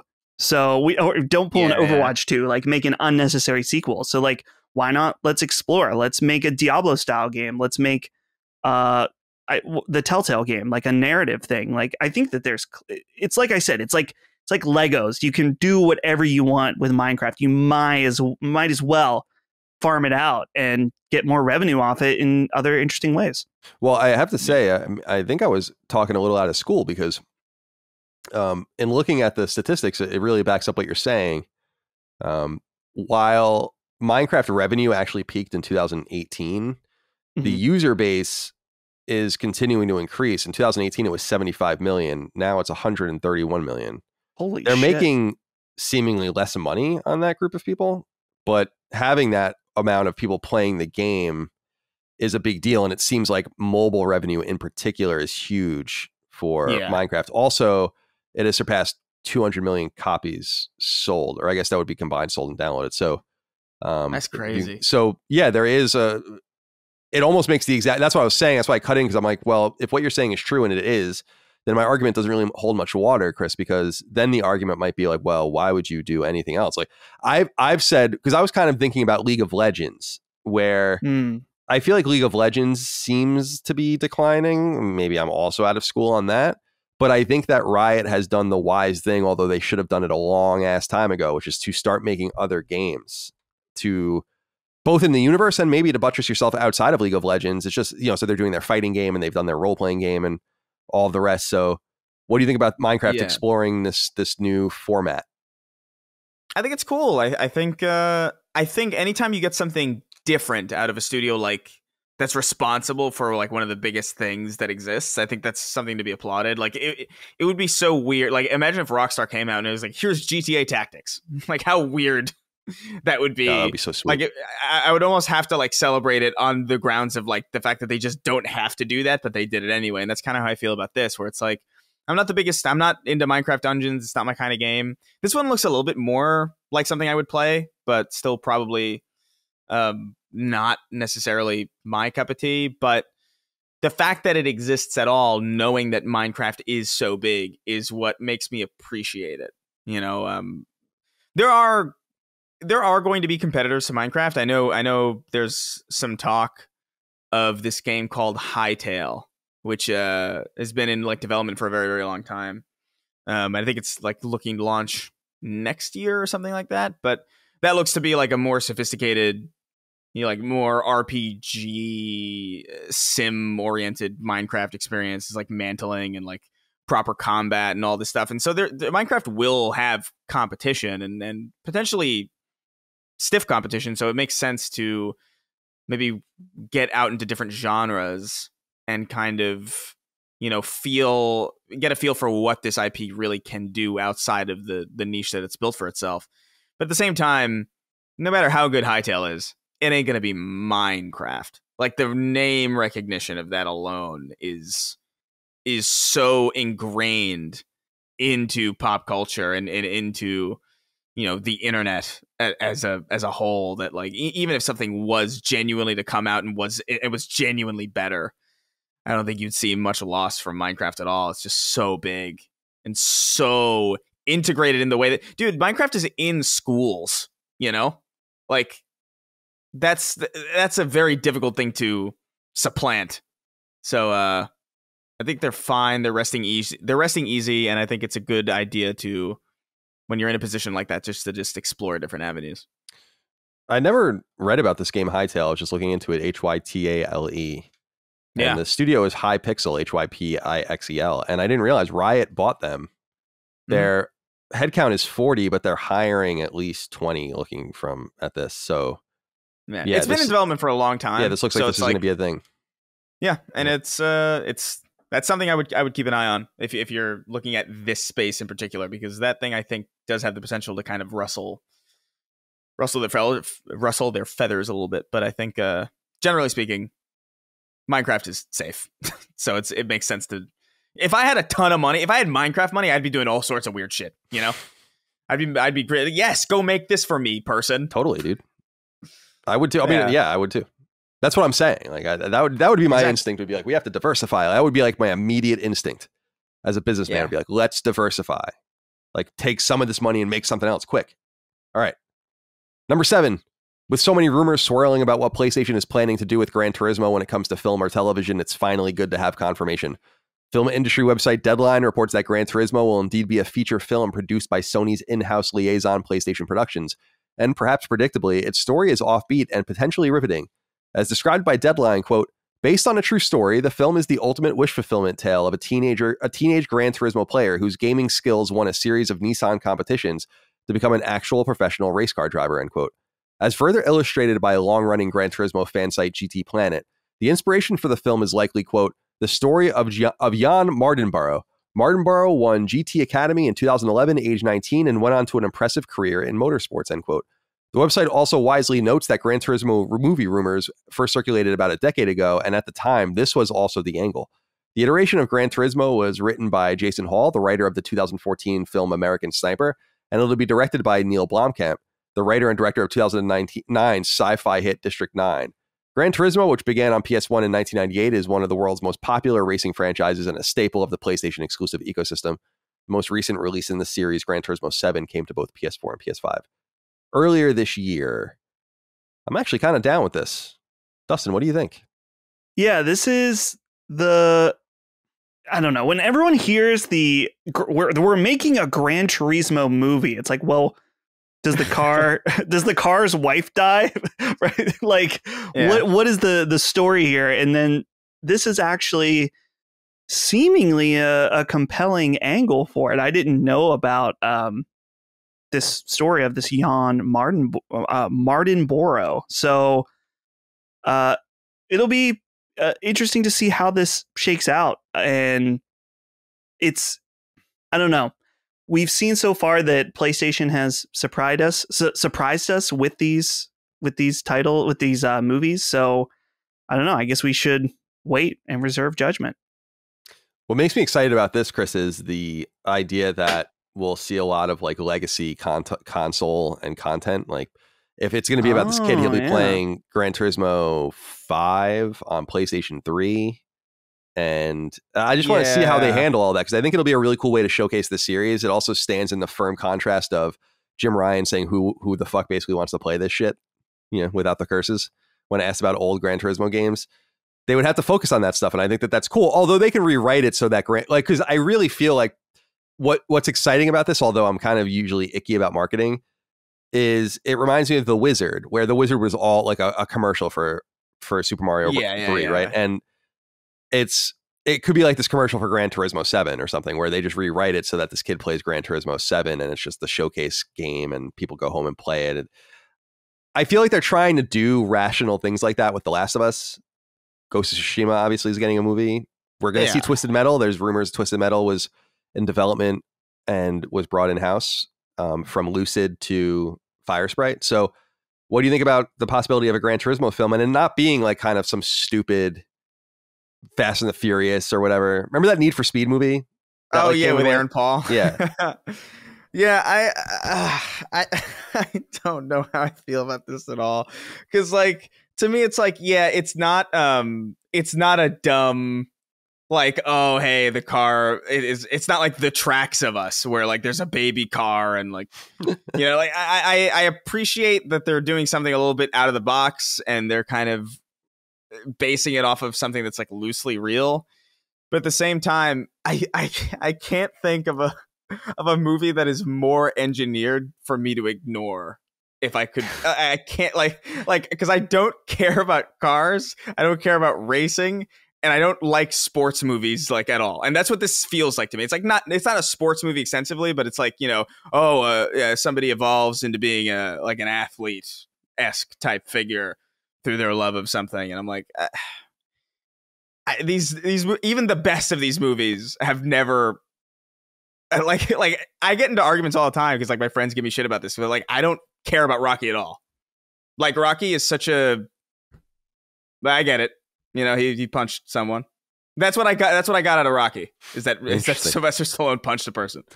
So like this movie just to me feels like I'm sure it'll be fine. It has the potential to be an interesting like wizard like showcase of like, I wonder how they're going to handle the nostalgic aspects of it and how they're going to handle that stuff. But at the same time, it's like, is that really the high point that we're expecting? It's like, ooh, I recognize that. That's a PS1. You know what I mean? Like that's kind of. I think that's what they're going to be going for. We'll see. We'll see. Yeah, we'll see. This was doomed for me though. Like I was never, even if this was like the Fast and the Furious Gran Turismo, like there was no way in hell. Yeah, I don't play. I'm totally with you. I don't give a shit about cars either. I guess I'll see this out of curiosity so we can do a show about it. But yeah. Who knows if it'll ever even really happen? But Gran Turismo coming to theaters near you. Theaters. I actually think it has a release date, so I guess it is going to happen. I don't know what it is. Yeah. Number 8. We've been talking about Resident Evil a lot lately, and perhaps not surprisingly, we have more to say. We already know Resident Evil 4 Remake is en route to PlayStation 5 in 2023, but now we have confirmation of PS5 iterations of some previous Resident Evil games too. 2019's Resident Evil 2 Remake, 2020's Resident Evil 3 Remake, and 2021's Resident Evil Village have all gotten native PS5 ports, and they're all available as of the time you hear this or watch this podcast free of charge if you already own them on PlayStation 4. Additionally, the most recent Resident Evil game, the aforementioned Village, which is Resident Evil 8, is getting DLC. Having sold 6 million copies to date, Capcom aims to continue Resident Evil Village in the form of the so-called Winters expansion, which launches on October 28th for both PS4 and PS5. The DLC pack includes 3 fundamental pieces. The most important is the sequel content, Shadows of Rose, which takes place some years after the game's ending. In addition, the game's Mercenaries mode is getting a big boost with new stages and maps, and the game is also intriguingly getting a third-person mode, allowing you to play it in traditional Resident Evil perspective. Remember, Resident Evil only moved to first person with 2017's Resident Evil 7, so it wasn't immediately clear 8 would follow suit, though it did. So this gives you the option to play the old school way. Finally, Capcom revealed that the mysterious online suite for Resident Evil Village Reverse also has a release date. It'll come out on October 20th as well, the same day as the Winters DLC.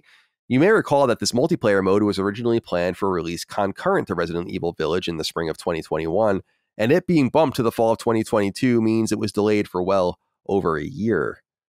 All right, Dustin, I know you're excited about this because I feel like you were talking to me about going back to some Resident Evil games, so this is particularly relevant to you, is it not? Yeah, I never finished Resident Evil 2 Remake on PS4, so I'm doing that. As soon as I'm done with the Quarry, I think that's what I'm going to do. And so I'm excited to check out the PS5 version. I think this is like a really solid list of announcements while you're waiting for the next game, which is, of course, Resident Evil 4 Remake. It's just like, man, all of these, you can go back and experience them with either high resolution, high frame rates, ray tracing, stuff like that.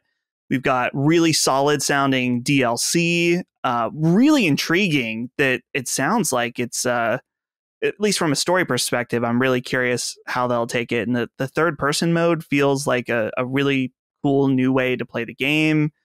So just like a really solid bunch of announcements. Like Capcom is going hard on Resident Evil right now. They're hitting all the right notes, and it's perfect timing. It's like Resident Evil right now is like bigger than ever. It's like they're doing exactly what they should be doing, taking care of the old stuff, bringing in new stuff. The only thing that's iffy, of course, is this multiplayer game, but I think we've shit on that enough to the point where it's like now we just gotta wait and see how it turns out. Yeah, maybe it'll be good. I mean, they really delayed the shit out of it. I always think about, just from a back end perspective, they were intending on releasing this until potentially weeks before it came out. So yeah, what happened? And they must have totally overhauled it. So I am actually curious if it's any good, especially because Resident Evil has such a good reputation right now. I think they would have been better served canceling this thing if it wasn't going to be good. Chris, you have anything to add before we move on? Oh, dude, I'm stoked. I'm stoked about this third person mode in particular. Like that changes the entire game. Like, because I've been curious. I was like, man, I do want to go through Resident Evil Village again, because I really enjoyed my experience with it, but I feel like it's just the first person experience has never been my ideal way to play Resident Evil, and also just like I feel like it's too fresh in my mind the way that experience works. So having this option to play it completely differently from like a different perspective that I would argue gives it a completely different feel is really, really enticing to me. Like that's almost more exciting to me than the DLC and all this other ray tracing stuff for all the older games. Like that to me is like so fundamental. It is not easy to add a brand new perspective to a video game that was already designed and make it function. I think the first time I can remember something like this happening was like with GTA, when GTA 5 added the first person mode. And I was like, that's insane. That changes so much of how GTA feels to play. And to the point where I would argue it just becomes a completely different game. So it's exciting. And the fact that the DLC is also in third person is just super exciting as well. Like, I just think I like third person Resident Evil a lot, like a lot more than first person, even though I did enjoy Village quite a bit. Having the option to play something I enjoyed from the perspective that I prefer, that's like chef's kiss shit. And it must have been kind of complicated, because we know that they were always going to plan to do some VR stuff with Resident Evil. So like it makes sense that like first person would be the primary thing, but it couldn't have been easy to go back and like fix all the stuff that maybe you weren't necessarily supposed to see initially with that angle, and just making Ethan as a character model and just doing all that stuff. That's genuine work that went into that. So I appreciate it. And as far as that reverse thing goes, we'll see. I'm actually curious about it now that they've delayed it for so long. So I'll probably check it out. Number 9. One final piece of PlayStation-related news from the recent Xbox showcase comes in the form of a release window for Diablo IV. The much-anticipated computer-centric action RPG is expected on both PS4 and PS5 in 2023. This is good news and perhaps a little surprising, though in a good way. After all, the gap between Diablo 2 and Diablo 3 was a staggering 12 years, and so it wouldn't have been a surprise if the gap between Diablo 3 and Diablo 4 would be the same. However, it'll fall just short. Should it launch in 2023, it'll have been 11 years since Diablo 3 came to PC in 2012. It later came to PlayStation 3 in 2013 and PlayStation 4 in 2014. Diablo 4 speaks for itself. It comes from a line of perhaps the most famous games of its kind ever created. And along with Warcraft, it put Blizzard on the map. However, Diablo is very much a series under siege right now, too. While 2021's Diablo 2 port, called Resurrected, brought the 2000 classic to PlayStation consoles for the first time, the more recently released Diablo Immortal, running across PC and mobile devices, has been extremely controversial. It's yet unclear if Diablo 4 will command the same attention 3 did, though it's worth reminding everyone just how big Diablo 3 was. 7 years ago, it had already surpassed 30 million units sold. That's the last time we had heard how much the game sold. So very, very successful game. Chris, are you going to play Diablo 4? Are you interested? Yeah, I think so. Like I liked Diablo 3 actually a lot. Like I know that it launched in a really fucked state on PC because they had the auction house and that famous error that was like going around at the time. Yeah, that's right. But when it came to console, which is when I played it with like a bunch of friends of mine, like I really found myself enjoying it. I had no experience with Diablo before that, and this looks pretty cool. I think the Necromancer stuff looks tight. I actually played a little bit of Diablo Immortal, and I thought that was okay. It's a mobile game though, so there's like no way I'm going to keep playing it. But like Diablo Immortal made me want to play like a real Diablo game. Like I was just like, oh, this experience is cool. Imagine if it was good though. So I'm looking forward to it. Dustin, I'm curious if I can read this next one to you with Nolan Ramsey. Sure. He said, hello, sages of sacred symbols. Diablo Immortal is being called out for the predatory loot box gambling casino wrapped in a shell of Diablo 3 paint. Mobile games are larger than console and PC gaming combined. With Sony doubling down on free-to-play gaming, that most certainly includes mobile strategy. In what ways are you concerned about them succumbing to the lure of these blind box currency converting loops that make them loads of money and pit whales against individuals looking for a bit of escapism? If you aren't concerned, what gives you that confidence? Diablo seems to be the center of this entire argument right now, and I'm curious if you are familiar with it and what you make of it, and certainly what you make of Diablo 4 coming in 2023, day and date, which is the first time a Diablo game has come day and date to console. and to PC. So that in itself is a big deal. But I wonder what you make of the potential of this game and maybe the potential of its monetization to sow further discord, depending on what they decide to do. Honestly, the thing about Diablo Immortal is like, yeah, the situation sucks where there's like a video going around of someone who spent like 10K, a Twitch streamer spent 10K and didn't get anything or something like that. And it's like, yeah, oh my God, that's stupid. That's really dumb. But at the same time, it's like, in some ways, I'm thinking, Blizzard, why not? Yeah, make this stupid cash grab game and don't dedicate your main team resources to it, and do your actual video game at the same time, and let the whales, spend all their money on Diablo Immortal, and they can make money from that, and then they can also do Diablo 4 for normal people. Like, I don't know. It just seems like I would be more mad about Diablo Immortal if there wasn't a Diablo 4 coming. It's like, oh yeah, well, this kind of sucks, but surely there's people that will spend lots of money and not think twice about it and have a good time, and the rest of us can play Diablo 4 when that comes out. The problem is if too much of the shady shit gets into the normal games, which is obviously a broader conversation we've always been having about the idea of microtransactions and stuff like that. So that's going to be where when Diablo 4 comes out, then we can look and see whether or not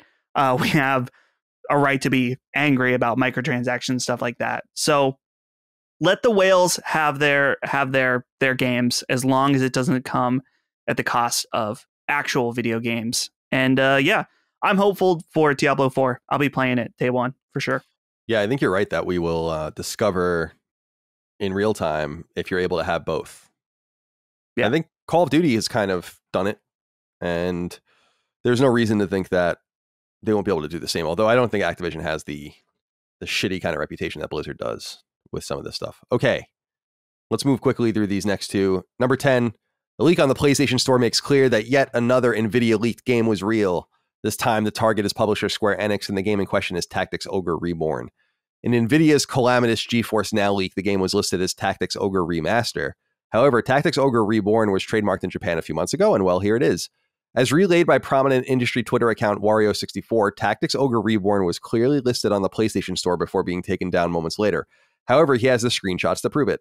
There's not a whole lot to go on here, though the game's masthead on PSN is character art from the franchise, and it appears that it'll be a PlayStation 4 only release with no PS5 iteration. It's assumed that this is a remake of the first Tactics Ogre game, but as of yet, we have no information to go on. The little-known Ogre Battle franchise was the product of a now-defunct but legendary Japanese team called Quest. In the US, their first Ogre game, Ogre Battle, launched via publisher Enix in 1993, and in Japan, it was followed by a mega-popular Super Famicom game called Tactics Ogre, Let Us Cling Together.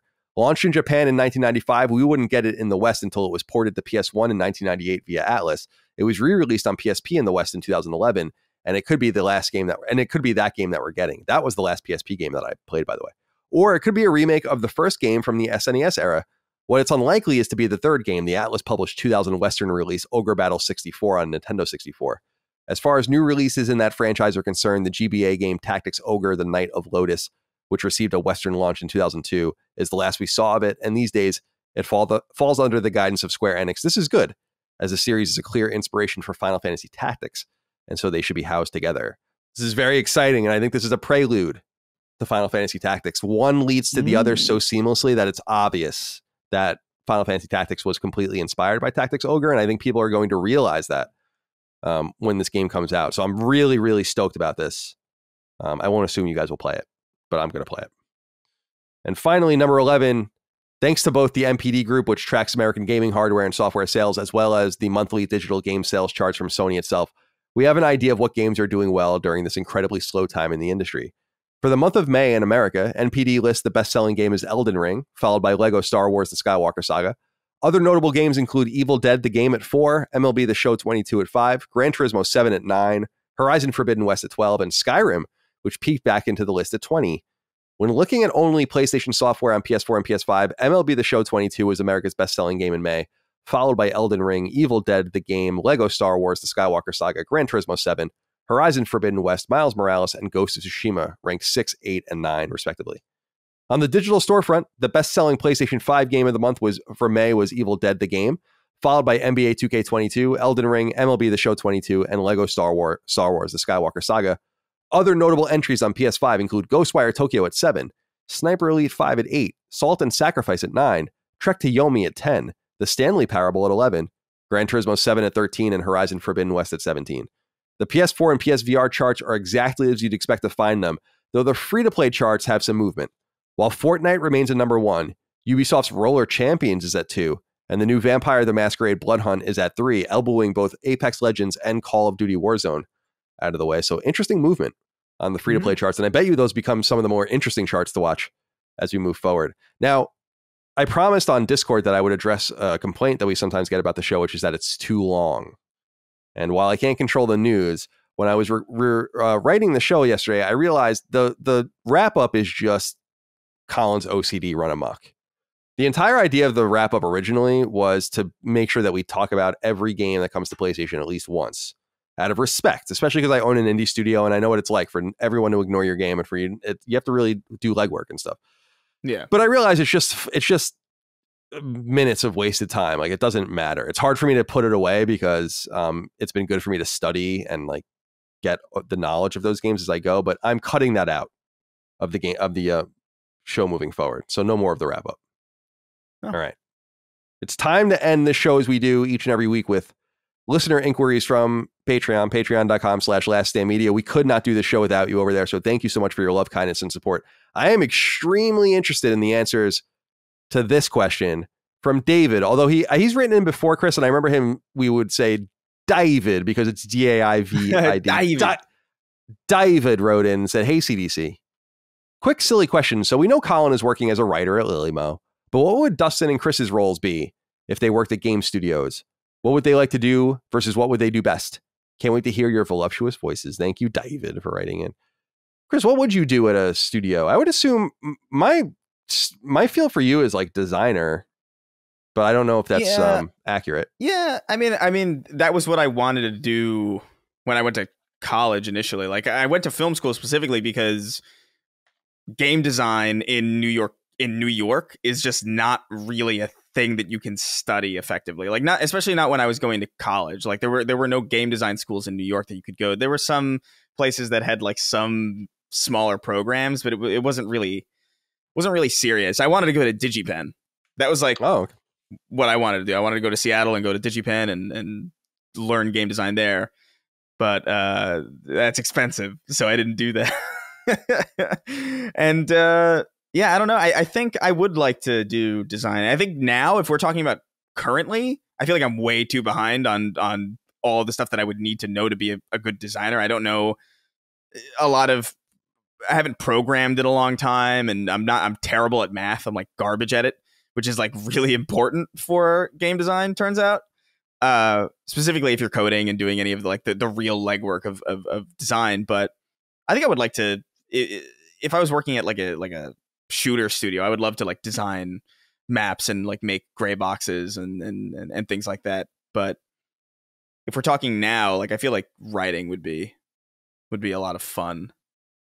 Maybe we'll let you write one of our games because it's too hard for me to keep up anyway. I'll write a game.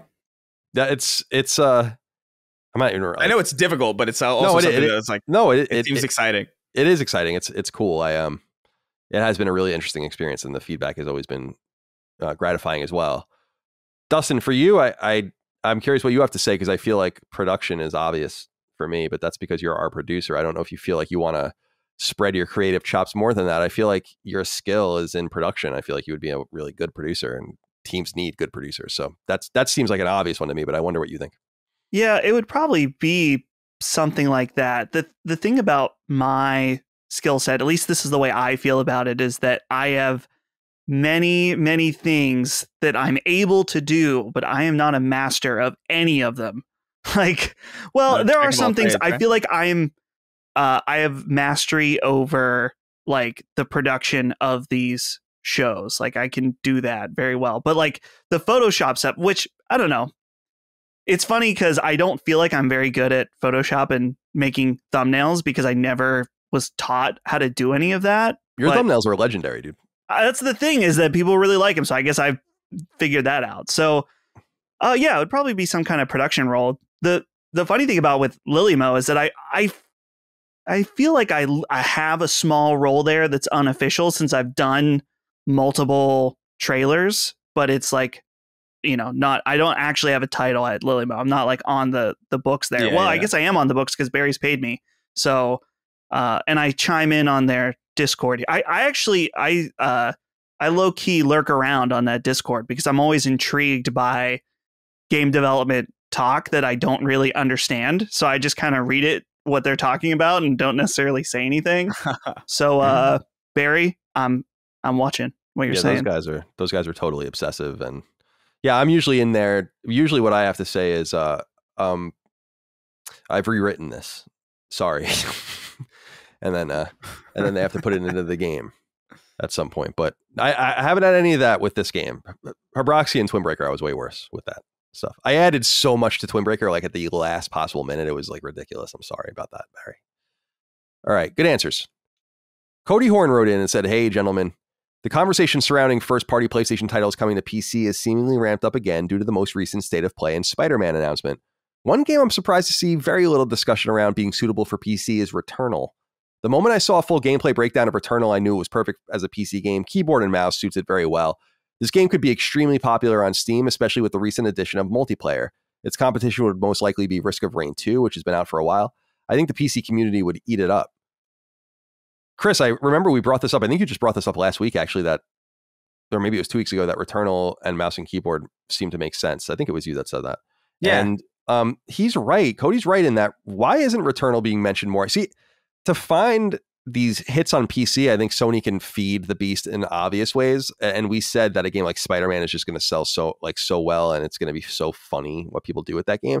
But I think outside the box, you have to think about games that, why would they do well on PC and to what end? And Returnal is maybe the finest controlling first or second party game Sony has ever made, at least since Resistance and Killzone. And so I wonder what you make of that. If you think that maybe Returnal could be a low key hit for them on PC, maybe even do as potentially as well on PC as it did on PS5.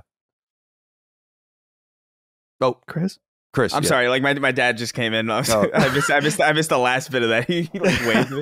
Oh, it's okay. Chris, Dustin, you take it. Well, here I could jump in. Yeah. I feel like sorry. For PC, and it's funny because Cody said like, "Oh, no one's talking about Returnal. It'd be perfect as a PC game with mouse and keyboard."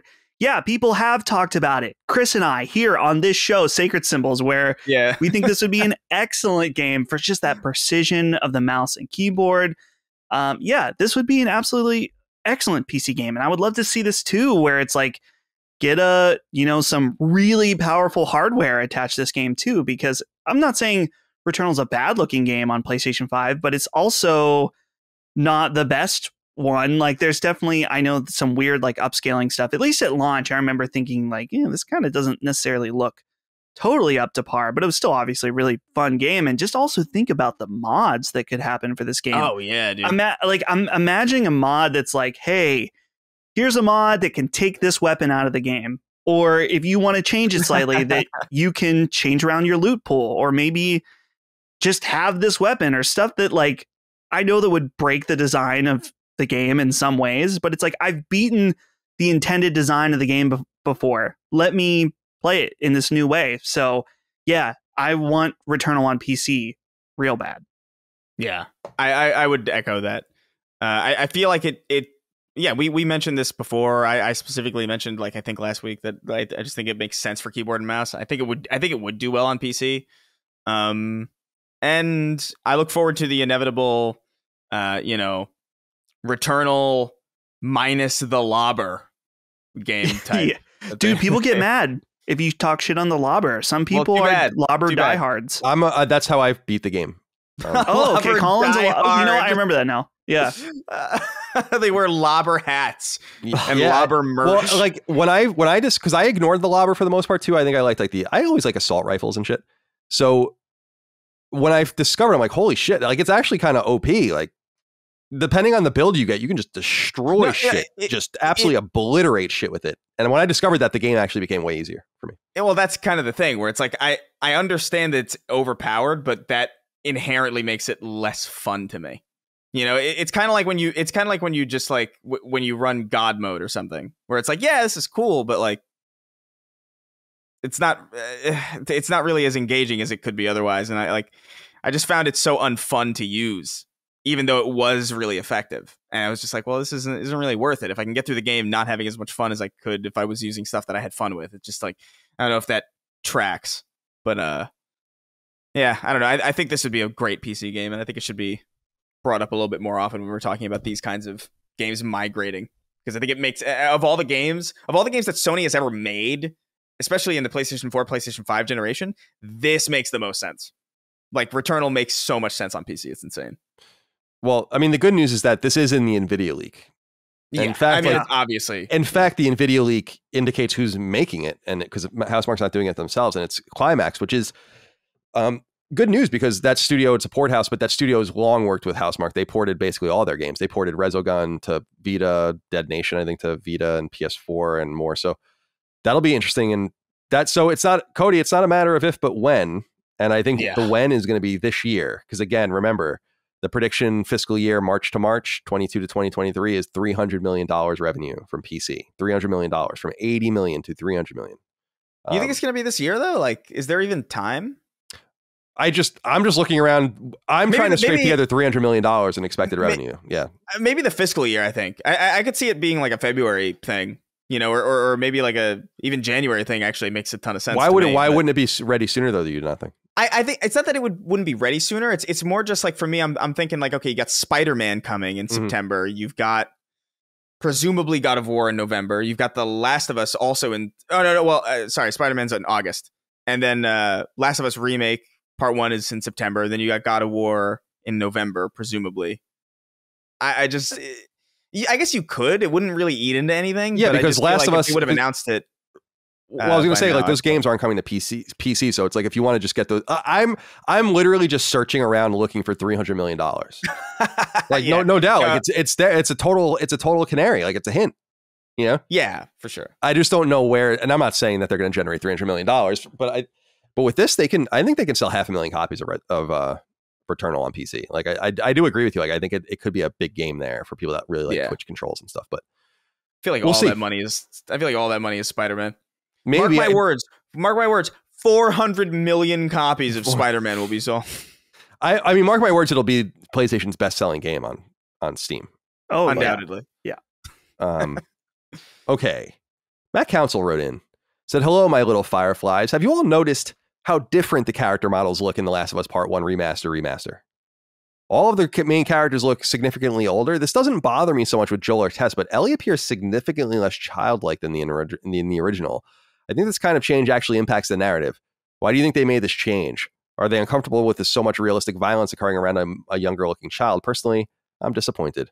Much love." I wanted to bring this up. We can talk about this, but I wanted to bring this up to give us a conduit by which to kind of revisit The Last of Us Remastered generally, because this thing is fucking controversial. Like, yeah, when we were recording, I didn't know, because we were really just learning about it. You know, it was leaked, and then they confirmed it, and we kind of did everything on the fly. So, in looking back at it, it's like, wow, I'm surprised by how resistant people are to this, and I get it.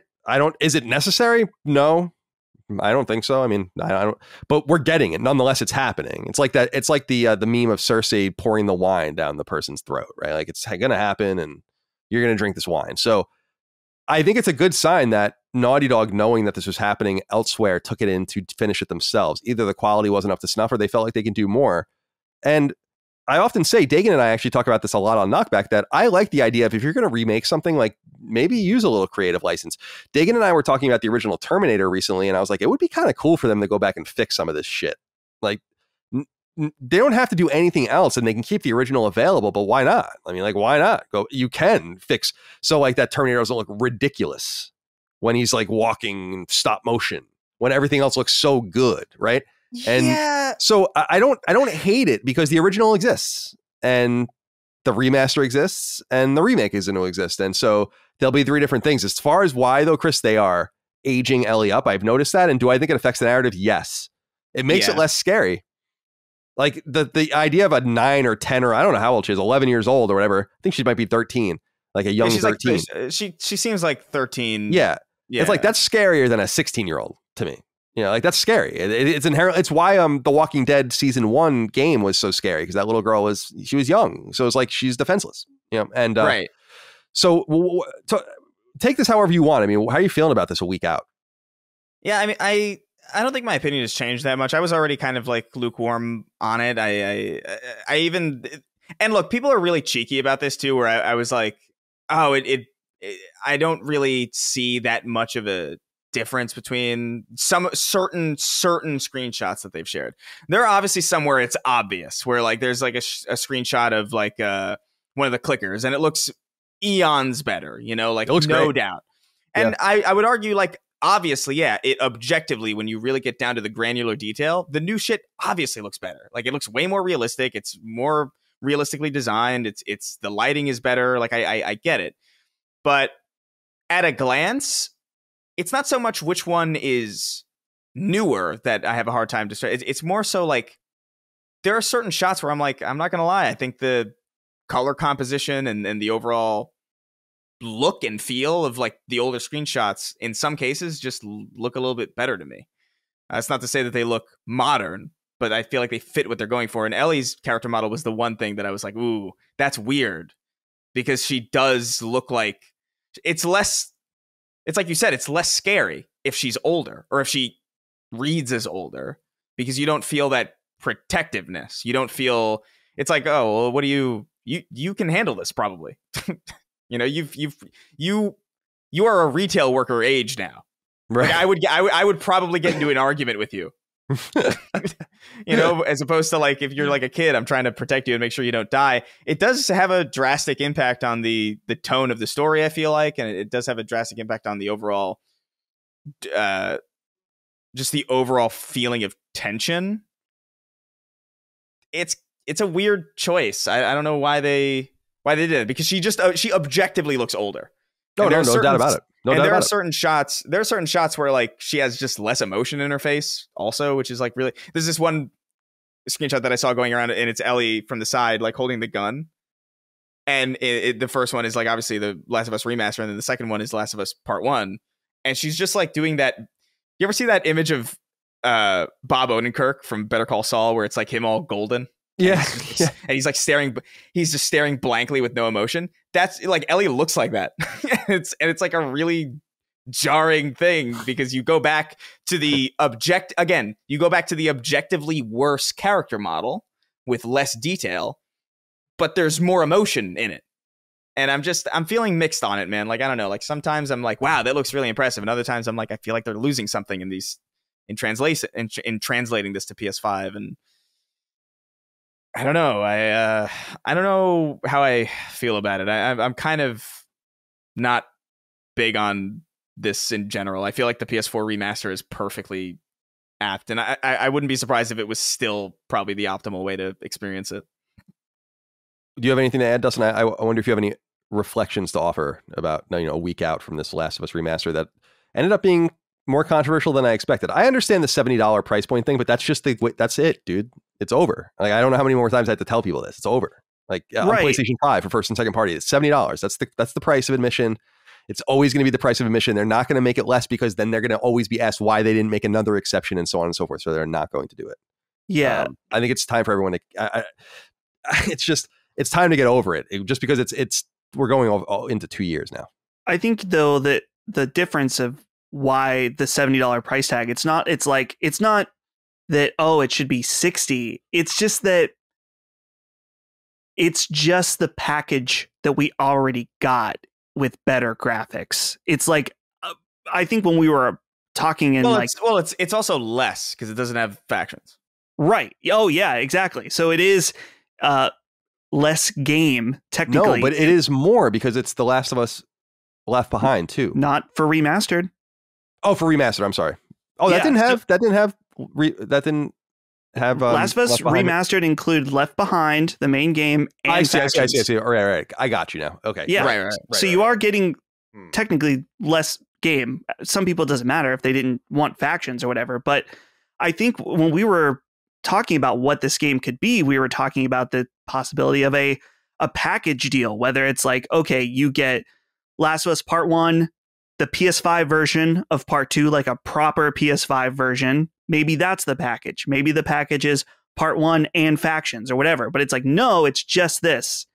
And it's one of those things where I almost feel like the fact that they're touching it so soon, it has like this Star Wars special edition vibe to me, where it's like, okay, George, you don't need to go in and mess with this soon. Like, it's not really necessary. But at the same time, so I'm willing to stand by that from last week. But I think where I've softened a bit, it's just like, okay, it may feel like a little bit cash grabby, but that doesn't necessarily mean it's a bad thing. It's like, I'm sure it'll be a perfectly fine product that many people are going to be very happy that it exists and is a better version of one of their all-time favorite games. And that's totally fine. The people that don't feel like it's worth $70, don't buy it at launch, right? Yeah. Wait till it goes down in price and then buy it at the price that you feel like it's appropriately valued at. Or if you find no value in it,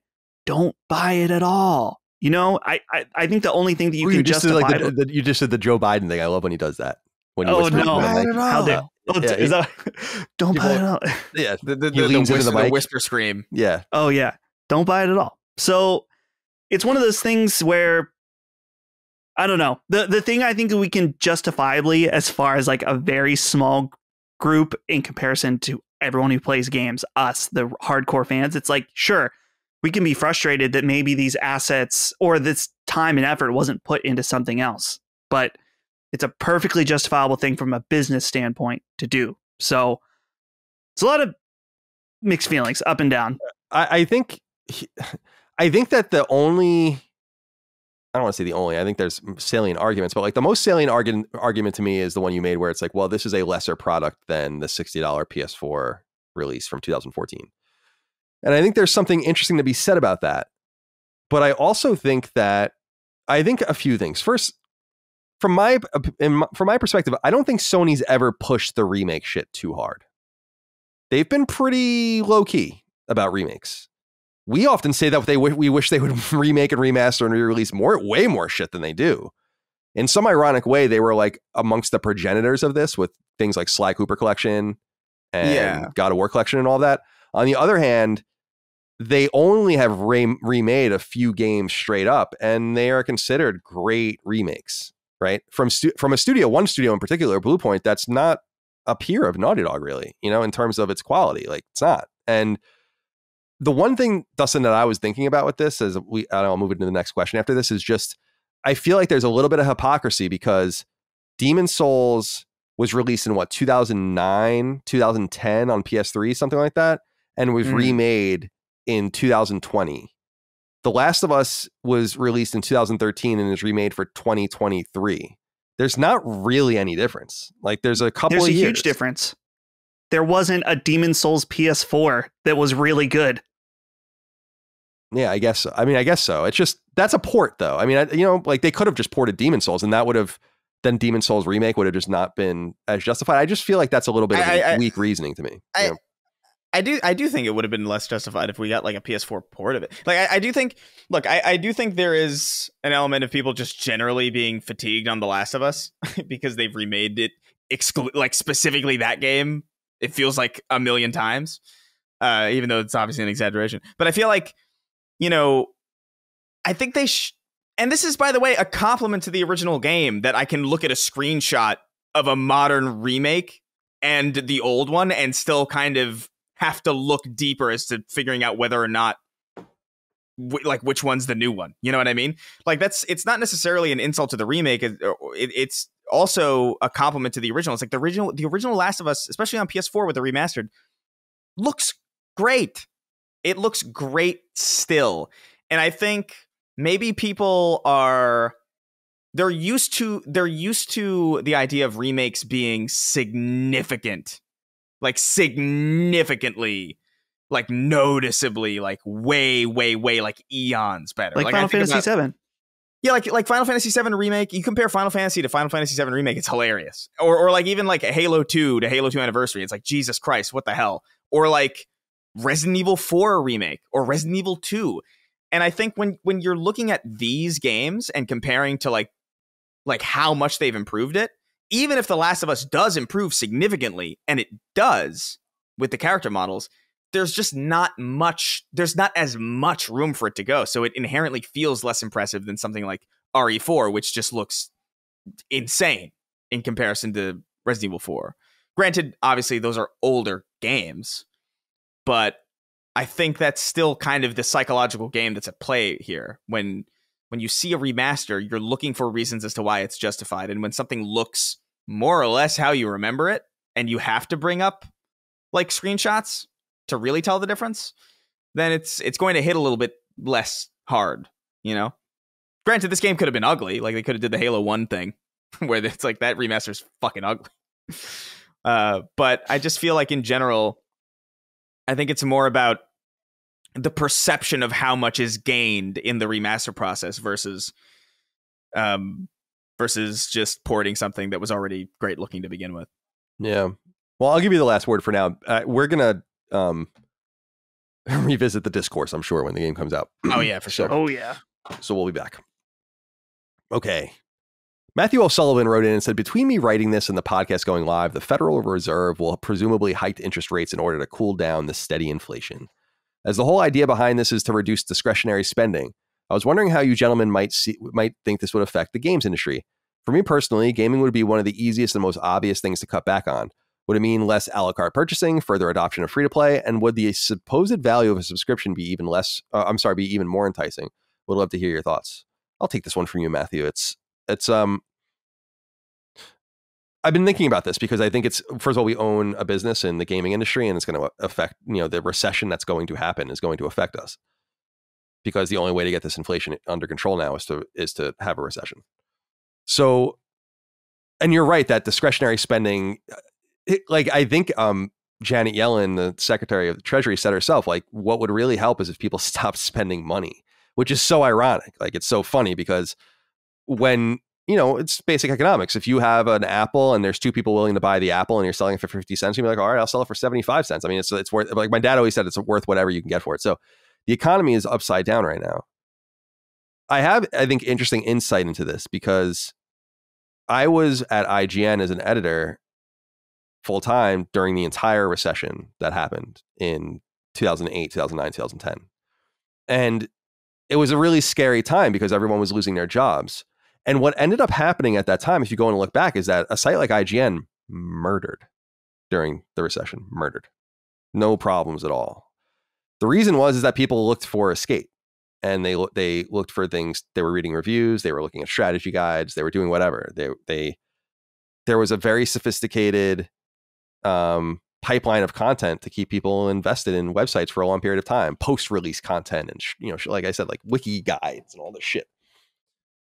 This was during the 360 and PS3 era, though, and free to play was like not a thing, really, especially in our space. And so part of me feels like we'll replicate that experience, but part of me feels like the experience will be different because now people are going to look for both entertainment and ways to save money and realize they can get both at the same time. I think anyone who's saying how they know how the coming recession will affect gaming doesn't really know. I think it'll affect hardware, not at all, but I think software can be greatly affected. It could be a huge boon to free to play. Why wouldn't it be a huge boon to free to play? If you have very little money to spend, back in 2008, you lost your job at the bank.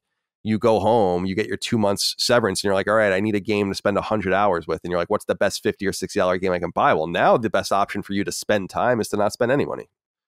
And in fact, you can make the argument, and this is where things get really fucked up, and this is how deep my thought has gone on it and why I kind of get down the rabbit hole is, you could make the argument that if the only option is to spend and waste time and that's it, then the option is to not spend money. Like you don't want to make it easier for yourself to get the loot. You don't want to make it easier for yourself to level up. You don't want to reach the end quicker. So it actually encourages you, like the mega time spenders, it encourages you not to spend any money. So I wanted to put your question in here because I thought it was really thought-provoking and interesting. My instinct tells me it'll be like last time, where there's an immunity with entertainment, a long assumed immunity from it. Even with films in the 20s and 30s, like films did great. So like people needed an escape. Maybe that's true, but maybe it's a reality where paid games fall off a cliff. Something like Game Pass becomes mega popular or free-to-play games proliferate even greater than the 50% margin that they're looking for right now. I don't know. We'll see. Thank you for writing in. Ladaze wrote in and said, hello, boys. Simple question. Do you think it would be worthwhile for Sony to allow their first-party studios to have smaller teams that make smaller games in the same way that Microsoft has? Pentiment isn't going to be for everyone, but I can appreciate Microsoft allowing Obsidian to make this smaller game, and I feel like Sony should as well. Imagine if Housemarque had a smaller team working on games similar to their old arcadey style to supplement their big AAAs. They can even drop it day one on PS Plus and add more value that way. Wonder what you boys think. Dustin, I want to go to you first. Pentiment was low key like one of the most interesting games at that showcase, and I did like that it was Obsidian that was doing it, and it reminds me of we often talk about Media Molecule as a wasted studio kind of. Although I did a recent episode on PSVR with Brian Paul from PSVR Without Parole, and he makes a really staunch argument for Dreams and for Media Molecule being used exactly the way it's being used now. But I think about them because they made Little Big Planet 2, and then they made at the same time Tearaway and working on Dreams. So they had this Tearaway sort of team of 10 or 15 people making this small game.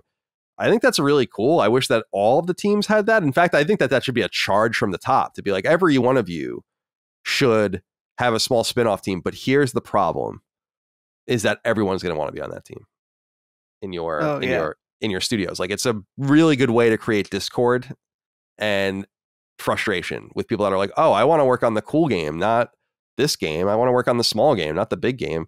So I think that's the reason it doesn't happen. But what do you think about Obsidian getting that kind of freedom, being one of Xbox's most important studios in my estimation? I think something like Pentiment is really interesting nonetheless. Yeah, it's unfortunate just because we did used to have this really weird creative angle for Sony and smaller games, and it was called Japan Studio.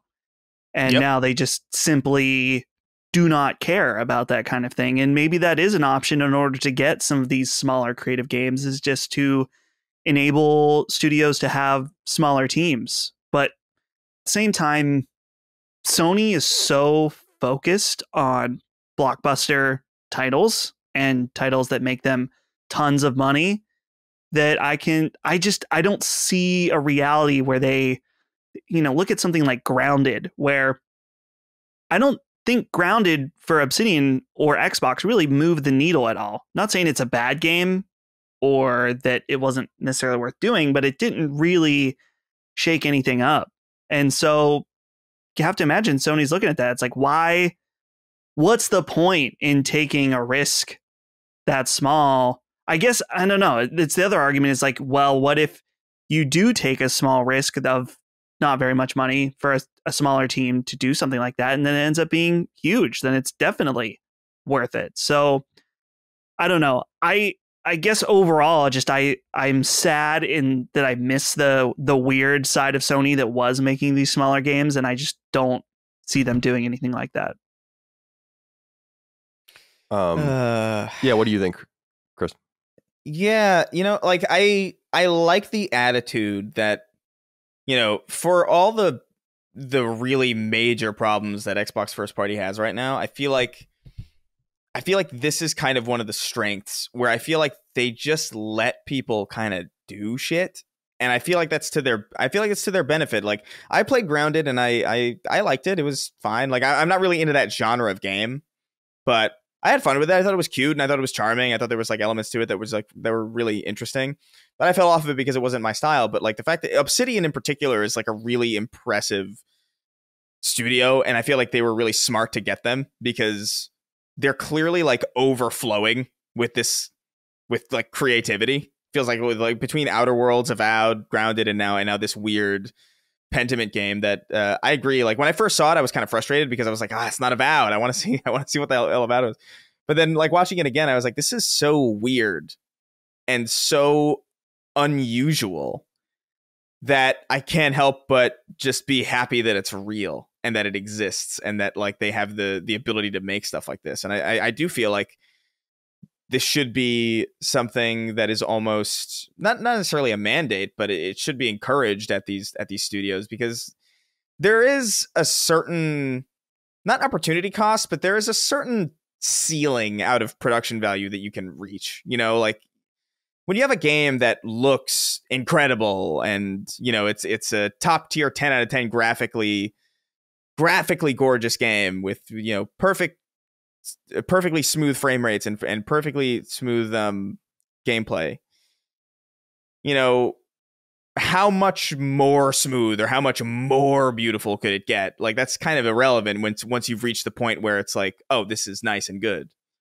you know? And I feel like a lot of the time and effort and money spent on making every hair on Aloy's cheek visible through the through the sunlight shimmering off her fucking skin. Maybe you get a group of like 3 guys to make like this weird, you know, isometric thing if they want to, you know, because I don't think that production value adds as much as it takes away after a certain point, you know? Yeah, it's I can make arguments for both. Like, I don't really have an opinion on it. I just think that like, if a studio has an idea, they should definitely be more willing to pursue it. But I understand the idea of a unified vision too. Yeah. Well, thank you for writing in, Ladays. I want to end with Zach LeBeau, who wrote in, like many people did, about one specific game that I suppose we should talk about. Hey, Slit Boys. I wanted to ask you lads about Starfield and audience expectations in gaming as a whole. After watching the newest Starfield gameplay at Xbox Showcase, I now think my expectations are properly set. This is basically Fallout in space. There's nothing wrong with that, and in fact, I love that idea, and I'm beyond hyped to get it a couple of months after launch if it's any good, but as I see it, audience expectations have been through the roof. I think a large portion of the community thinks this will be a completely revolutionary game in one way or another. To me, Starfield seems like it will use scaffolding built upon a skyscraper to help it reach new heights, whereas much of the community thinks this will be the Burj Khalifa standing, I don't know what that means, stands next to the Sears Tower. I should probably know what that is, but I don't. I think that's a building. I'm American. So first, do you have the same read on the pulse of the audience expectations? And if you do you think the showcase properly quelled those expectations? Starfield has been the talk of the town, for better or for worse, since this showcase. And though, as we said at the top, Chris, you did a very extensive podcast with Maddie about Starfield, though we will be getting together with the Dukes soon to talk about the Xbox showcase and kind of Xbox versus PlayStation right now as a whole. I wanted to still just touch base with you guys with just top level stuff just to see how you feel about Starfield and if it met your expectations. And I personally think the game looks really cool. Yeah. I think it's concerning the way it runs. Oh yeah. But I think that it's pretty weak looking visually. I think that's fine though. Like after Fallout 4 was just totally lapped by a lot of other games around it, like Dying Light and The Witcher 3 and other games that just absolutely made it look like amateur hour visually, I didn't expect Starfield to look on par with Horizon, and it doesn't. But it looks good, and it seems ambitious. I think people just comparing it to No Man's Sky and surviving. I don't understand any of that. The one complaint I have, and people kind of think this is a trite complaint, but I think it's important, is I do think the 1,000-star or 1,000-planet thing is stupid. And well, that's where the No Man's Sky stuff is coming in, because we've heard that exact thing. It's like there's zillions of planets and they're all interesting, and it's like no, they're not. Yeah, I mean, it's not like when it pulls out the first time when they're showing the game and it shows just Proxima Centauri, I think, or like one system. I was like, oh, sick! Like, so you'll be able to like kind of interplanetary go around these different things. You're a star pilot. This is kind of what you do. From an immersion standpoint, making it that big makes no sense, because, and this is like where it really kind of interferes with the role playing for me and like the idea of a game like this. How is a star pilot in a role playing game, a grounded story driven role playing game that's 30 to 40 hours long, going to visit 1,000 planets in their career? How is that even like, that doesn't even really make any sense. See, the reason why Fallout 3 was so special to me was because the Capital Wasteland was this searchable location that had all this texture and depth, a reason to go to every corner of it. And when you were able to leave, like with Operation Anchorage or the Pit or Point Lookout or whatever, it was fucking cool, because it was like, wow, this is truly different. We're going somewhere else now. And though I've made my life and my career as an adventurer in the Wastelands, I'm now going to these other places and seeing them. In this, I'm like, so there's a 30 to 40 hour plot, and then there's 1,000 planets. Like, what are you talking? I don't understand what. So that's what kind of bothers me about it. But but the aesthetic and all that shit, or it being a Fallout game, is fine. I think that's exactly what I expected. So I think people are being kind of hard on it, personally. Yeah. Dustin, what do you think? I'm not interested in bigger worlds and more places to go. I'm more interested in denser and more rich worlds. If they were like, hey, I understand this is space games. You need to go to multiple planets. That's fine. They're like, hey, here, what if Starfield has over 20 planets that you can go to? I'd be like, awesome. That sounds really cool. Maybe a bit much because I'm sure some of them won't be great, but cool nonetheless. 1,000? Come on. Like, no one, first of all, very few people will go to all of them. And I know that's probably part of the point, but it's just like, him saying 1,000 planets is like, I feel like it's this game's version of 16 times the detail when they were talking about Fallout 76. It's just like, yeah, I guess that's supposed to impress me, but really it doesn't. But it reminds me of Dying Light when they're, what is it, when they were like, it's going to take you 5 million hours to finish. And I'm like, I don't want to spend 5 million hours playing. Like, I don't want to go to 1,000 planets.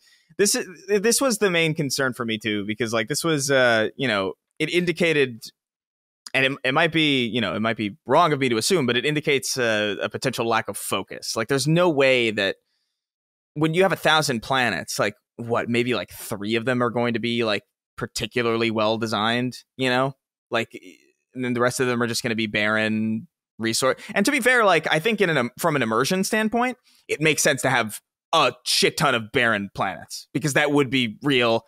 And if the No Man's Sky aspects of it, like mining the iron off of the cave walls, is really a part of the game in some way, and then probably ties into the crafting system, it could be a fun little gameplay loop to really like kind of like shut your brain off and maybe like listen to music and just sort of like fly to different planets and like land on like, oh, that's the ice planet where I need to get like this particular thing. Right. And there's nothing on there and I know that, and that's that.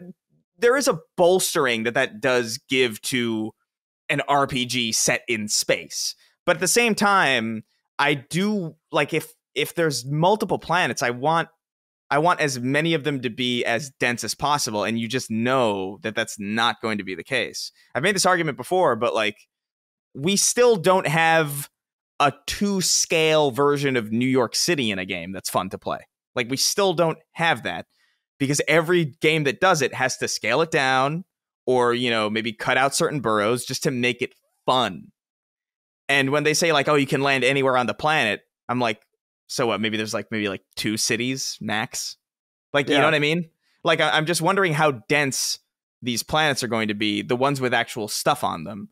And if those are good, if those are like, if your first planet is like 2 scale and really dense and there's like a bunch of different places to go and a bunch of different cities, and maybe even if there's like maybe like a handful of other ones that aren't as dense but still have things interesting on them, then I think they'll have done something that's really impressive and really cool. But I don't know if I don't like to think cynically, but like again, the No Man's Sky thing, it's ringing in my ears like 1 million planets. And none of them have anything of interest on them. And obviously that's impossible in an RPG. You have to have some form of, handcrafted space. But that was the part that really raised some red flags. Everything else I thought was pretty good. The gunplay looked a little bit lame to me. But an RPG, a Bethesda RPG in particular, you're not really playing for that anyway. I'm just hoping the RPG mechanics are really tight. I really hope that your background plays a part. I really hope that there's a lot of choice. I think getting rid of the voiced protagonist was a good call because it expands on what you're allowed to do and what you can do in the story. And that's really all I want. Like, I wasn't expecting like something crazy. All I want is something that is as fun as Fallout, but in space. And it looks like that's what we got. And the space combat looks dope. That looks sick. Like way better than I thought it would look. Yeah, I agree. I think the game looks good too. I'm really interested to see how it comes off. I think there's a philosophical question at the center of it about design, but I don't think we know enough to really have it any further than this. But we'll definitely talk about it more when we do the episode with the Dukes in the coming week or so. And of course, Starfield comes out in 2023 on Xbox and PC. And of course, it will come to PlayStation when Game Pass comes to PlayStation in 2028. I don't know when. Yeah. All right. Oh, and Fallout 5's coming in 2050. Dude, I don't even want to. I can't. When I saw that, I was just like, you motherfuckers. You motherfuckers. Dude, Elder Scrolls 6 is in pre-production. Dude, it's pre-production. They announced it 4 years ago. To what end?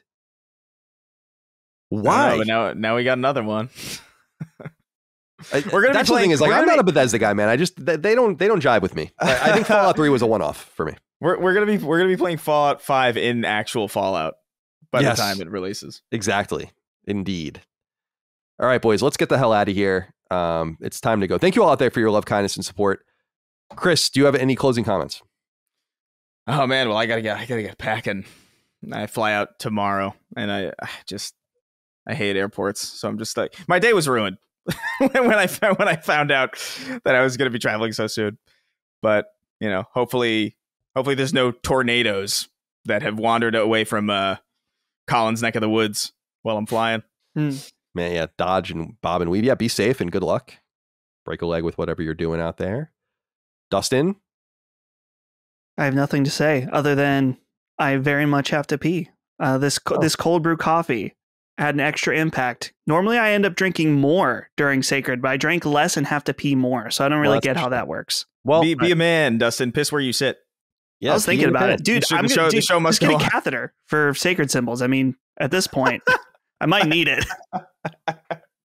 You're gonna pee your pants next time. Get an adult diaper. We get dedicated. I'm looking at Twitter trending right now, and it says trending in politics, United States, stroke. Trending in family and relationships, meat. Something's fucked up. It's a hellhole. All right. Well, thank you all out there for your love, kindness, and support. We appreciate you. Patreon.com/LastStandMedia, Sacred Symbols and all things Last Stand, Defining Duke, Knockback on YouTube and podcast services as well. Merch, we'll have more to say about that very soon, but if you're on Discord already, you have access to merch in our kind of closed beta, so we'll continue to service you there, and we're glad you all like it as well. We'll have more to say about that more widely. I expected this to be a shorter episode, but of course it isn't. Thank you for your love, kindness, and support again. Goodbye. See ya. Take care, guys. Sacred Symbols, a PlayStation podcast, is a product and trademark of Last Stand Media and Colin's Last Stand LLC, and is proudly recorded in the USA. The show is conceived by, is written by, and is directed by me, Colin Moriarty. My co-hosts are Chris Raygun Maldonado and Dustin Furman. The show is produced by executive producer Dustin Furman.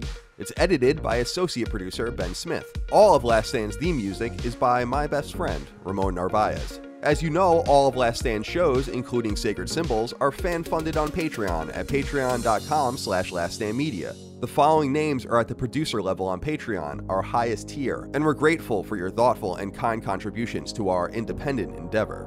Thank you.